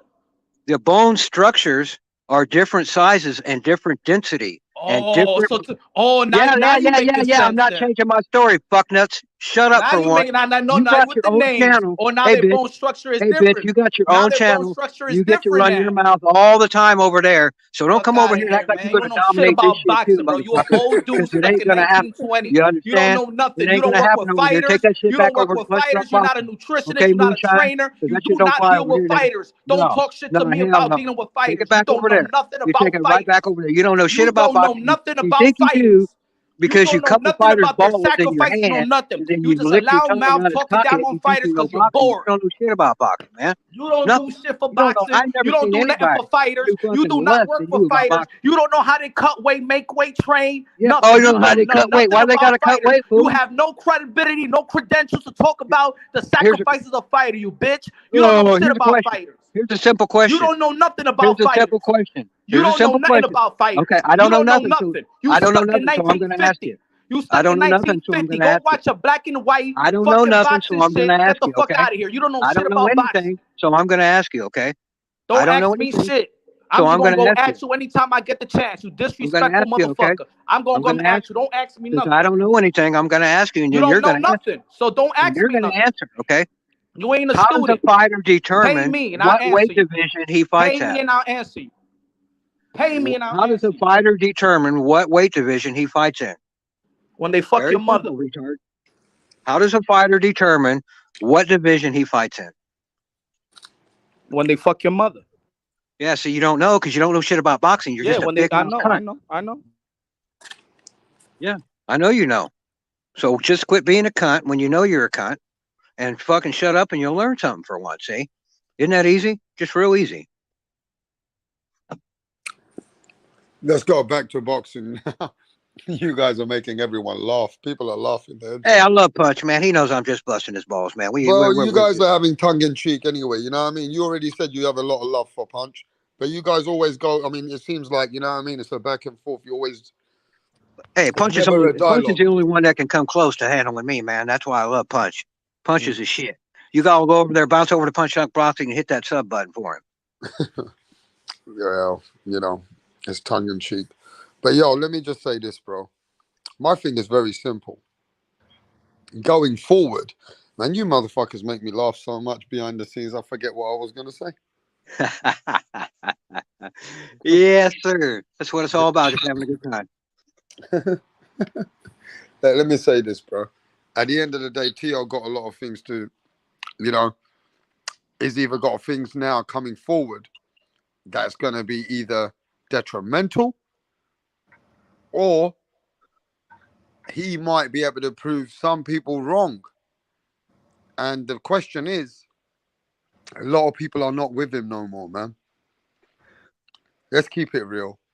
I've seen the chat today. No matter what anybody says, at least 75% of people today, 80% people, they believe that T.O. was delusional. They believe he should retire his father and tell him, look, sit back, let me take over this with some other trainer. They also believe that Teofimo Lopez is a bit overrated now. These are the things that people are either pushing. And when you ask people, are these criticisms, criticized comments, are they justifiable or is there hate to it? That's my big thing now. Either Tip Baylor's Punch, anyone answer. Do you think this is justifiable criticism going around the world on the YouTube and everywhere?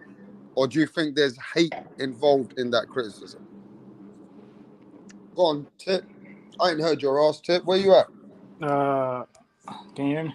Yeah, man. Do you believe they're justifiable criticizing this Teofimo Lopez and his camp, his dad? You think it's justifiable or do you think it's hate? I mean, they're gonna catch flack.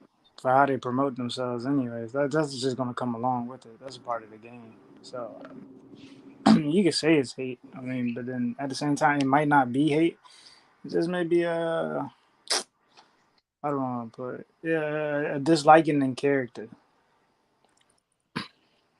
You know what I'm saying? Like some people love to hate. Well, yeah, they love they they they love to dislike somebody who does a certain thing well, and they talk well. You know what I'm saying? Like they promote themselves well when they're on the main stage. Okay, when you hear these words like in people's channel, robbery, do you justify that? Was it a robbery that Sandor Martin got robbed? A robbery? Nah, I think I wouldn't say robbery. Nah, robbery. No. I mean, it was a close fight. Like I said, it could have went either way. So I can't, in my opinion, I can't say robbery. Nah, I do think like one of the scorecards was like a little crazy, but I mean, it wasn't like too wide. You know what I'm saying? Like it was wide, but it wasn't like too wide. It was like, oh, what the fuck? Nah, like well, what's the lady who judged that Canelo fight? I can't think of the judge's name. But yeah, Adelaide Bird. It wasn't an Adelaide Bird scorecard. All right. Well, let's keep it moving. John, I don't know. Is Punch you there? All right. Yeah. Punch. You think these everybody in the chat? You've been hearing it all day, bro. Half of them are TEOFIMO fans now. They were always on, with the TEOFIMO Lopez. It's not they're not hating. They're saying that all these things. They're like majority of people are voting that Teo is what it is. I mean, at this point, are they just reacting because, or is this hate between his father, or people just don't like what Teo's saying anymore? I mean, this is getting really bad, man. What's going on? I think it's all of the above. I think there's people that hate. I think there's people. I mean, how can you I say think robbery, bro? I mean, I'm just gonna say this between me and you, Punch. I saw the fight. Teo beat the guy. He beat the guy, man. How the fuck are they saying robbery and all that? I mean, what did Sandor Martin do? I'm trying to figure that out myself. I don't think that nobody really can answer that question. I think They say that just Sandor Martin landed some right hands all night. How do you feel about that statement? Yo, look, I'm gonna be like this. Look, even in the arena, bro, everybody was saying the same thing. If you can ask anybody that went to the fight, you know what I'm saying? Nobody felt like he ain't do nothing, bro. He ain't do shit. To say that you won the fight, like people was laughing at him the way that he was celebrating. Now, again, when you the arena, everybody got one angle. The people at home got every angle because of the camera. You know what I'm saying? I keep it consistent, just like when I talked about the Charlo and Castagna. I'm on one angle, but I'm dead serious. I don't know what nobody in my section saw whatever that scorecard said. But Punch, people have come on the panel today. 50 of them have said Sandor Martin beat this dude. I mean, even I don't see it. If you could win like that, what I'm saying is, where the fuck is this criticism, hate coming from, bro? In their eyes, they're watching another man and they're saying, no, he's done enough. If you could win like that, yeah, then it's gonna be a scary place in boxing, bro. If you could win like Sandor Martin, it's gonna be a very just say boxing is a very, very sad. Bro, you were there. Did Sandor Martin initiate any minutes in any round? Did he initiate the fight? Nothing. Did he ever push forward the fight? Did he even try to make the fight where, you know what I mean, where he was showing that he's wanting to win? Like he wants to be the aggressor. It's fair to say, Teofimo Lopez did not cut the ring off. That I think for boxing eyes, that was evident right there. That was like a red flag, like my man. So let's keep it facts, Punch. You know we don't like being up and down here. You know I keep it 100. Ain't no fanboy here. Is it because I'm going to tell you what I think it is? Bruv, Teo was fucking missing a lot of shots though. And I'll tell you something, his timing was off on the TV. I wasn't where you were, but I got a 75-inch screen. And Teo was missing a lot of fucking shots, bro. And I thought to myself, this geezer's timing's off. And you know, one thing is, he was trying to lead in with his left hand so fucking low that this guy was there allowing himself to be tipped off by fucking Sandor Martin, bro. To me, why was Teo so... Look at his left hand. Every time he went in with that jab or trying to come in with a looping punch, he left his left hand so low where Sandor Martin could touch him. And he was allowing those fucking shots to happen, I was thinking at some point. Because he don't need to fight like that. Why was he fighting so lazy at some point, bro? I know he won. I'm not saying, but I wasn't impressed, Punch. I wasn't impressed. I think this... That's keeping it real with everybody here. Right now, he won the fight for me, but I wasn't impressed with the man. And I think that, look, I think when we say impressed, he wasn't impressed with himself. Is the reason why he apologized to the fans. He was not impressed with himself. So I don't need... So let's say even if I was a hater, I don't need to get on Teo. Teo said it himself on a post-fight interview. Look at what he said, though, Punch. Look at what he said. And I've recorded it. I can play it now. Look at what he said, bro. After the fight in the corner. I don't think I got it anymore. What was that about, bro? He listens to the crowd. He listens to the... He was upset in his heart, bro. He said, I don't think I got it anymore, bro. He listens. He wears, again, like David said, he wears the emotions out in his sleeve. You know what I'm saying? He's saying what everybody else says behind closed doors. How people feel when they go back to the locker room, when they didn't perform up to par. But what the thing is, he's saying it out loud. Everything about Teofimo Lopez is out loud. If he's having even a problem with his marriage, it's out the loud. Man even stood there in the end of the ring and said, look, man, I'm trying to sort it out with my wife.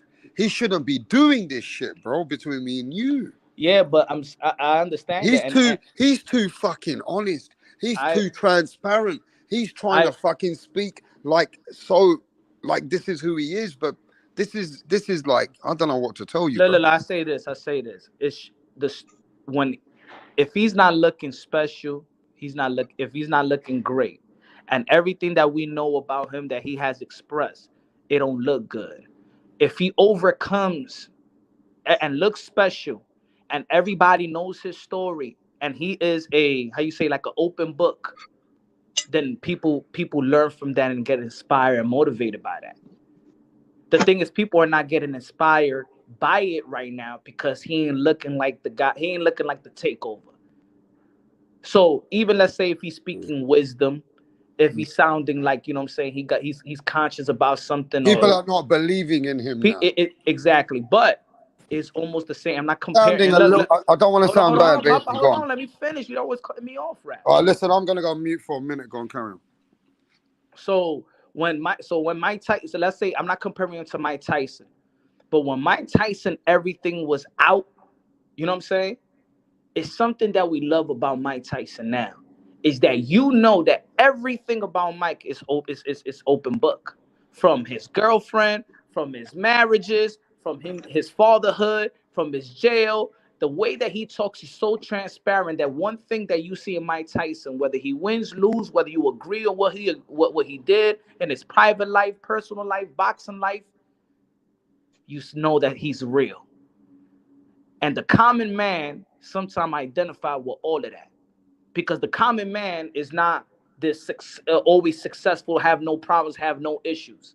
You know what I'm saying? So Teofimo Lopez right now may look like, man, what the fuck is you talking about? Why are you saying this? Why are you saying that? I don't give a fuck about your wife. I don't give a fuck about your kid. I don't give a fuck about your father. Fire your father, leave your wife, fuck your kid, all that shit. That's how the fans care about. But at least he's an open book, and he's young. Let's see how he's gonna grow. I feel like everybody just want to see a downfall. Everybody wants to see him fucking lose. Well, so what? All right. Well, I respect my guest in a different way when they come here, because if they want to make points, then I want to hear their points, right? But I'll let you go, John. Well, I just wanted to, if you would highlight there in the chat, Fraternal House says 10-round fights are whack. And that's not the first time I've heard this, and I want to know where that's coming from. Why do 10-round fights suck?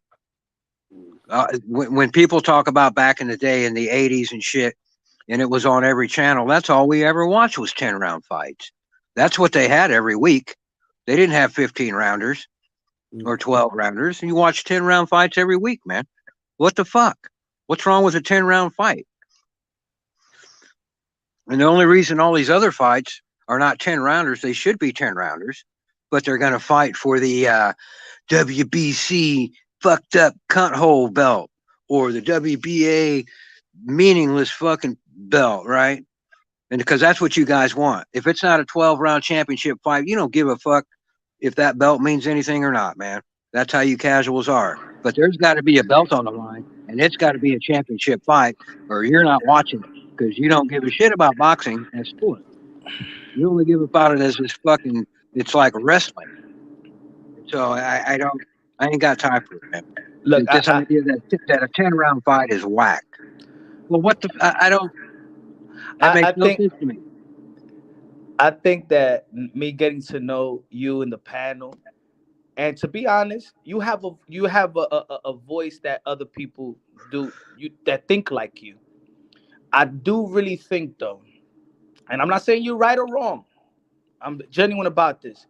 You have a vendetta or a hatred of today's boxing.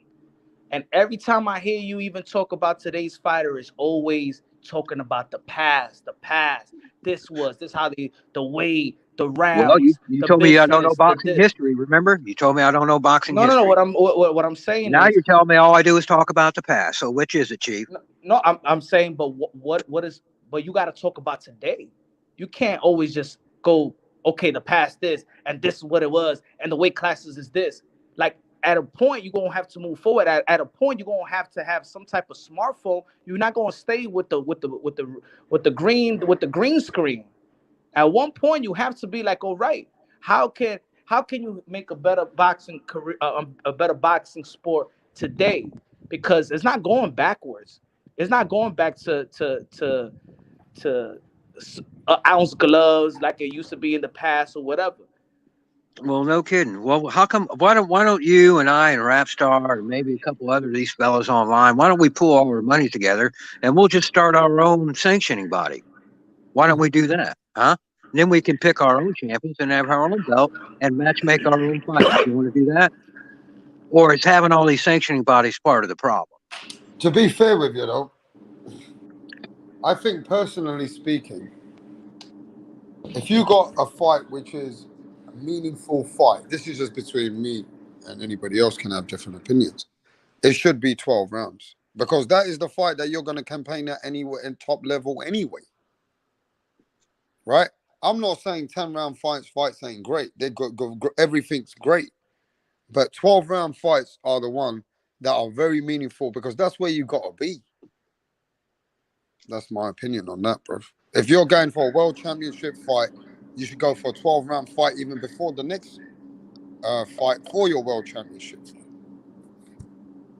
But everybody's got a different opinion on that. Yeah, not every fight is a pay-per-view championship fight, unfortunately. Sorry. But apparently it has to be, or you guys aren't interested, or the casual's not interested. There has to be usually more than one belt online. That's on the line. It's even better. I mean, fans want to pay for a fight, yeah? So the fans do appreciate a 12-round fight. Because if the fans are getting 2 rounds less, yeah, they're not going to appreciate that, bro, to be honest. I don't think so. What do we appreciate in boxing today? What do we appreciate? Fucking. I'll tell you what you appreciate. You know what you appreciate? You appreciate the weigh-in. You appreciate the walk-in and the music and the lights and all that shit. You talk about what they're wearing and what fucking song they walked in on. You know, they never did that in boxing before, if you know boxing history. So I'm supposed to like all that shit. And you know what else they appreciate? I can't John, call bullshit. Let me tell you what else they appreciate in 2022. Well, I'm just an old fogey. Let me tell you what else people appreciate today. What fighters getting what money in the bank account. They pushing for fighters which are earning more. And who should be more of a pay-per-view star. Which fighters should be A side. Which fighters should be B side. That's what people appreciate today, Punch. As well. I mean, I don't know. Do people? Okay, so how long? That's what they love talking about, bro. How long do you appreciate appreciate it. Like, let's say when we do get something and all hands on deck, we like what we saw. We love the product that they put up. You know what I'm saying? How long do we stay appreciative of that? Like, I'm not saying we stay like 5 years just appreciating a good card or whatever, but how long do we back that fighter? We back that fighter up, and he gets what he gets. That he gets the money that he deserves to get paid by challenging himself, high risk, high reward. Right? It does great views. It does everything great, so he could keep on doing what he's doing. Does the real fans, the hardcore boxing fans, not the casuals, because we love to mention the casuals, but yet the casual brings in the money. The hardcores don't bring no money. So what do we have to do so when we do see something good, we keep that shit rolling and support it enough to the point where we don't hear Tim Smith says that the reason why Earl Spence and Bill Crawford is not fighting is because of economics. That their fans is going to rob the fight. Which fan are they talking about? They're talking about us? Because that's who they're talking about. So what are we doing? Or we just going to talk shit every time we see something good, we're going to talk shit. When we see something great, we're going to bum the fucking champion or the fighter. Because that's what we do on a daily basis. We're shitting on winners right now. Even if it's an Edgar Berlanga that people shit on. He won his last fight. He's still undefeated. But we shit on that motherfucker every time we get a chance to talk about him. So what the fuck do we want? What do we like? What we gonna support? We like shitting on bum fighters. That's part of boxing. On fighters but it's something else, because think about this. Let's say we could talk about this. If let's say our conversation in this panel, in this chat, is the landscape of boxing.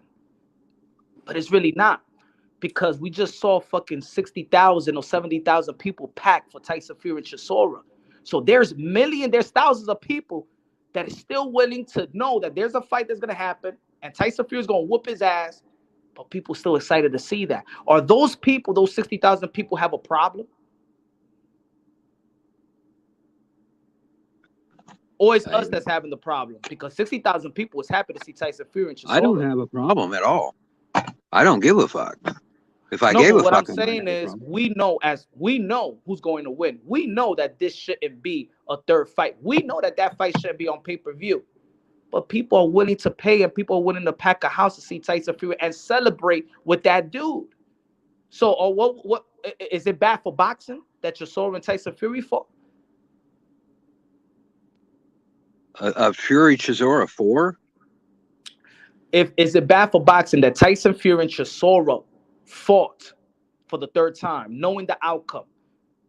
I thought it was a joke. It was a fight that 60,000 people don't think it's a joke. It was a fight that never should have happened. Chisora did absolutely nothing to deserve a title shot or earn a title shot. Fucking nothing. No, I understand what you're saying, but it doesn't seem like 60,000 people and the people that pay for pay-per-view feel the same way that you're feeling. So what is their problem and what is your problem? That's what I'm saying. Because why you think it's a bum fight, but 60,000 people don't think it's a bum fight? That's stupid and they're desperate. Does that make it right? Because people turned up. Does that make it a worthwhile fight, Punch? No, it makes it a lucrative. So that's why it was put on. That's so. Is that why? So that means it's a good fight if it's lucrative. What about? Saying it's not bad for boxing. That's what I'm saying. It's not bad for boxing. If Fury makes a lot of money, it's prize on a bum fight. That's not bad for boxing. I would say that is exactly the worst thing about boxing. So that he can make a lot of money fighting a bum so like Mirage, that. why did 60,000 That's exactly watch what. So that's you what support saying, everything that's wrong with boxing. You're the problem with boxing, Punch. Mirage, it's a bum fight, but why does 60,000 people when the people pay for pay-per-view watch that? Because people are desperate and they're dumb. That doesn't make it a good fight. That doesn't make it a good fight. Because we're talking about us from a sporting perspective. Did this guy deserve a title? Because if the titles mean something, then surely you have to earn a shot. Otherwise, they don't mean shit, right? So that's the fact that fight made a lot of money. Fury made a lot of money. That's a disgrace to boxing right there. He should have made $10 for that fight. Then he wouldn't do that fight again. He fought that bum because he knows he's going to make a lot of money off idiots. That's bad. Yeah, but your feelings doesn't relate to what happened. That's what I'm saying. You're talking about all right. If I listen to Mirage feelings, hey guys, we're not gonna pack this. We're not gonna pack the stadium and make this type of money. You're not gonna make $30 million, and you're not gonna make whatever $7 million Yeah, I don't care how because much Fury makes. but that Scamming the but no, public. but it's not about that though. You got to think about boxing It's a as a business. scam. It's prize fighting. It's not You think feelings. scamming the public's a good It's a thing? I think business it's though. bad. But the You're a public scam came artist, out. Punch. You're a Yo, Mirage, the scamster. public came out. Yeah, they got scammed. Your They opinions got is not sold translating to dodgy what goods. happened in terms of making money in boxing. It's prize fighting, bro. It's a business. Your Yeah, but the feelings, what business you're has now saying is overtaken the sport. your feelings will keep people from making a living in boxing. That's what it is. It don't matter if What it's are you a bum talking fight. about? It don't matter if it's a bum fight. That's what I'm saying. So how we gonna fix that up? It don't matter if it's a bum fight as long as you got paying customers. There you go. If you didn't have paying customers, it'd be a problem, right? Fury could have made a living fighting a proper opponent. He's not short of $1. Why did Buff fought Dave Ebenezer?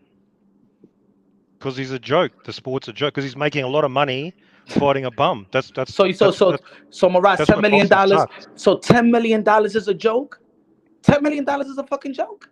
No, for earning it by fighting that guy, that's the joke. You have to earn usually $10 million by fighting a good fighter. The fact he earns it so easily, that's the joke. You understand? Nah, that's a hater for you, bro. That's a hater. What did Chisora do How's to earn the that a title hater? against Fury? Did he earn that $10 million fighting that Throughout dude, you his reckon? career, look, it's what he did in his career that got him that $10 million. No, we judge fight per fight. No. So What I'm saying so is, you can just fight bums for the rest of the career now because he's done something before and he deserves the dollars. Is that how it works? hey, if somebody is investing $10 million for you to perform, you're gonna say no because I got to worry about the landscape of boxing. Of course, he's not going to say no. But that's what I'm saying. That's what I'm the saying. fact So he has how that can these opportunity. fighters? So how all right, the business of boxing has to be like this: that nobody is gonna turn out until we get the fight that we want to see, quote unquote. We don't want to see Earl Spence fight nobody else but Bud, and we don't want to see Bud fight anybody else but Spence. But if there's people willing to pay and stack up a house to watch this guy They've fight got no this other fight, options. then boxing They've is got no not other the options. boxing that you ask, that the thing that you ask for is not going to happen. So let's think realistic. Well, no kidding. That's why I've been telling you quit buying those shitty pay-per-views. Don't support it. You quit supporting those shit fights and they'll quit matchmaking them, see?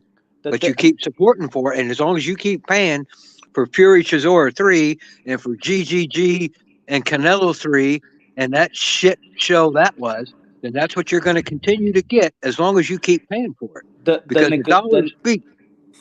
The As long as neglect, they can make money and put on these shit shows like that, that's You what they're going support to the do. scam, Punch. the You reckon neglect. you're a No, boxing it's fan? not. It's not. The neglect is that certain, like I said 1,000 times, certain fans want to fight. Certain fans just want to see their favorite fighter perform. That's what it is. People Yeah, it are doesn't have willing to anything to come do out. with boxing and sport. That's the whole point. So people are willing to come out to see Tyson Fury perform in London, no matter who it is. They're gonna come out and party. They're gonna come out and pay. That's because he's the fucking face of boxing. And he's exploiting it. He's But- exploiting it No, to fight bums. he's risking his life for it. No, He he's didn't. It's not risking his life exploiting it. versus Chisora. Yo, people exploit fighters. Fighters Was don't he risking his exploit the life business. versus Derek Chisora, that zombie? That's that dude's a walking punching bag. He had about as much risk as I So do. Punch is walking down the exposed now. street. He supports the scam of today's boxing. These top fighters fighting bums. As long as they get paid, apparently Punch is happy. No, I'm telling you what it is. I though. support you telling me people. I feelings. support the You sport. telling me feelings. If you want to supports fight for the ripping off the title, public. Yeah, you I earn the support shot. fighters making You have money. to be a top I fighter support to fight fighters for the making title. money, bro. I support fighters making money, my brother. Hell yeah. Well, so do I. By earning it All right. by fighting top guys, not bum fights. It don't matter, but if people gonna No, it pay for doesn't matter. watching Well, bum then you fights, don't they're gonna, value what do titles. so what? You don't value the titles so in the how are you sport, gonna? Punch. I thought you were a My boxing question fan. is, so how are you going to stop the 60,000 people? Are you gonna stand in front of Wembley or whatever and say, "Don't come in"? How can you stop that? Well, don't buy the You pay-per-views. say that what I'm telling you, you're saying something that's not realistic. I told you there are fans that's willing to pay for a fight, but there's fans that's willing to pay for the fighter that they like. They have already earned that throughout the years and the fights that they fought. That they got loyal fan base that is So you're just willing a to shield. pay. You're a shield for the politics It don't of matter. the sport. You're not gonna change what's real. Javante Tank Davis gonna pack the house in fucking DC fighting Hector Garcia, a guy that nobody knows. Why? Why is he gonna pack the house? Because casuals got money to spend and they don't fucking know any better than to stay home. That's why. And who's educating the casuals?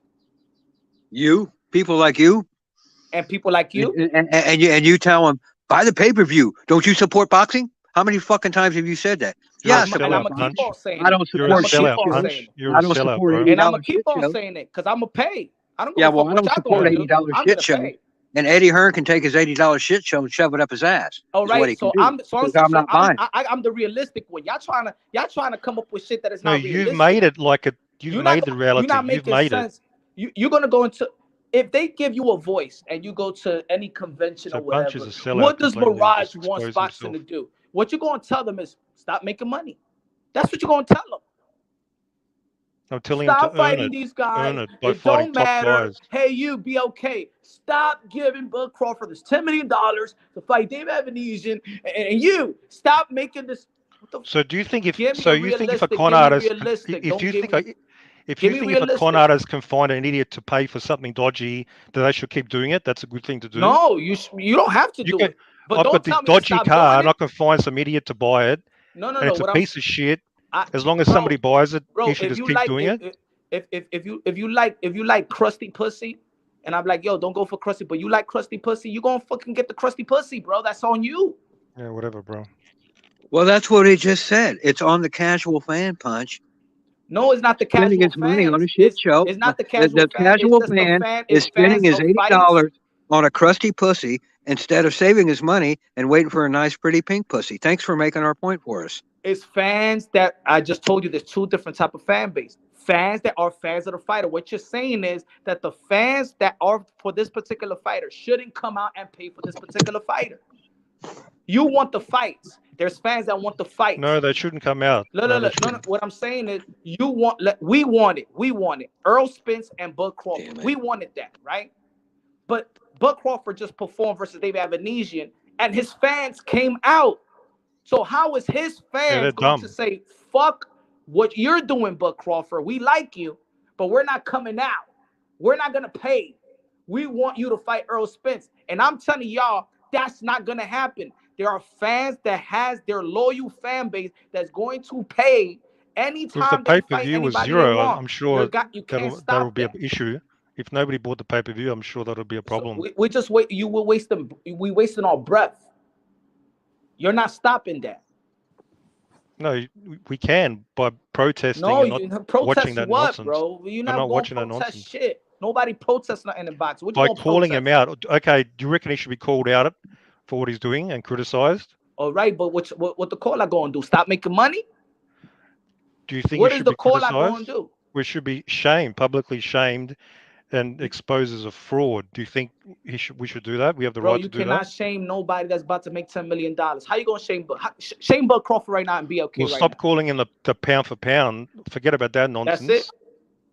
Well, that's a first start because he's doing that because you idiots put him on the top pound for pound. He thinks he's the man. So Now how he's you? fighting So these I'm bums. telling you. So how you shame BOK? How you shame? Because we know nothing about on BOK, right? Look, I'm not. No, You're a BOK. sellout, I'm Punch. giving You're you a this. sellout. BOK came out of nowhere. Now you you're the leader of this protest. Protest this. They're about to give him $10 million. Go ahead, protest. We behind Mirage.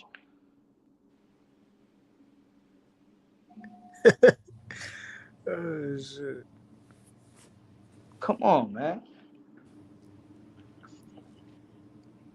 Make no sense. Hey, listen. Punch has got a point, man. And everybody knows this. But and it's why you don't see like this mandatory versus a champion. Everybody says, why the fuck don't we see that? Well, Punch is right for once, that it has to do with economics. And they're not going to make fights that don't sell. That makes fucking no sense to do that. But you got to have some kind of fucking structure where you have some sort of hierarchy and true ranking of fighters so that you can somehow eliminate who's going to fight who and shit like that. You can't not just base every fucking match on what's going to sell. That's the problem. And that's all they do. And then here's the thing about this zero. All right. People want to say zero doesn't matter. I don't care if a fighter loses one fight. I don't care if he's got 2 losses. He should fight the best. Well, now you're talking economics again, because as soon as you don't have that 0, that O on your record, your price goes down. And now you've got another loss, your price went down again. Now you got 2 losses, price went down again. That's why they keep that 0, fellas. Don't tell me it doesn't matter. It fucking does well to matter. It's all about dollars. The fans don't give a shit if Tank Davis loses, but Tank Davis does, because his fucking income's going to go down. He won't be, when he sits down in the negotiating room, he won't be able to say, hey, I'm undefeated. And so his price is going to go down. That's why the 0 matters. All right. Let me, from my experience, I think the 0 matters sometimes, not really that much. But let's say Teo say, damn, I needed to lose to Kambosa to be in the big garden. I beat Lomachenko. I went to the Hulu Theater. I lose at George Kambosa, and I'm headlining the big room. So he should be rewarded by beating Lomachenko. You understand what I'm saying? He got more money. He's getting more money fighting Sando Martin than he did versus Lomachenko. How is that possible? COVID, the pandemic. Okay, so George Kambosa. That was facts, though. Yeah, but people still got paid. Yeah, but the pandemic and COVID took Teofimo Lopez's purse by 50%. More than 50%. More than 50%. He was supposed to get $3.2 million. Yeah, so before that, he was going to get paid way more. But the pandemic happened and the COVID fucked him up. But no. Because let's say like what Andre Ward said, you all who you negotiated. Remember, he chose to fight Lomachenko. It's not a mandatory. They took it to take it or leave a deal. Because the guy that was going to fight was what's his name? The guy that got with murder, Felix Verdejo. Take this $1 million that we're giving you, or we're going to put Felix Verdejo. So it's Teofimo Lopez that made the choice to fight Lomachenko. Lomachenko was going to get his guaranteed purse no matter what. Lomachenko's guaranteed purse is $3.2 million. That's his guarantee. Don't matter if he fights the taco man in the truck. Just like Bud Crawford got his guaranteed of $4 million to fight Kell Brook. So it's just not the pandemic. You still got to pay these guys what was their contract. So now he fights the fight that we want as fans. He gave us that fight. Loma and Teo gave us that fight. The best fight, the best. Free TV, right? Did he get rewarded for that to fight Kambosa? No, that's why he needed to take it a purse bid. What I'm saying is, he was saying earlier that the zero is what they're scared of losing. Nobody wants to lose, but yet that 0 has gotten him more money than fighting Lomachenko. But does that happen all the time, though? We could talk about it, right? Let's talk about the guys that lost 0s and then they get. I'll give you another quick example. When you lose your belt, your person, your weight depends on the name. If you're not a big name, if you're not a big name like Canelo and all these guys, you know what I'm saying? You ain't gonna get a big credible fight with big money next because you bring a lot to the table. You've got a lot of champions out there. Like, you know, if they let me ask you this: Why did Michael Garcia got $7 million fighting Jesse Vargas after losing to Earl Spence? Because that time DAZN was overpaying the money to enter the market in the United States. They were doing things which were a bit abnormal and how they needed to approach the sport of boxing. Then it don't matter. Yeah, but that was just a different topic, which was for a different reason. There So was now a you go. reason So behind that, bro. now you gonna give us a reason. So Teofimo Lopez got paid more. I'm giving you one fighter after losing his O, and I'm giving you another fighter. What other excuse you gonna go? I'll give you another fighter. What you gonna bring me? So why the BLK gave Bud Crawford more than Top Rank was Yeah, getting? but with the So you BLK gonna say BLK prime got? BLK is trying to enter the market. They're gonna overpay the fighter. But so you are what So you the BLK is gonna overpay like DAZN was doing years ago. Yes. So what is Just like overpay and what is PBC the did. real market? Well, PBC overpaid. because in today's market, whatever the rate is for a fighter, if you double it up, then everybody's gonna go there.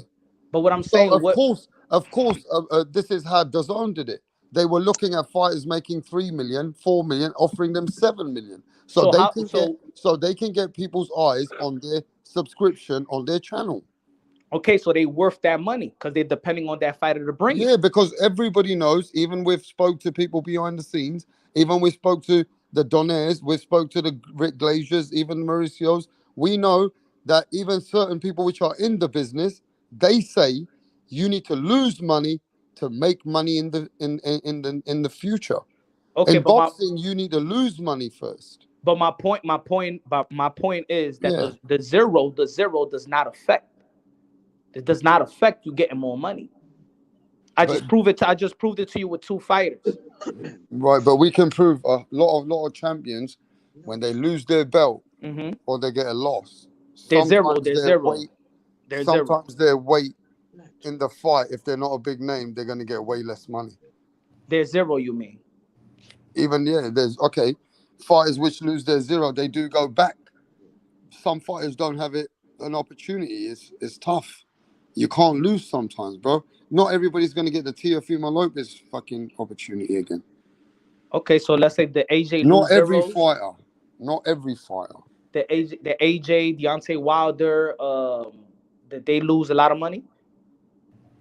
Well, you know what it is though, Punch. When you lose, it's not the money we're talking about. We're talking about your position. No, that's not what we're talking about. If you lose, you do lose your position. Okay, so you're only talking about the money factor, right? Then you're only going to talk about big names like AJ and all that. But what would happen to champions like Casamel? What would happen to champions which would lose their belt and they're not big name and big attractions like that? What would happen to people if they lose? But now we're going to another one. The one was the zero. The losses. What about those kind of fighters which don't have big names, and those fighters that have got not a big attraction? If they lose, doesn't that put them quite a way back? I mean, now we talking about losses. Yeah, it puts them back. Push you way back. Yeah, but what I'm saying is zero. But money wise, if you lose, not every fighter gets paid more. I don't think so. No, they don't get paid more, but they don't lose out like that. Some of them with their loss, they gain more. Did Pitbull Cruz gain more or lost more? When he lost his did Pitbull Cruz lost more or gain more? Yeah, Pitbull Cruz gained credibility because he lost where people thought he won. Okay, he lost his he got more. So I give you three names already. No, you're not going to compare Pitbull Cruz to somebody like Haney. It's not the same thing losing that O. That's what you're trying to do. You a high invested. Apples and oranges. So, but the thing is, I'm giving y'all T.O. I think Haney loses, his stock does go down. Okay, now what particular? Now we're picking fighters. Okay, I give you three fighters, and none of y'all still happy with that? I give you three fighters. I already knocked y'all with three fighters. With three fighters, Jesse Vargas got way more. Mikey Garcia got way more for Jesse Vargas than he did Earl Spence. He lost. Isaac Cruz lost. I am proving the point that you don't lose like that, even by losing your O. That's because Isaac Cruz is a nobody and not a world champion like Haney. What are you talking about? Okay, so Teofimo Lopez was a world champion and Mikey Garcia was an undefeated four-division world champion. I'm giving y'all, no matter what, if he was the champion or not. Tank Davis losing his O matters. Isaac Cruz is a nobody. If he loses, who cares? He's not a champion. Bro, no, that's not your point. The point is that when you're a champion and you're making this big money and you've got that O, the only way you can keep it going is to keep that O. That's the only fucking way. Because as soon as you lose, you just lost your bargaining chip and your price is going to go down. That's a fact. And and I Pitbull just Cruz gave went up you, I because just he's getting gave you big name 3 guys to different fight. type of fighters. I gave you a fighter on the verge. I gave you a guy that's arguably may be in the Hall of Fame, a 4-division world champion, Yeah, Mikey I know. You Garcia. took And I apples and give you, oranges and and I'm giving pears you a and you fighter that's not a compared them. champion. I'm giving you 3 different type of fighters, 3 Yeah. different type of scenarios, and they lost their O. Yeah. And this is still a debate. Yeah. A lot of fighters like Tony Harrison lost his. Because it doesn't matter that Pitbull Cruz lost his O. We were talking about nobody's losing I don't say lost his O. I think it's how you lose. I think it's how you lose as well. If Well, you he'll never lose be able doing to really negotiate a well, fight if you as an lose undefeated doing fighter really because he's well, not undefeated. then it can help you. You know, with a crowd like your fighting style, you lost, but the crowd were with you.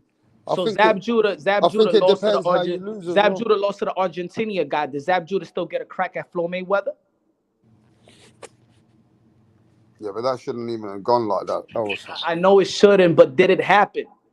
That was an exception. That was an exception because that was Now all we're fucking talking about bullshit. exceptions. Do you want me to Yeah, bring more it's an names? exception to the Y'all rule. gonna have an excuse with a Usually bunch of names. that would bury a I'ma top bring fight. out That more should have bullets. I derailed got more that bullets in fight. my gun. That should have buried that fight because there was so much money there. Well, and let me tell you, politics, losing does it fuck happened. you up, though. Let me tell you why. Because They should have even ended it right there. when Anthony Yard had opportunities to get into the better BF fight, he lost to Lyndon Arthur, and he had to fight Lyndon Arthur again. He had to then fight someone else, and now he's got himself into that opportunity of a big money fight. So, yeah, when you lose, it's a comeback for some people. They don't get the TEOFIMO Lopez treatment. Some fighters don't get that opportunity. It depends. If you lose, you got to go back in snakes and ladders. Some fighters have to go back, and they have to climb the ladder again to make that kind of money. So It thank just you. is So what it is. that's what I'm Not saying. You made my everybody has point. that opportunity. My When point other is that you don't lose out all the time. No, you don't lose, but out. some people have to go back. You lose like 99%. You know what I mean? They don't make that kind of money, bro. They can't make that money. Hey, until yo, they look, go that's back my again. point. You don't lose out all the time, and sometimes the winner, they don't get their main event. Your point's dumb because it's an exception. No, it's like you're 2%. dumb because Bivol It's beat about Joe 2%. Smith for a championship belt, and then he was an undercard, and then became not even a co-main when he fought Rivera, and he just beat Joe Smith for the title. So even when you win, you don't become a main event. You actually lose your spot even when you win. I'm giving you facts. Don't give me feelings. Bring me fights. Back up your claim with fights. Call me names all you want, bro, but bring me facts. You're using like exceptions. I'm not bringing you an exception. It's not bring me 100%. a fight. What is your exception? Go ahead. It's not 100%. Give me a fight. I just backed up my shit with a win with Bivol versus Joe Smith Jr. And then he still was not a main event in two fights. He just became a main event. Did you hear the point I made? I'm saying I concede it doesn't happen 100% guarantee, but we're saying overwhelmingly a loss derails a fighter. That's why they're so desperate to avoid it. Why do you think they're so desperate to protect their O? Just for fun? But I didn't say it's 100% facts. Now you agreeing with me. I said that sometimes it doesn't hurt you. It hurts you, but it doesn't hurt everybody, and that's why I'm giving you names. No, it doesn't hurt you all the time. If you're very, what about majority of the time? What about majority? Okay, so teach us. Give me the majority of the time. Mention names. I mentioned fighters. So you deny it? Names. So you deny that losing hurts you the majority of the time? Mirage, just mention the names to teach answer the question. Teach the people. Mention the names. So you're denying the obvious? You're denying the obvious? No. Back up your claim. I backed up my claim. I want you to back up your claim with give me scenario. I could give scenarios that what you're saying, but I want to know if you know. The fact you're asking for a scenario, that's the issue. Okay, I'm gonna give you one. Erickson Lubin got knocked out by Jamel Charlo. He needed almost 5 fights to get back into contentions. See, I give you names, but talk to me with names. Shouldn't need to. It should be. This is obvious stuff. I've lost. No, because the obvious is that some people could lose and still be in precision. And other people could lose and not be in precision. That's my understand what majority of the time means. Most of the time. Okay, so I'm okay. Give me most of the time. I don't Go need ahead. To. You accept the No. I don't accept. So give me names. No, that's all you got to do, Mirage. Give us names. Games. I give you names. I gave you some facts. Can you give us facts? You said majority of the time. So mention a couple of names so we could be like, hey, yo, Mirage, true. I don't need to mention names. It should be fucking obvious. Majority of the time. That's what I mean. You don't want to back your claim up. Just back your claim up. Let him talk. All right, I'm not interested in his bad faith games at all. Don't have the patience. Come on, man. Respect Rap Star. Don't try to go at me and try to just back up your claim. I'm not going at you. I'm just making a fucking point. But back it up. Give an example. So your official position is losing does not hurt a fighter the majority of the time. Yeah. That's your official position. Well, Okay, let me tell you something about losing and winning, though. Right now, this is my perspective as well. Dumb. When you have an undefeated record, I think sometimes you don't even get the best fights. And I see it's not a guarantee. another motherfucking thing, bro. Fighters trying to keep their O's, and they're being strategic because they don't want to take the hardest fight or they want to make the biggest money fight before they lose or something.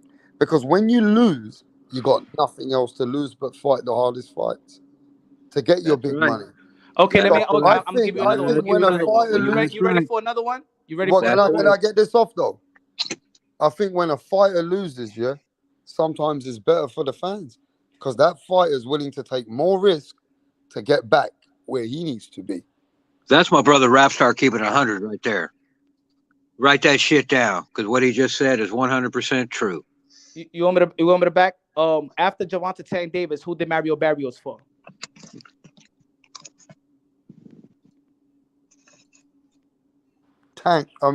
Keith Thurman, because when you lose, sometimes you want to make the biggest fight now because you know you've lost. That's what I just said. Right? So look, it all depends. Yeah, I just switched everything. Loses, that fighter's got to make the biggest fight sometimes. Because that's you said they said they lose precision, right? No, but that's where when they get that opportunity sometimes, they'll take it. Okay, so now when they lose, now they get a bigger opportunity then, right? Say that again. So when they lose precision, they get a bigger opportunity. That's what you're saying? No, I said what happens is they have to take a meaningful fight. Doesn't mean they're going to get the bigger money opportunity. They might get money, but they're now going to have to take a risk sometimes. But I'm saying the initial stuff is the when fans. You lose I said the fans sometimes will get a bigger fight. When you lose an O, you lose precision, right? Sometimes. That's the initial shit. Sometimes, yes. Okay, sometimes, so I'm just giving you a bunch of names that when you take that first O, you still getting you still getting big money. And I said that too. You main eventing a paper. Nobody's denying that. Nobody's denying that. Nobody's denying that. Don't worry about that. It goes both ways. This is why you're being ways. All right, so what are we talking about then? What we're talking about is that it looks at you got to go look at it both ways. That it can really be crush a fighter if he loses. So then it don't matter. Then you could crush or you don't have to crush. What do you mean it doesn't matter? Some fighters they still got a good stock because they're willing to be active and make fights. Like how many fights has Teo had this year? 2 fights. So now he's been active. He's lost. So he's willing to, put himself out there. So it depends on the fighter. If a fighter loses, sometimes they don't get the Teofimo Lopez opportunity. He got Pedro Compa. That's the you get your get back type of fight. So what the fuck you think's gonna happen to Pedro Campa now? He lost. But he wasn't undefeated, right? Or he was? Was he not undefeated? Was he? I'm asking you. Well, I don't know. Tell me. Well, I'm just saying, if a fighter like Pedro Campa does lose undefeated, what the fuck would that mean for him? I think you do get an opportunity in your life, even if you lose. No, there's no doubt about it. But the natural thing would be, you'd expect to go down in the ladder to come back stronger later. Not every fighter loses and gets the biggest opportunity again, like a Manny Pacquiao, like a Floyd Mayweather. I mean, he never lost. What am I talking about? Like a Sugar Ray Leonard, or like some big names like Joshua, Canelo Alvarez. All these guys, they're a massive name. I think there is fighters out there today that if they lost, they would have to take way less money, or at least some less money, because they don't have pulling power now. How long? What would you give it? A fight? 2 fights? 3 fights? 5 fights? I say sometimes a fight, even 1 fight. 1 fight. Okay. Even 2 fights. Okay. So that's normal then. So that's not really, you're not really going back, really. No, you're not. You're going back. You are going back. You're going back. You're going back at least about 2 years. Yeah, but I'm you saying, might be going back 18 months or 2 years for one loss, you're going back 2 years. No, what I'm saying is I don't. When I say going back, even winners go back. Bud Crawford beat Sean Porter, and then he fought David Avenesian. So that's going back without even a loss, right? Because of his dumb fucking choice. What I'm saying, but that's what I'm saying. Win or lose, even if a winner. So are they equivalent? And are you saying winning and losing is the same thing? Is that your new position? Because that's even dumber. I'm saying in terms of are you saying it moving makes back. no difference Yeah, if you win or In lose? terms of moving back, right? Canelo Alvarez beat Triple G, correct? So And winning or losing makes no difference. I'm proving it to you right now. Don't worry, I'm proving it to you right now. Now you're gonna. I'm proving, because I give me mentioned some names. extreme Yeah, but I can one also. out of 100. Yeah, but you one know out of what? Let me 100. just say this. Let's slow down here, bro. You know If I'm going to Teofimo prove it to you. Lopez had beaten Cambosis, we can also change this away. If Teofimo Lopez had beaten Cambosis and came to 140 pounds and knocked out this guy and had a meaningful fight, he would be a pay-per-view fighter. What happened to his 2 pay-per-view fights? Because the reason why he's not getting these pay-per-view fights is because his momentum is not winning. He did lose. So in a way now, he can't fulfill his dream of being a top pay-per-view fighter coming at 140. He has to build himself because that one loss has also fucked Teofimo Lopez's head up. That they know they have to build this kid. This kid is not ready for big fights at pay-per-view. And because of that loss, he can't even ask for the big fights. What was the plans for his pay-per-view? No, but that's what I'm saying. His plans were that his dad said that they had 2 fights, pay-per-view at 140, ready after the one tune-up fight. What was the only fight that they was going to get pay-per-view? It was a Josh Taylor fight pay-per-view. Well, they said guaranteed pay-per-view they're going to be on. I'm telling you what I know. Well, that's I'm going by what the Lopez is pushing. They said they're going to be on guaranteed pay-per-view. So they lost their pulling power. Now because they lost, Josh Taylor, they ain't got no power. When you ask me a question about the Lopez, do you rock with my credibility or now I don't have the credibility? Yeah, but then I can't even say what I'm telling you in my brain. I'm just saying, don't ever ask me a question about you're always going to Lopez be right about the Lopez's. We know that, right? But what I'm saying is, do you understand where I'm coming from in this? I understand where you're coming from, but that's what I'm telling. But I'm telling you what was the plan. Yeah. Do you remember when his dad said that it's going to be 2 pay-per-view fights, no matter what, at 140 pounds? Punch, we're going to get 2 pay-per-view fights, even maybe straight away, or we might have 1 fight, then we go 2 pay-per-view fights. Go ahead. Matter of fact, stay with that one. You're right. They said they're going to do. Where's the pay-per-view fights gone? What happened to them? Is it only Josh Taylor they were relying on pay-per-view? No. That was it. Whatever you listen, whatever they said, what it was. So if they said that, I guess they was lying. But why did they say they were pushing pay-per-view fights? What happened? I don't know. Maybe that his loss fucked it up, right? I'm going by what you're saying. I'm not going to blow nobody's spot up. I go with what you say. Well, obviously, some other shit had happened behind the scenes. You can only go with public records say, right? So if the TFM, if Senior said that, then because of the laws, then what you're saying that's why he's not fighting no pay-per-view.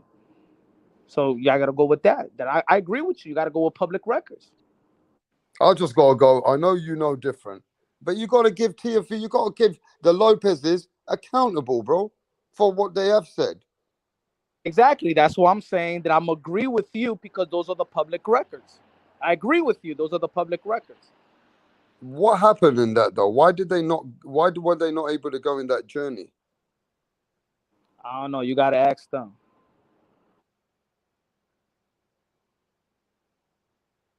Again, I don't want to say that the losses don't help you, but I do believe the losses sometimes these days fighters are so scared to fucking lose because they think they're gonna lose fucking everything with it. Like they lose the credibility. I think today's fighters, you know what their problem is? They're not as confident in their personality. They're not confident in their skin. If they were confident men, and I'm gonna say this right now, and they knew that they had a way to connect to the public, where they knew they can connect to the boxing fans. They don't have that connection with the fans. Otherwise, they wouldn't give a fuck if they lost. See, Devin Haney doesn't know how to connect to his fans, bro. He only uses his fans. And the way I see it in America, bro. Devin Haney is just showing you that he's just in, you know, fighters are in it for themselves. Even Tank Davis, he's got big fans in America, but Tank Davis's personality don't connect to the fans. You need to be a fighter with charisma, a fighter that has some kind of a personality that no matter what happens, they will support you in the biggest motherfucking fight. And today's fighters, they don't connect with the motherfucking fans, so they're scared. If they lose, they think the fans are going to trash on them, bro. They think the fans are going to trash them because they don't connect with the people. That's what fighters are. They got a problem nowadays. They don't have that kind of charisma. They don't have the wisdom. You know what I'm saying? They're not made that way, where you know, one fighter, he got all the world of the fans behind him. They don't make them like that, bro. Even Tyson Fury is the closest thing that we got. That no matter, even if you hate him, he's got a personality, and the way that he is, everybody wants to watch him now. And Tyson Fury could be a brand that even if he lost and he came, people are going to want to watch him all over. Right? I think certain boxers just ain't getting the fans' attention. And I think the mans which are the Canelo Alvarez, he's got his fans on lock. He's got his fans right now which will support him, ride or die for him, even if he loses. And that's because he's got a connection between him and the fans. These fighters today, they're not going to be that big if they lose because the fans don't like them anyway. Some of the fans don't even like these fighters today. And that's a fact. The fans don't embrace these boxers like they did before, bro. Canelo you got fans to are earn ride it. or die. You got to earn it. You got to earn it. Yeah. I think today's fighters ain't getting that attention. And that's why, Mirage, Teofimo Lopez is getting criticism. Because Teo speaks for the fans. Teo goes on like, you know what it is. But then there's a disconnection between him and himself. That you can see that he's just not being real to himself. That he's being too real openly. But as a boxing. You know what I'm saying? I'm just saying Fat Teo, he's trying to connect with the fans, but it ain't working for him.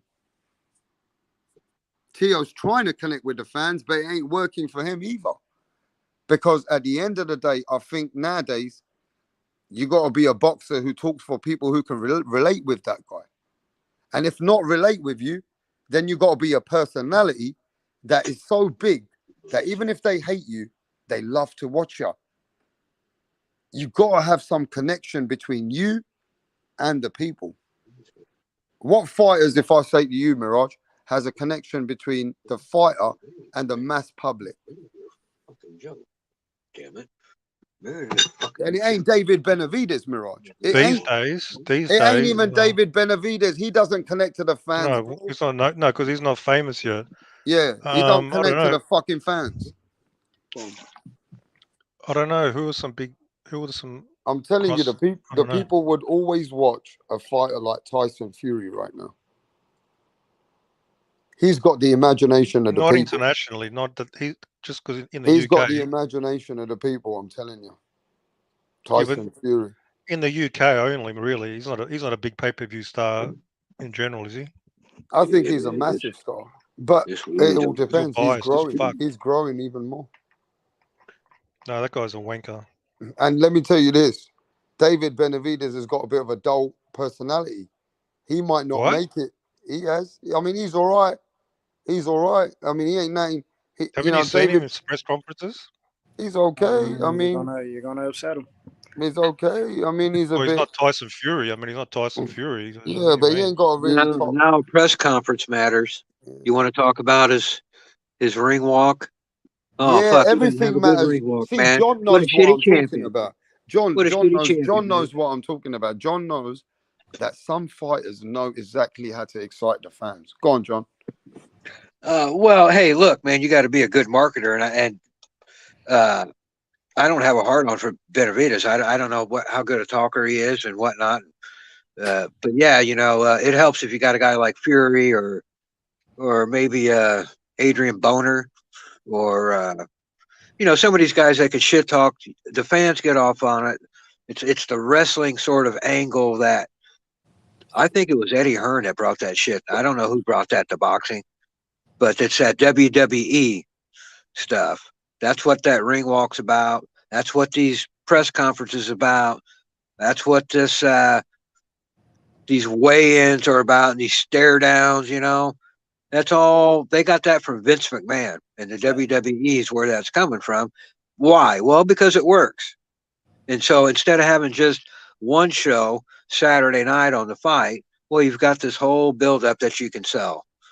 And so each one of those are a little product that they sold you. They sold you the weigh-in. They sold you the pre-fight interview. Sold you the walk-in, or where the fuck they call it, ring walk. Yeah, but John, what fighters today, John, has captured the imagination of the global public? You don't have them anymore in boxing these days. I'm asking John. John's been in the game maybe more, double your time or my time, maybe. Go on, John. Okay, can you ask that again, Rapstar? What boxers have captured the imagination of the global mass public today? Today, who's the fighters? You know, after Manny Pacquiao retired, because Manny Pacquiao captured the world. Yeah, I'll tell you what, Manny Pacquiao was basically a household name almost in the U.S. Manny Pacquiao put so much respect for boxing in the world. Who has done it after him? Man, I don't know. Of course, I guess most people say Saul Alvarez, but I don't know really. I other than maybe Fury, but since Fury was banned over here, I guess, or something, he didn't market himself very well over here. And I don't know how big he is, and maybe Carl, massive in England now. Massive. Maybe massive. Carl could tell us if is like Fury popular in Australia, and what about on the continent? Rapstar, is he popular there? Well, I don't know how people hate him more in America, but that's made him more popular. Because they're like a clown. Yeah, but he's still a famous, biggest name, big name. Yeah, so you don't have to be liked. Yeah. And in fact, it's better if you got half the people that like you and half the people that hate you. That's how you sell tickets. Yeah. He's done a good job of that, hasn't he? Because half the people want to see you get your ass kicked, and the other half want to pay to see you whoop somebody. And so that's all Fury's doing, man. He knows what he's doing. You don't want to be Mr. Popular. That shit doesn't really work. You want to be an anti-hero. I think he can capture the imagination in America because the way that he looks. I think so. Well, look, man, there's two ways to look at it. If you look at a guy like I mean, you can say that, but Sylvester Stallone said Tyson Fury is the best heavyweight of all time. And nobody believes it. But he has captured some Americans because he just Sylvester one Stallone, guy, the Hall of Fame. So, well, no. Even Rick Glazier believes it. And you can say what you want about Rick. Rick's got a lot of respect in Rapstar. Even a lot of people respect Rick Glazier on Rapstar. It's not my fault. They do. Why wouldn't you respect Rick Glazier? Well, and if Derek Chisora 3 was a legitimate fight, then Tyson Fury looked outstanding, looked pound for pound, face of boxing, world's greatest fighter alive right now. Because Tyson Fury looked great in that fight against Chisora. His footwork was great. His punching accuracy was great. His combos were great. Everything about that, he was great in that fight.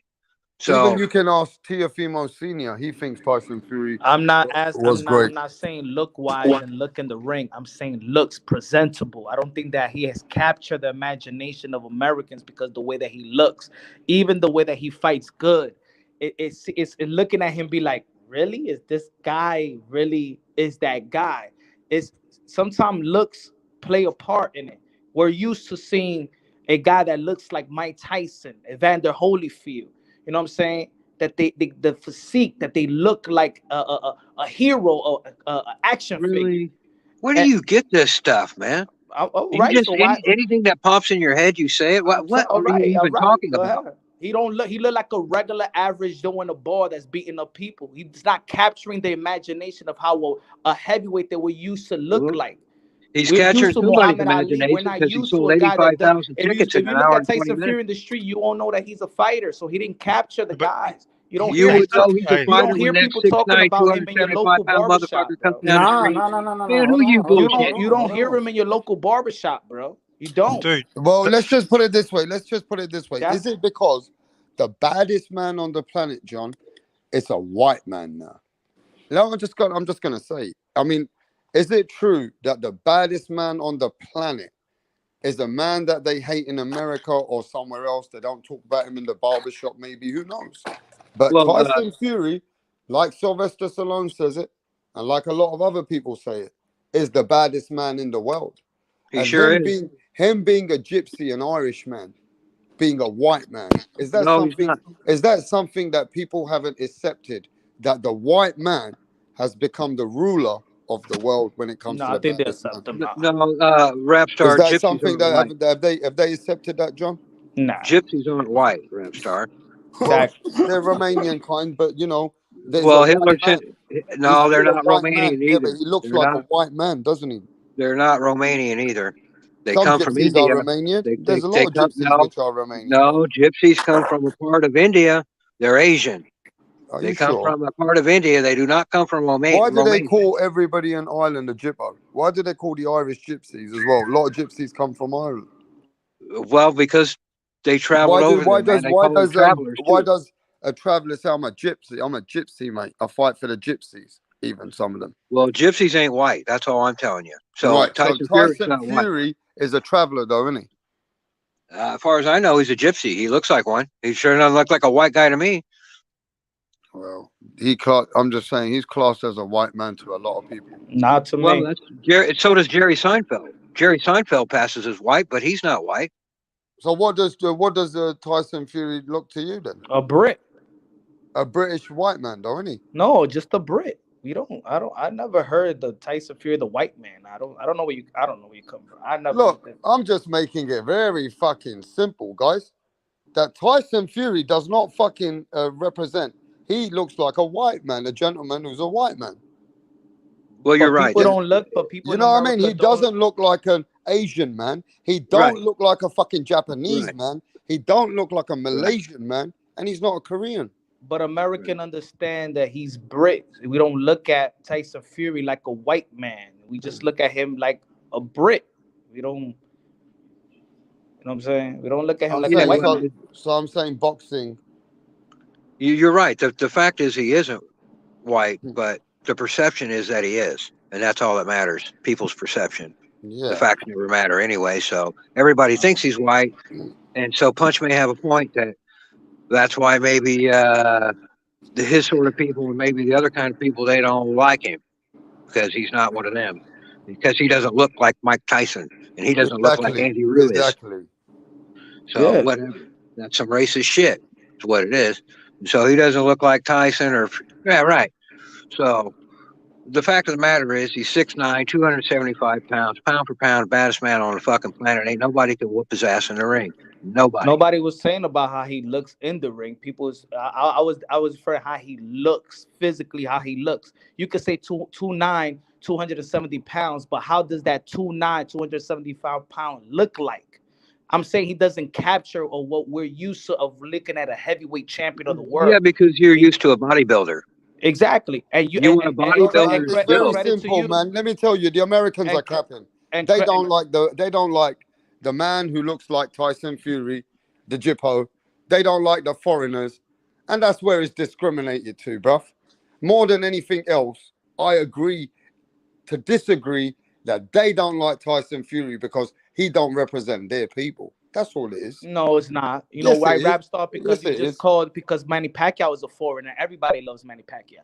No, but I think with Tyson Fury, they look at him differently. That's why they were cursing him and his race. No, but you said Americans may not like him because he's a foreigner. A lot of people don't like him because he beat up the American fucking king. But the American people he beat up the baddest man, Deontay Bronze Bomber the Wilder.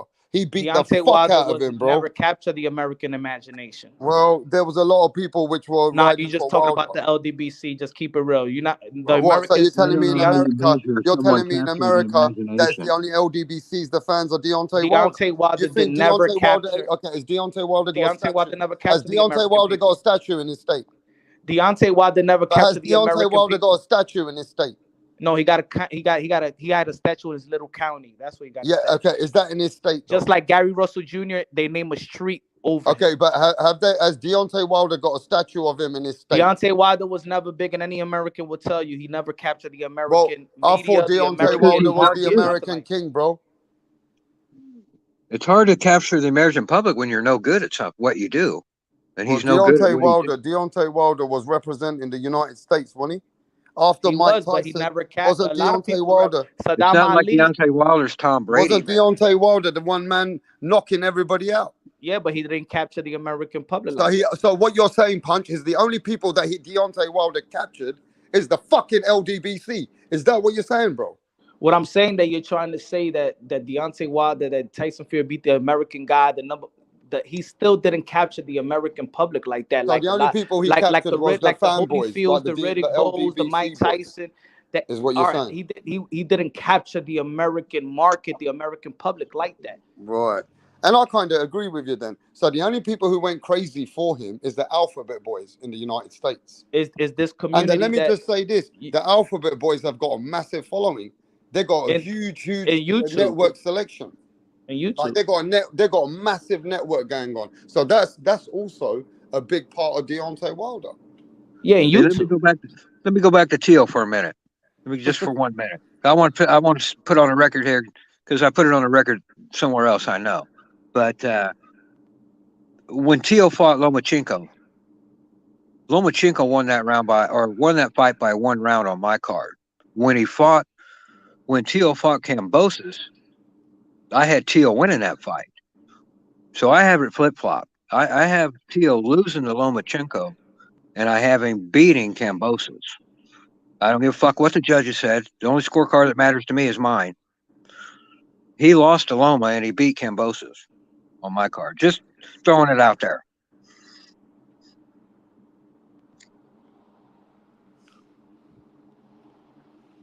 I mean, that's your opinion, you know. At the end of the day, a lot of people got different ways they score the fight. You know what I mean? Yeah, I know, but the fight, bro. You don't have many people with Loma winning that fight. But that was a very close fight. There were a lot of even rounds. Loma won that fight. The Kambosos fight, fucking, if you go look at that fight, Rap, and I can't remember if it was the first round knockdown or second, whatever it was.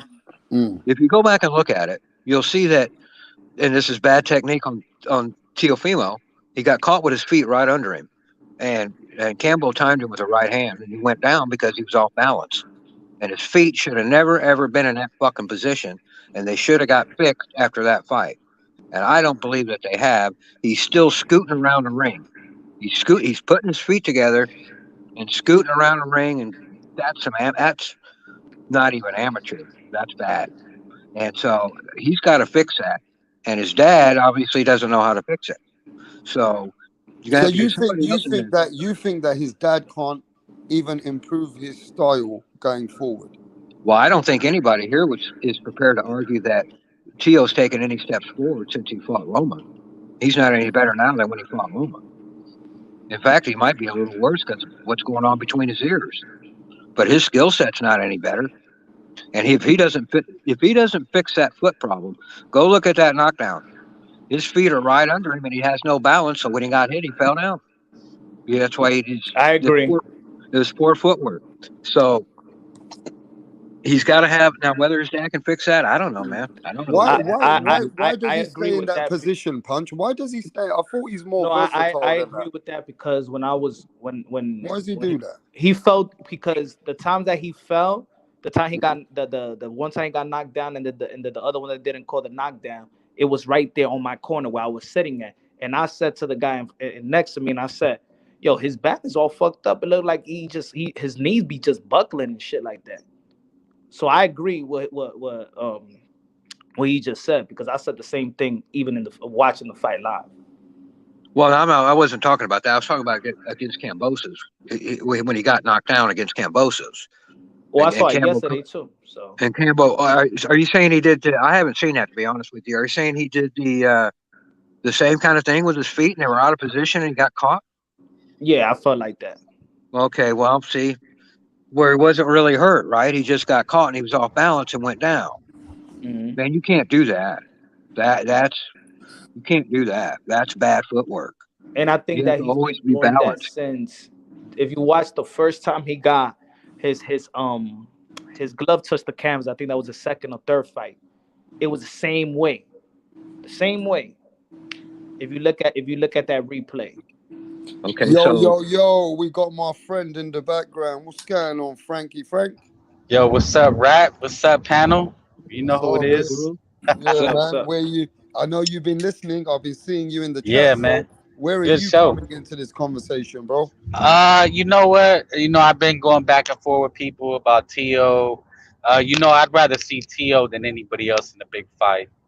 T.O. Regis is fight of the year. T.O. Taylor's fight of the year candidate. I don't understand the hate. The guy's gonna put on great fights. He's a name. He's a star. So what you're saying is now people should be more intrigued because you see some people say there's vulnerabilities, some people say this, some people say that, but at the end of the day, we're Yeah, talking about Tio. So if bro. Tio has a big fight, people are going to be tuned in to see if Thank he you. can perform. Yeah, Once the look. levels go up, people are going to say, all right, let's see if he's got anything in this level, Thank right? exactly. If you understand boxing and fans, you get that part of the game. Haters are gonna hate, but their eyeballs are gonna be attuned to Teofimo Lopez. They want to see him win. They want to see him lose.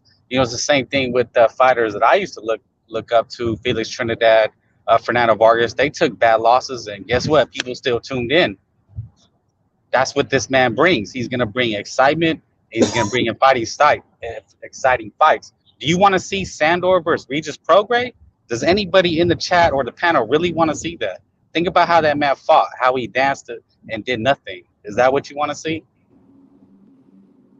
I love the masterful performance by Sandor Martin. It was extraordinary. Yeah, you want to pay $70 to see that shit again, huh? All these guys, oh, he was robbed, but your ass is not gonna pay $70, $80 to see that motherfucker again. I guarantee you that. It's all hate. You know that. It's all hate. Yeah, So these Punch, why motherfuckers you think? will Why come do you on and think lie Frank? straight face Frank, why do you think? I want you to say why do you think 80% of the people disagreed with you in the beginning? because they're just haters. Because they don't buy the fights, they don't spend the money. You're not gonna buy a Sandor Martin fight. Just get that out of your fucking head. All these motherfuckers on Twitter, on YouTube, talking about T.O. this, T.O. that, they not buying no motherfucking fight anyway. You know who they want to see? Tank Davis knock somebody out. Teofimo get knocked out. Then nobody's buying a Sandor Martin fight. They seen what he did and how he performed. Who the fuck is gonna buy some shit like that?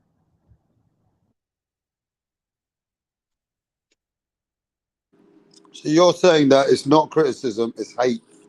It's It absolute is. hate. Let me echo it. Are we talking about Teofimo Lopez and Jack Catterall anytime? Or are we talking about Teofimo Lopez and Josh Taylor? And you let me know how Teofimo Lopez and Josh Taylor performed in their last outing and who we still talking about. Yeah, Exactly. because he just fought. Exactly. But we're not. But think about it. If there's a lot of people that feel like Jack Catterall won, while we're not talking about Teofimo Lopez versus Jack Catterall, while we're not talking about Jack Catterall versus Regis. But people have said that it'll be nice to see now, or it'd be good to see how Tio does with a Jack Catterall. Yeah, Come but on, but Brad, stop. these people are talking. It's about where you put your money where your mouth is. Nobody's buying a Catterall fight. Nobody's buying a Sandifart fight. You're buying a Tio fight, and you may say you're not, but you are. I'm going to. It's not My always great. question It's is not this though. always great to My play question is this to though. let That did Teofimo Lopez lose some stock? Did Teofimo Lopez in his last two performances? No, sorry, in his last performance before this was pretty all right, pretty good. But in this performance, has he lost stock for the casuals to want to support him?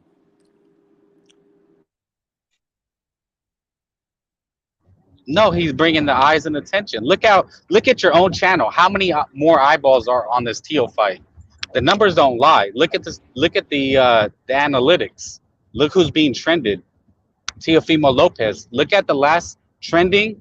It was Teofimo Lopez. He does more. He trends hotter than any of your favorite fighters. All you got to do is look at the analytics. Yeah, but what we're saying is him going forward, he didn't get the casuals involved. Like this kind of performance, like we know what it's like. People want knockouts. We were saying that last year, that the only reason people got Tio in their mind more because he's a harder puncher. People don't like this Devin Haney boring shit. They want to see knockouts, bro. And they don't want to see a man who's missing 30% of his punches as well. Let's keep it real. Let's keep it real on TO. But that was his At opponent. the end of the day, he was at the end of the day, does that it's a frustration? Sorry, man, but I got to get it off. The frustration in Teofimo Lopez even showed that he even questioned himself. He goes, I don't even know what the fuck happened. So at this point, does that take a bit out of his stock moving forward? That's all I'm saying. It don't move nothing from his stock. It just keeps a stock there. And even more. I guarantee you, him and Loma did 4 million. That's why Keith Thurman will still trend, because he had eyeballs against Danny Garcia. People want to act like they're not watching, but they are. Facts. They're just hypocrites. They're just hypocrites, bro. Everybody that gets on these panels and channels and Twitter is just hypocrites. They're gonna favor who they want to favor, but they're not gonna look at the actual data. Dude, do the analytics. Anybody watching that thinks I'm making shit up, just look at the analytics the past couple of days. It's gonna tell you the truth. No, they know, but that's what I'm saying. It's just facts. Ain't nobody talk about T.O. Catterall. They talk about T.O. and Taylor. And both of them, people are saying that both of these guys lost their last fight. So if both of these guys lost their last fight, you know who I want to see? Sando Martin versus Jack Catterall. Pump that.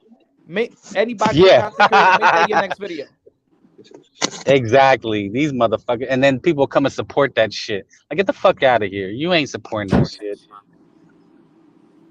Mirage, you're quiet, and yeah, Mirage now. We all know Rapstar ain't gonna make a video about that. About what? Jack Catterall versus Sando Martin. What for? Exactly.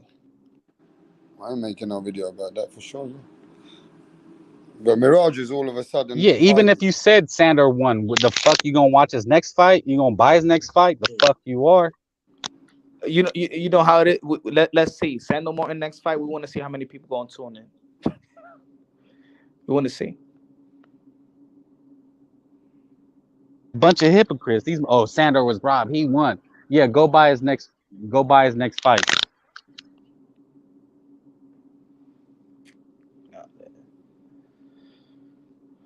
The more hate, the lucrative it is for content creators. And this is what I always say.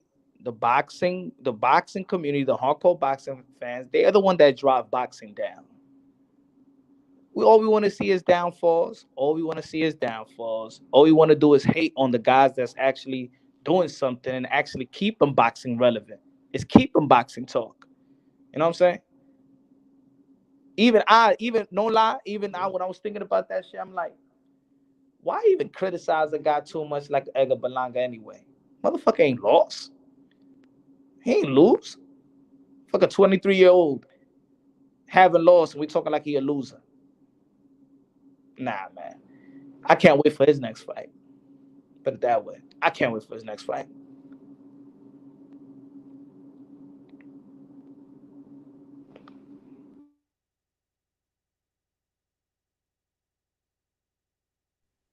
Yeah, man, it's about how you perform in there. No, it's about the show you put on. Tio said he tried to make it a fight, and the guy didn't want to fight. I don't understand why people are upset about that. He didn't exceed the expectation. I know Teofimo Lopez was mad because he felt like this was his real coming out party, the big garden. Come on, headline in the garden. That's big for any fighter, any athlete. So he got that fight. He was expecting to look spectacular. It was his people. It was his card. It was everything. You know what I'm saying? And he didn't perform the way he performed. And of course, he was bummed out. He was bummed out. You know what I'm saying? At the end of the day, he still got to take accountability and how he didn't perform cutting off the ring. Yeah, but he was in the guy. He was in there with the guy who didn't want to fight. Everybody acts like this motherfucker. You know? Did you watch Tio? Did you watch Lopez Warrington punch? Nah, I ain't get to see that fight. Okay, well, watch that fight, and you'll see a guy who went in there to take the belt. Lopez went and did 10 times what Sandor did. Went to the UK, beat a dirty fighter, and took it to him. And on the opposite network. And he walked away with the belt. You can't tell me they did the same thing. Whoa. Now, I'm going to pull a Frank, man. I'm going to play devil's advocate here. Sandor is not the one talking about he's bringing the entertainment to the fight. See, that's where y'all get the expectation wrong. Like, No, I'm talking about one guy that won and one guy that lost. nah, what I'm saying is there's a guy who's talking about he's coming to bring entertainment to the fight, and there's a guy who's coming to the fight talking about he's ready to box. You know what I'm saying? Like, the two different expectations of why they feel the way they do. True, but are you in it? Okay, I understand that completely. He's in it to entertain. It ain't happen. He's in it to box, but did he say he's in it to win? Because I could box on, I could box on the outside and not throw enough punches and stuff like that. Not throw no power punches, no power punches, not anything significant. No put 3-punch combination or nothing like that. Not setting the tone in any round. Did he want to set the tone? Not in any round. So do you want to know the problem with Lopez? Did I hold on, Mirage. Did I come to survive, to get my moral victory, or did I come to win? Because there are fighters out there that if I go a whole 12 or a whole 10 with the high invested fighter, the guy that's favored to win, I'm still in position to get a bag and another good fight. And I think it's becoming too trending. We're giving a lot of moral victories away. Well, that's why I mentioned Lopez Warrington, because if you were an actual fight fan, you'd have watched that fight and you would have seen one guy he's a top ranked fighter sent over to the UK in a guy's backyard, and he did what it took. He took it to that motherfucker. And you have one guy on his bike. You don't win a fight like that. I'm sorry. The problem with Teofimo Lopez is his outfit that he wears to the ring. That's the problem. Did you see that outfit? No, I'm serious. Did you see the outfit? Yeah, he looked like a Iroquois Indian. But that's not the point. The point is, he's got 19 pro fights, one good win, and he's dressing up like he's a superstar. He thinks he's a superstar when you're wearing those outfits. So this shows where his head is. I mean, beating the guy. He got carried away with the hype. Carried away with the hype. He's not a superstar. He's got 19 fights, one quality win. That's it. He should be wearing a basic outfit. This shows his mentality right there. That's the problem. Yeah, quality win that he actually lost. Well, even then. So that's it. And he thinks he's a prime Sugar Ray Leonard. He thinks he's Roy Jones in his prime. This is where we go. We're going with outfits, and oh my goodness gracious! Right? Yeah. You don't think I got a point there? Don't you think that demonstrates? Well, I'm gonna listen on, bro. Hey, guys, I'm gonna listen on. This is a psychological insight into the mindset. You can see by what a fighter does, what they even wear, things like that. It shows their mind, and that's what I think it shows. He's not as good as he thinks he is. That's the bottom line. And how do you get better? How do you get better? Exactly. You get better by getting the right trainer and fixing your footwork and fixing your jab. And Teofimo Lopez needs to work on both his footwork. But if you think you're a superstar, you don't think you need work, right? You think I'm going to go and I'm the man. I'm going to go out and but wait. Who the fuck would you rather see again? You want to see Sandor again? So that's what I'm asking everybody. But that's what you're saying, because if you think but anybody who want to say Sandor was spectacular or great, is that who you want to see again? You want to see him fight again, or you want to see Teo? Yeah, because it's about fights. It's about fights and fighters. It's about who we want to see. And Regis. That's what it's about. So who do you want to see again?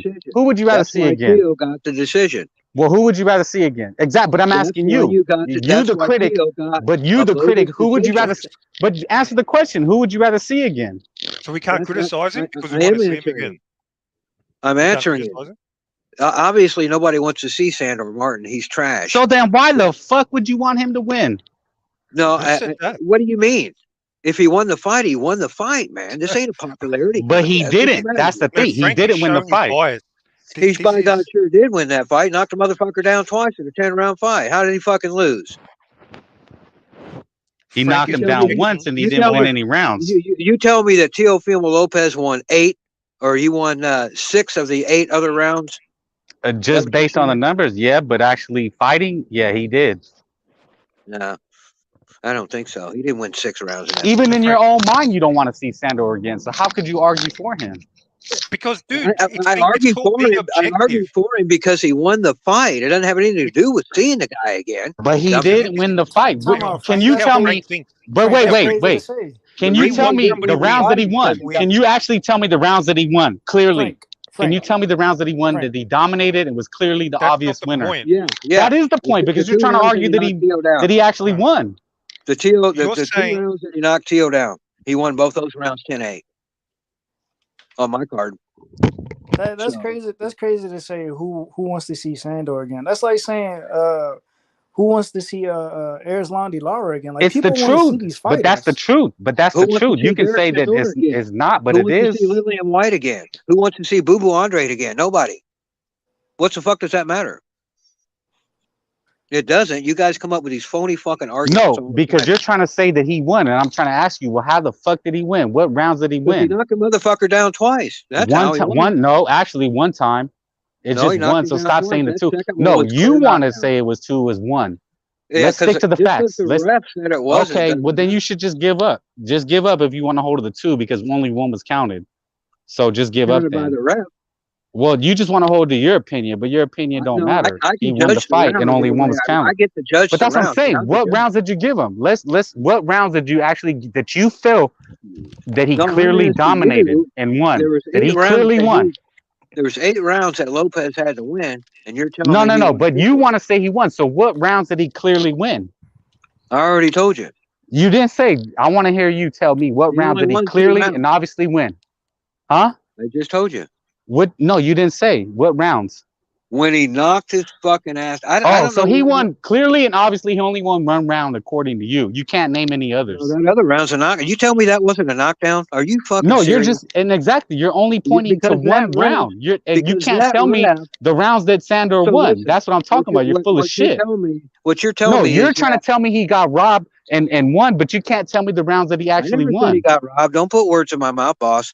What you're trying to tell me is that ref, he makes the decisions for you. And since he said that wasn't a knockdown, then you got it in your head. Then what rounds did he win that clearly give him the defining win? So now it doesn't matter. So now the rounds that he won, it didn't really matter. See, y'all are full of shit. It's obvious. 2 rounds, 10-8, right there. So now he's got a 4-point fucking lead. So Teo's got to win 6 of those 8 other rounds. And I'm asking you, did he do that? That's all you got to fucking do, man. Yeah, I thought he won clearly the majority of the rounds. I'm telling you. He landed a clean effective punching, generalship, and effective aggression. Teo won the other 8 rounds 6-2. That's what you're saying. But that's what he would have to do. That's what he has to do just to get a draw. Yeah, and can you tell me the rounds that Sandor clearly won? You can't. I never said he clearly won. But you're trying to tell me that I'm wrong, but you can't point how you're right. I just told you it's a draw then. If he won, it's not a draw. No, because you're trying to say that it was close and he won, and I'm telling you, no. He, according to the criteria, he was the aggressor, and you can win rounds just on aggression alone. If another guy is running, we're going to have a guy score points that doesn't throw punches. Look, all you have to do is look at the punch stats itself. The punch that Sandor didn't do enough. How can you give a guy ran? Look, listen. How can you give a guy? So how did you score Chocolatito Estrada? Did you give Chocolatito the first 2 rounds, or did he give him away? I didn't see that fight. Okay, well, then you don't really watch boxing. Yeah, because I don't watch these fucking trilogies when I already know. Exactly, you don't follow the sport. I do, and I can tell you that there's fights that are very similar. Exactly, because you don't really exactly, and I just exactly. You just outed yourself. You just outed yourself. So stop it. You just outed yourself. I outed myself. Yeah, I don't watch it. I don't watch that. You're right. I don't watch Triple G versus Canelo. And if you bought that fight, you're an idiot. That's just plain and simple. You clearly don't watch the sport, so I mean, it's pointless. Sport, huh? I'm only in the boxing. But look, so who won the fight? Teo or Sandor? Who won the fight? Who won the fight, Miss Smith? Sandor or Teo? Who won the fight? You clearly know, right? You know more than me. So who won the fight? It was a draw. So what rounds did Sandor clearly win that you gave him? That's what I want to know. Oh, okay. So now you can't really come up with it. Am I supposed to do it by memory?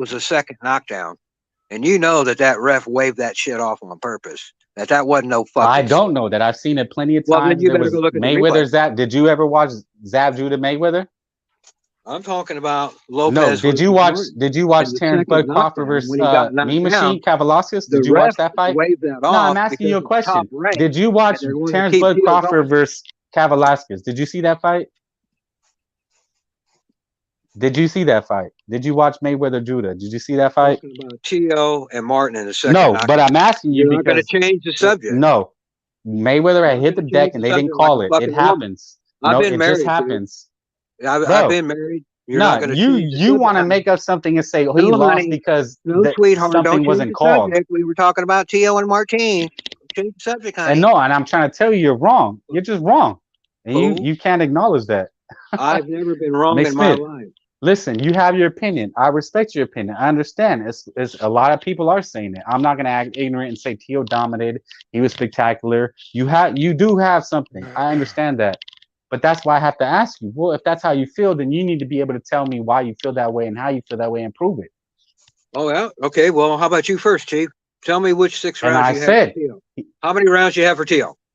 I would have gave all Which of them round? except that Which round? knockdown. Come on, how'd you score? Come on.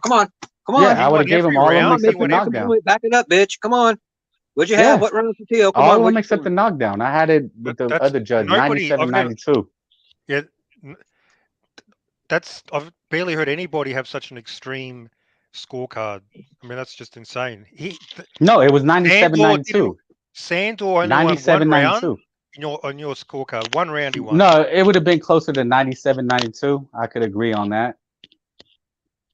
I just didn't give Sandor any rounds. I mean, as I'm watching it, I just didn't think he did enough. And when I looked at the stats, I said, yeah, he didn't do enough. I mean, I couldn't give him any rounds. He didn't meet the criteria just on straight judging a fight. He didn't do enough. Had he let his hands go? Nah, he just didn't do enough. Look, the most points Teo could have is 96. Right? Yeah, but at the end of the day, Sandor just didn't do enough. It comes down to that. He just didn't do enough. Had he did enough, had he put the pedal to the metal, had he like try to go for the win, he'd have won the fight. I mean, I agree. It was his for the taking, but he let it go. And you know what solidified it for me was him dancing in the final 20 seconds. Like, what the fuck did you win? It's a close fight. Why are you dancing like you won? You didn't win shit. What's he supposed to do? Stand toe to toe then, right? Slug it out. You're supposed to try to win. When I watched Chocolatito Estrada, when I watched Lopez Warrington, I seen guys going for the win. You have to go for the win. What's that mean, go for the win? You mean go in there and go for the knockout? It means it's boxing. You need to go land effective hard punches. You need to go hurt the man. You're supposed to do that the whole fight, not just the last 20 seconds. Well, that's what I'm saying. He didn't do enough, period. He didn't do enough, period, in these dancing you act on the like final there's 20 emphasis seconds. on the last. This championship Well, round. The 11 and 12. What a fucking joke. The championship rounds. Well, and again, Nick Smith, you can't tell me the rounds that Sandor won. So really, your argument is null and void because you can't clearly define it and tell me. Teo scored at what rounds? points What rounds? That's what I'm down asking you. It's a 10-round fight. What rounds did he clearly win? That he dominated? He clearly won. You don't know. It was close. It could have went either way. We got a saying down here. Say, boy, you got pig shit in your ears. You can't hear what? Goddamn, I done told you half a dozen times. The fuck, man. But you can't point to the rounds that he clearly won. The 2 rounds he got knocked down. That knocks Teo score down to 96.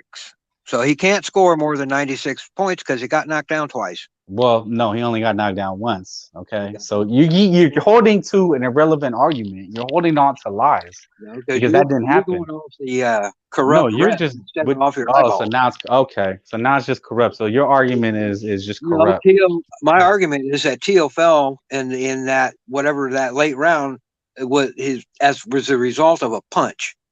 That was my eye saw. I don't give a fuck what that. Well, you can be wrong. You're wrong.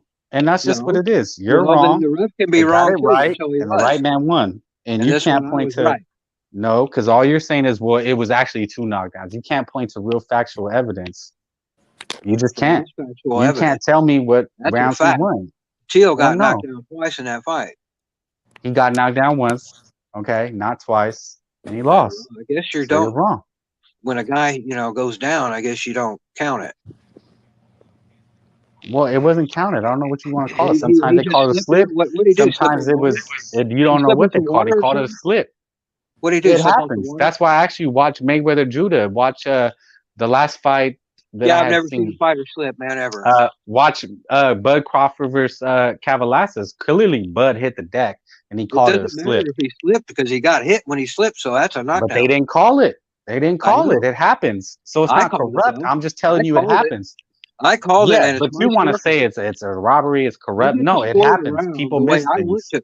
Well, it happens, dude. I'm That's a fact, sorry. Chief. Collect your It's a tears, bro. subjective The right activity. man won. No, well, yeah, it's subjective. Obviously, it's called judging. There's no clear-cut, defined criteria. It's how you pick the criteria. So clean, effective punching, ring generalship, No, and no, effective no, aggression. no, no. Yeah, Don't that's the feed me that criteria. load of WBC horseshit. That's where that's coming from. Straight from the WBC. Here's our criteria for scoring Who's the our fight. And criteria? it's just No, you're five making up fucking your own horseshit rules. that all you motherfuckers follow like little sheep. And that is not how you score a fight. I'm not going to go through it again. I've already gone through it on this channel. I've gone through it on Joseph Harris' channel on the correct way to score a fight. And it's not, you do not score points for ring generalship. You can't even define what the fuck that is.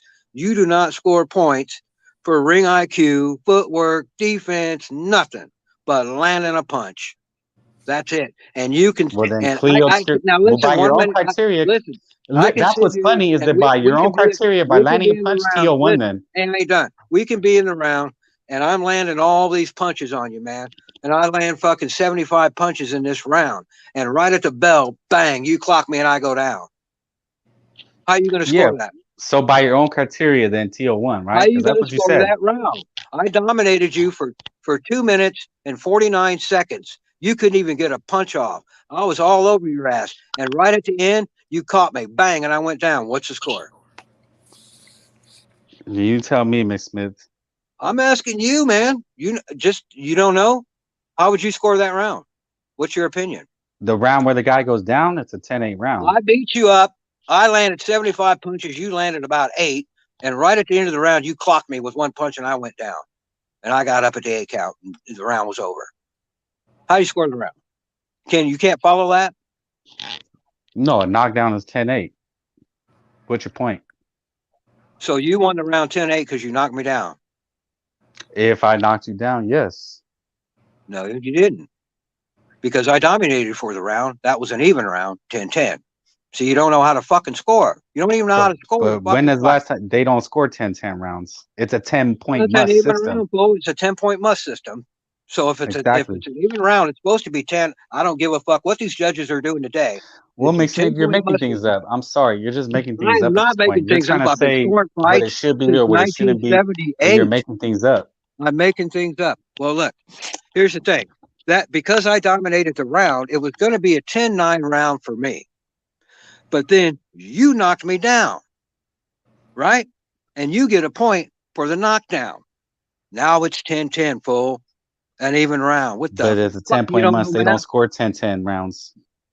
It's a 10-point must system. If they don't score 10-point rounds, then they're not using the 10-point must system. Because when you use the 10-point must system, the winner must get 10 points. That's why it's called 10-point must. I know what the fuck I'm talking about. So when have you seen a 10-point 10 round? I don't look at fucking judges' scorecards. The only scorecards I look at. Okay, you don't look at scorecards now, but now you want to tell me how it's scored. I know how they're scored. I look so then you should be able to show me. You should be able to prove it. I just proved it to you. I dominated you for 2 minutes and 49 seconds. I landed 75 punches. You landed 8. And then you clocked me with that night punch, and I went down, and I beat the count and came up. Wow. It was the end of the round. I've never seen a 10-10 round, Ms. Smith. And you tried to score 10-8. When you can show me a 10-10 round, I'll acknowledge your 10-8 just because you knocked me down. And that's not how you do that. Well, show me a 10-10 round. I was winning the round 10-9. And had you not knocked me down, I won that round clearly 10-9.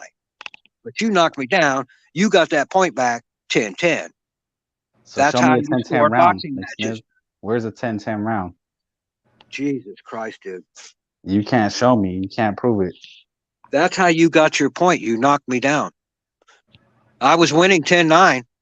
You knocked me down, got your point back. 10-10. Honestly, I really don't understand the wait, point you're trying to make. The point is you don't know how to score a fight. You had it 10-8, and you had it 10-8 for you when it was an even round. That's the point. No, it's just 10-8 for the knockdown. No, it isn't. You got a point for the knockdown, fool. Well, it's judging. It's judging, right? So it just depends what the judges decide. I was winning the round with 11 seconds left. Well, there's no absolute. There's no absolute. Nick Smith, Everybody's getting ready to write down 10-9. There's no absolute. Everybody's getting ready to write down 10-9. If there was absolute, we'd all know. But it's judging. Is absolute. That's how not absolute. That's why it's called judging, and that's why they score differently. There's no absolute. Now, had it been like this, there's criteria, but it doesn't make it absolute. It's just how it, now listen, just for a second. Miss Smith, you're fumbling. You're reaching. I'm not fumbling because I know exactly what I'm talking about. So if we had the same scenario and it was an even round, it was even all the way. All 3 fucking judges plus the ref going to score an even round, and right at the end, you knock me down. That's not a 10-8 round. That's a 10-9 round. You don't know how to score. None of you motherfuckers know how to score a fight. That's why we get all these arguments about this shit. I've never seen a 10-10 round. Well, it's not absolute. It's not absolute. A judge could just judge, but that's why it's judging. A judge could see the knockdown and just give the guy 10-8. That's how you judge. There's no absolute. No, there's no absolute way to judge. That's the thing. Hey, fool, that's how you score your judgment. There's no absolute judging system, though. That's how you score your judgment. That's not how you do it. There's no absolute way to judge. That's why it's called judging. No, you're a moron. No, you're a moron.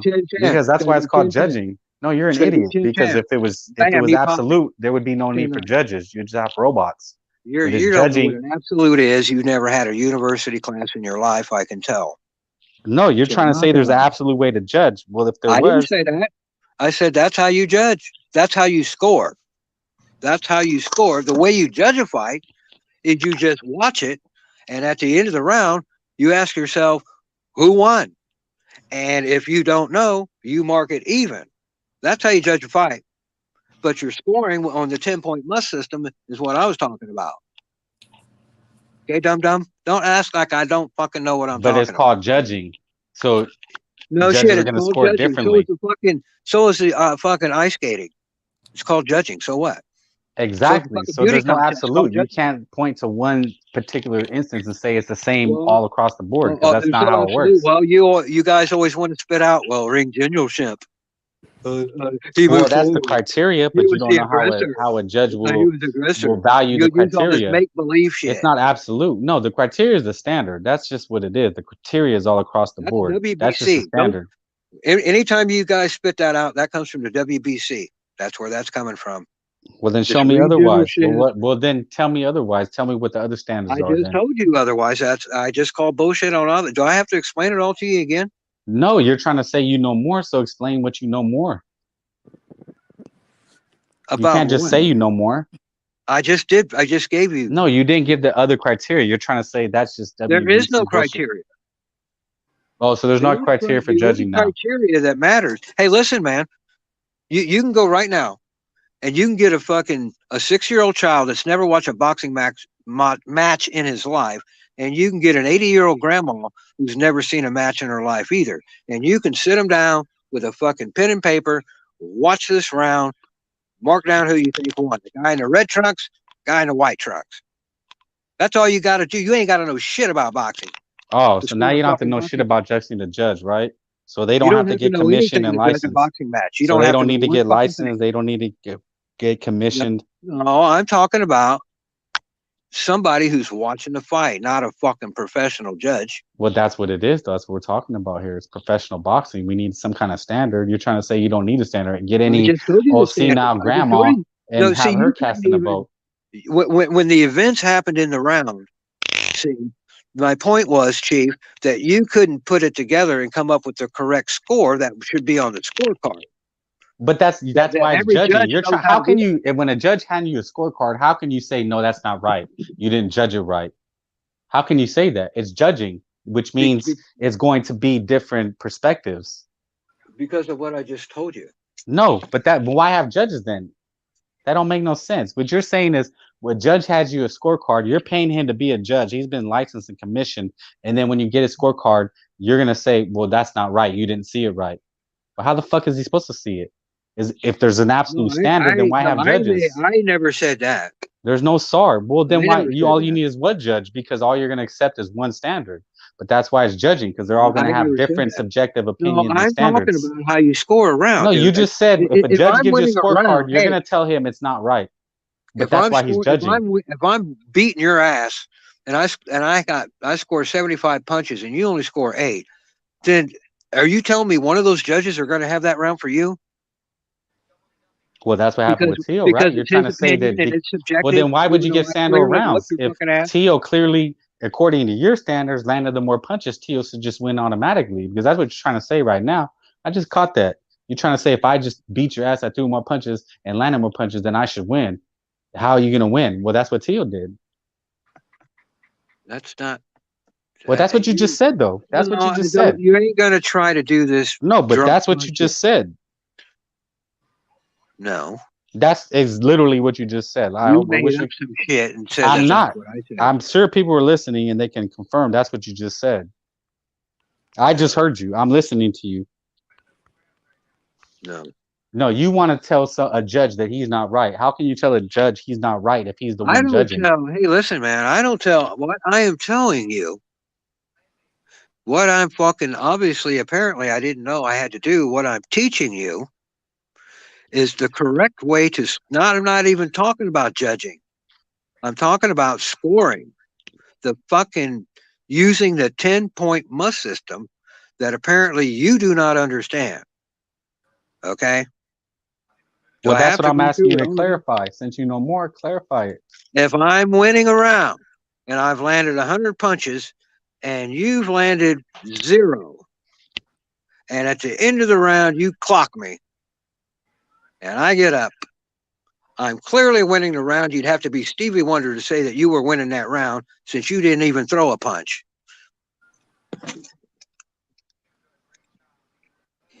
Yeah, but the guy not knocked down. He wasn't being effective.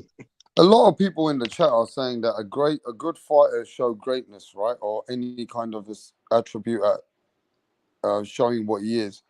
He could easily break the Sandor fighting style eventually. What you got to say about that? What happened? Like if you got like a fighter who's got, understands how to adapt to styles, a fighter could break a Sandor down eventually in the fight. No, some guys can stink the joint out. They're good enough to just run around. That's true too. Some people can stink a joint out.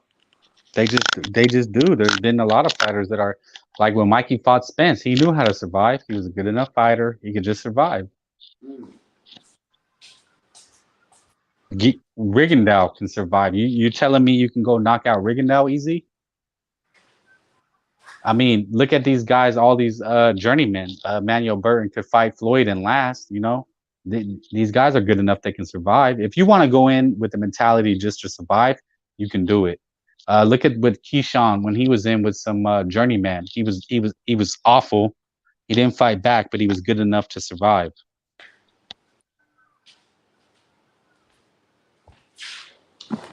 So sometimes that's the only skills you need is to survive. If you're good enough, like I don't think you can be a scrub. Sandor Martin is good enough to survive against Teofimo Lopez, no matter what. Yeah, he can stink the joint now. He can just run. Survive with Teofimo Lopez. Yeah, he frustrated him. Teo can't close the show against Sandor Martin. Sandor is gonna do that to a lot of people. Yeah. I mean, you act like he did it to Mikey, right?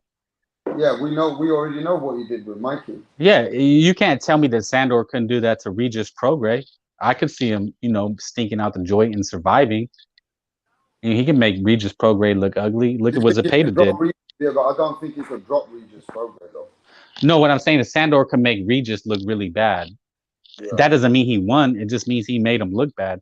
I mean, if you watch enough fights, you can see when a guy can make you look bad, but that doesn't mean he won the fight. He just made the other guy look bad. I'll tell you what, though. sometimes I think it's not even how aggressive you are. It's effective aggression. And I agree. I say, I saw the fight again. Teo won that fight. I don't give a fuck what anyone says. But Teo also missed a lot of punches. And his effective aggression was limited because he also wasn't punching very precisely or clean. Sometimes the punches were, hitting, but they weren't really as clean as he would like. And he was missing a lot of punches. The problem with the fight was it wasn't impressive. He was the winner, but he wasn't impressive. Yeah, I mean, I agree, but that doesn't. I don't think that it was enough for Sandor to win. I just really think Sandor didn't do enough. But if we're talking strictly Teo, yeah, he didn't look good. But you got to admit that Sandor will make a lot of people look bad. He just would. All right. I'm 9 rounds in, and I've seen enough. What have you seen? There's a lot going on in this fight. I'm a cherry pick off of. All right. Let's get it. Let's get it. Now rewatching it, I have Teo winning possibly all but maybe 2 rounds. Thank you. I give round 7 a toss up. Now, if you want to, I mean, you can say Sandor got the other round. I mean, with the knockdown, but still really ain't close. But I mean, with Teo, what I'm looking at in this fight, bro, he's like I said yesterday, he's walking this dude down, and he's not cutting the ring off, and he's jabbing. But you know what he's not doing in this fight? He's not even feigning. Like he didn't show any signs of like trying to feint and set up a shot. Like it's just strictly jab, jab, follow, jab. This is like what's that one guy Ryan Garcia fought, where he just kept like jabbing at the dude and not cutting the ring off. but to go. Yeah, this is similar to that fight. And like Rastar said, like he's missing a lot. Like he's taking a lot of lunge shots, and like you're in a position where like, all right, you're following him now. Like just feint at him, like make him react. And you know what I'm saying? The moment he's backing up the whole fight. Like the moment he backs up against the ropes and you just hit a little feint, like bro, you could set him up for a big shot. But what he does is he throws the jab and he comes in right away. Like he doesn't give him a feint to react off to set up anything, you know? This ain't a good. I think if like I was telling myself yesterday, I was like, if Teo fights him again, he wins. I think he does better in the second fight. You know what I'm saying? This is similar to Floyd Maidana. You remember when people thought Maidana beat Floyd? This is kind of what it is. So at this point, he should even rematch Sandor Martin, you're saying? It wouldn't do him justice. You know what I'm saying? Like, but it'll shut people up. For sure, it'll shut people up. Because you know what I'm saying? Like, but, this is a tricky thing. See, now it's a mental thing. Because you got people talking about your performance didn't look good, but I mean, all actuality, like he did win the fight. So he doesn't have to entertain it, but you know what I'm saying? If he wants to, if he just wants to shut the critics up, he could.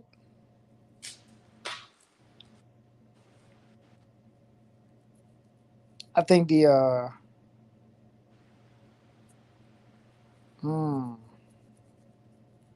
this is kind of funny now.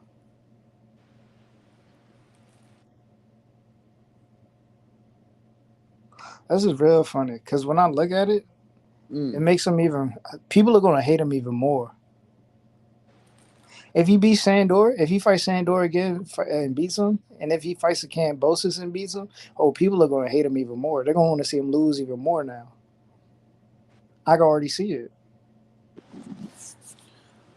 At this point, man, Teofimo Lopez has to get rid. Like, did this help him get rid of the demons, or did it add to the demons of Teofimo Lopez? That's the question. Look, you know why I feel like he needs to get. You need to answer this correctly. He said himself, Tip Bayless, I don't think I got it anymore. That was a big doubting himself, bro. He doubted himself after the fight. Yeah, no, It's like, all so on cameras. It's all on cameras. what I got from that is, right, he said that. He said, he's like, bro, do I still have it? And I was thinking, I was like, his focus wasn't on boxing. That's why he questioned himself to say that. Because if he would have boxed better, his performance would have looked better. He was trying to fight. You know what I'm saying? Like, you can't fight everybody. A guy like Sandor, like, you got to actually box, and you could, like I said, it's the style. Like, he's not feigning enough. He's just going in. He's looking for the kill. Like, he wasn't boxing, and his mind has to be, you know, I have to win by any means, and you know what I'm saying. If he's not allowing me to fight, then you know what I'm saying, I got to change it up and I got to box. So I think it's all based on his performance. Like, he's just looking for that knockout.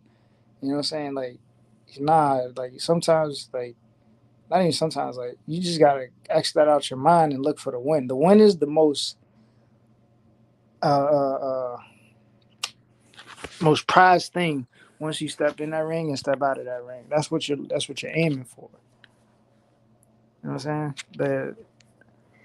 All the outside antics, that's the entertainment. You know what I'm saying? Once you step in the ring, you know what I'm saying, that's the entertainment. That's what he has to But my understand. question to you, Tip, is Teofimo Lopez gave you more confidence in this fight, or has he gave you more doubts going forward? It's giving more doubts. Wow. You know what I'm saying? Because even with him talking the way he talked, you know what I'm saying? He gave the people doubt himself, you know? By just those words. Do I still have it? You know what I'm saying? Like, he questioning yourself, you know what I'm saying? That's doubtful. And he, like, in my opinion, I was like, he should take time off and just like recollect his mindset. And it doesn't even have to be for long, but just like, you know, gain refocus. Like, what are you really looking for?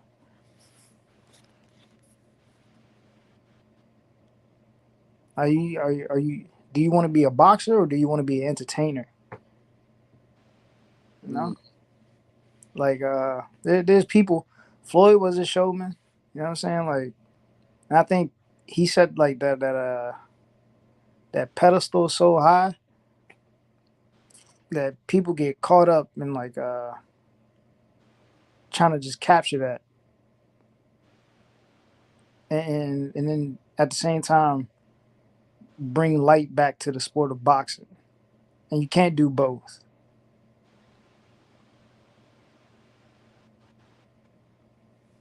Did you see when you saw the fight? Do you feel like that he leaves his left hand too low? I mean, typically he leaves it so low that he keeps himself in position to get hit, countered by the right hand. Yeah, that's he has the tendency of dropping his hand. And too much. I mean, this kid's leaving his left hand too low. He should at least put it to waistline, bring it forward, like put it up. That's another thing he could have did. If he would have stayed in the center of the ring, Sandor wouldn't have moved. Guys like that, you don't move with them. You make them stand there. You know what I'm saying? Then you make it a chess match in the center of the ring. You know, if he would have kept his hands up center of the ring, you know what I'm saying? You mean that he was going forward too much? You gotta make a guy. You gotta counter a guy like that. You know what I'm saying? You gotta make him work and counter. Yeah, but Tio was working too hard to initiate the fight. Yeah. Teofimo Lopez was the only one who was consistently moving forward and consistently making it a fight. And that's why I said, like, a guy like Sandor, you got to make him initiate the fight. You can't initiate the fight So with him. Theo should have took a back step for a little while and played I around with him. I think so. He would have worn him down. He would have been able to counterpunch more. You know, he would have been able to get off cleaner shots. You know what I'm saying? That would have probably been more effective. Simple. That guy jabbing a simple 2-3, a simple 2-3 straight down the middle, like the same way Terrence Crawford got Avanesian. Simple 2-3. It's right there. I already see it. I mean, look, this is what the general says. He wants to keep throwing and hit and knock out. He wants a knockout too much. And the real boss says Teo pressed the fight all night. Do you know what I mean? And another thing I was noticing, he kept usually like we practice this in sparring or just like we train to do it. Like keeping your foot on the outside when like you're fighting a southpaw orthodox, you know what I'm saying? You're fighting the opposite fighter.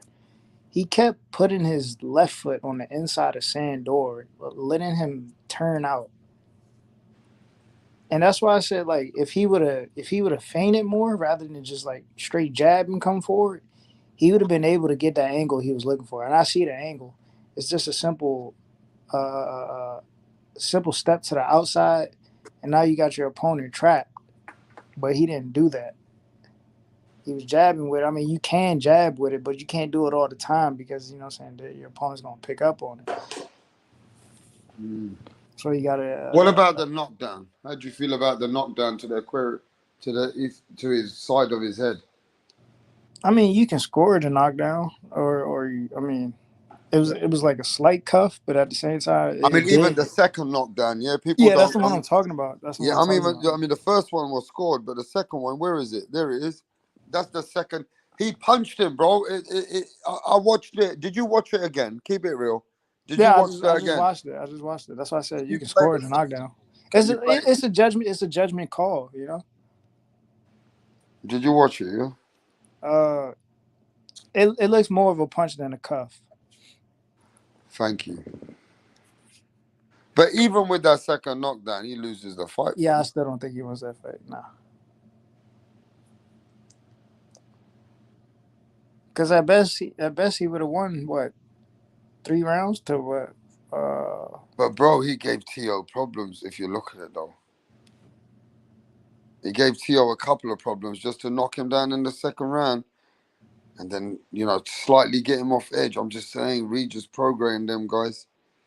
Oh man, Ted Bayless, man. I don't think Regis gives him that many problems. You think styles make fights? Yeah. But Regis is taller than him and rangier. Regis may be taller and rangier, but like I said, Regis is a guy. Can punch too, bro. He ain't no Sandor Martin. He catch you, he hurt you. I'm trying to. I think the only man out of the 140 who might be able to stop Teo is Regis. Regis uses his jab more. Yeah, and Teo don't. Yeah, like Teo, he'll put the jab out there, but he won't. The jab. It's like you know how Keith Thurman throws his jab? That's how I see TEOFIMO throwing his jab. Like they don't use it. Like you gotta like really use that jab. Like you gotta look to aim and land that jab and just like keep jabbing. They don't do that. They look to set up the power shot with it. This is just decoy. Regis doesn't do that. Regis will fight you good in the pocket as well, though. That may be the fight. That may be how that fight takes place. It might be in the pocket. We'll see, bro. We'll see. But look, ladies and gentlemen, you saw it, man. Teofimo Lopez. We just got to look at it. Yeah, he won. But is the question that going forward, are you impressed or do you have more doubts? And I think the answer is you have slightly a little bit doubts. Not just more doubts. Well, I mean, you have a few doubts going forward, maybe. I don't think people are very impressed thinking that Teofimo Lopez is going to be going to beat some of the champions, and if he does, it's going to be a life and death situation. You can see Teofimo Lopez against Regis Prograis right now. I got to favor Regis Prograis slightly here now. See, my thing is, I don't see any doubt in him being Prograis. I think the doubt comes from fighting that style of fighter, and not boxing that style of fighter, not being able to change up your style of fighting. I think that's where the doubt comes in. Yeah, the real boss says Lopez should chill on the Regis Prograis for now. Teo not ready for Regis, says hard times. He needs a couple more fights I'll take a before couple more fights. facing Regis Prograis. You know, definitely people saying more tune-ups for Teofimo Lopez, basically. So what we're saying here is that one fight, now another fight with like it's kind of a stepping stone fight, and now have another tune-up, not tune-up, but another stepping stone. That goes to show that Teo's not ready, bro. What's a good fight he could take before Regis? Who do you want him to fight? Tony fucking, what's his name? Montana Love. Nah, man, he's gonna watch Montana Love. Well, that's good for Teo, isn't it? Yeah, but that's not. I don't think that's the guy you want. Jose Zepeda after the loss to Regis. That's the one he wants. That's not a bad. That's not a That will bad fight show. to That take. will show levels to this. Can he deal with the Jose Zepedas of this world? Yeah, I mean, I'll take that fight. I'll take that one. And Jose Zepeda will come in for the money fight because he just lost.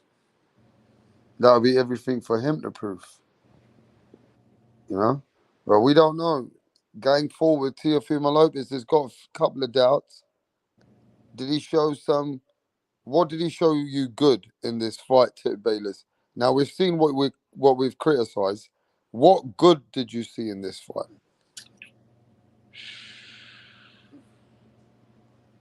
What good did he show? Oh. Look at that. Tip Bayless can't even answer. What good did Teofimo Lopez show him Yeah, in because this it's fight? not primarily what I'm looking on, what I'm looking at. I mean, well, you know what? You know what he did do? What did he do? He was setting up. He was setting up the 1-2 to the body. I like that. He was setting up the 1-2 to the body, and he kept attacking the body. If he had got in range to just actually hit it clean and flush, it would have been it'd probably been a short fight. I did like that. Trying to see what else. He was using a couple angles. He was giving me some angles. He wasn't giving me too much, but he was giving me some angles. I did like that. What else?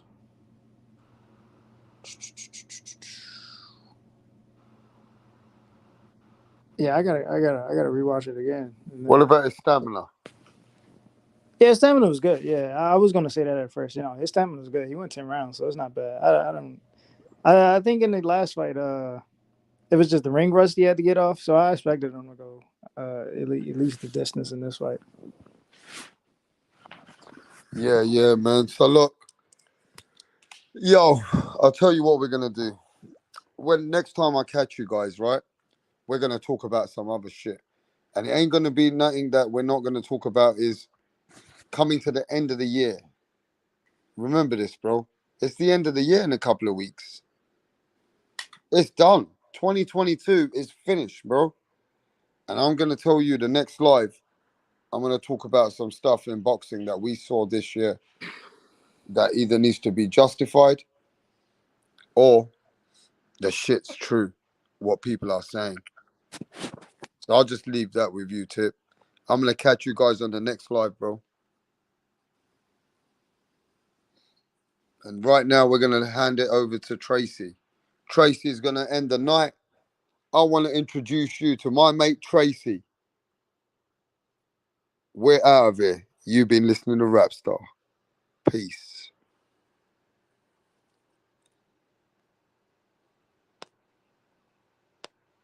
Right, what's going on here, Donny's on the next? Barry's actually going to propose to Sandra. Sandra has been giving Barry mad head lately, and he's whipped, yeah? He's doing this behind the back of the boys because they know, yeah, they would have cussed him out for proposing to Sandra. Tracy had one job to do, and that was to record it, but she's all over the bloody place. Barry's clocked that she didn't get the footage, so he's going to propose to Sandra again.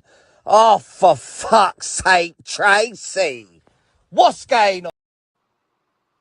Right, what's going on here, Donny's on the next? Barry's actually going to propose to Sandra. Sandra has been giving Barry mad head lately, and he's whipped, yeah? He's doing this behind the back of the boys because they know, yeah, they would have cussed him out for proposing to Sandra. Tracy had one job to do, and that was to record it, but she's all over the bloody place. Barry's clocked that she didn't get the footage, so he's going to propose to Sandra again. Oh, for fuck's sake, Tracy! What's going on?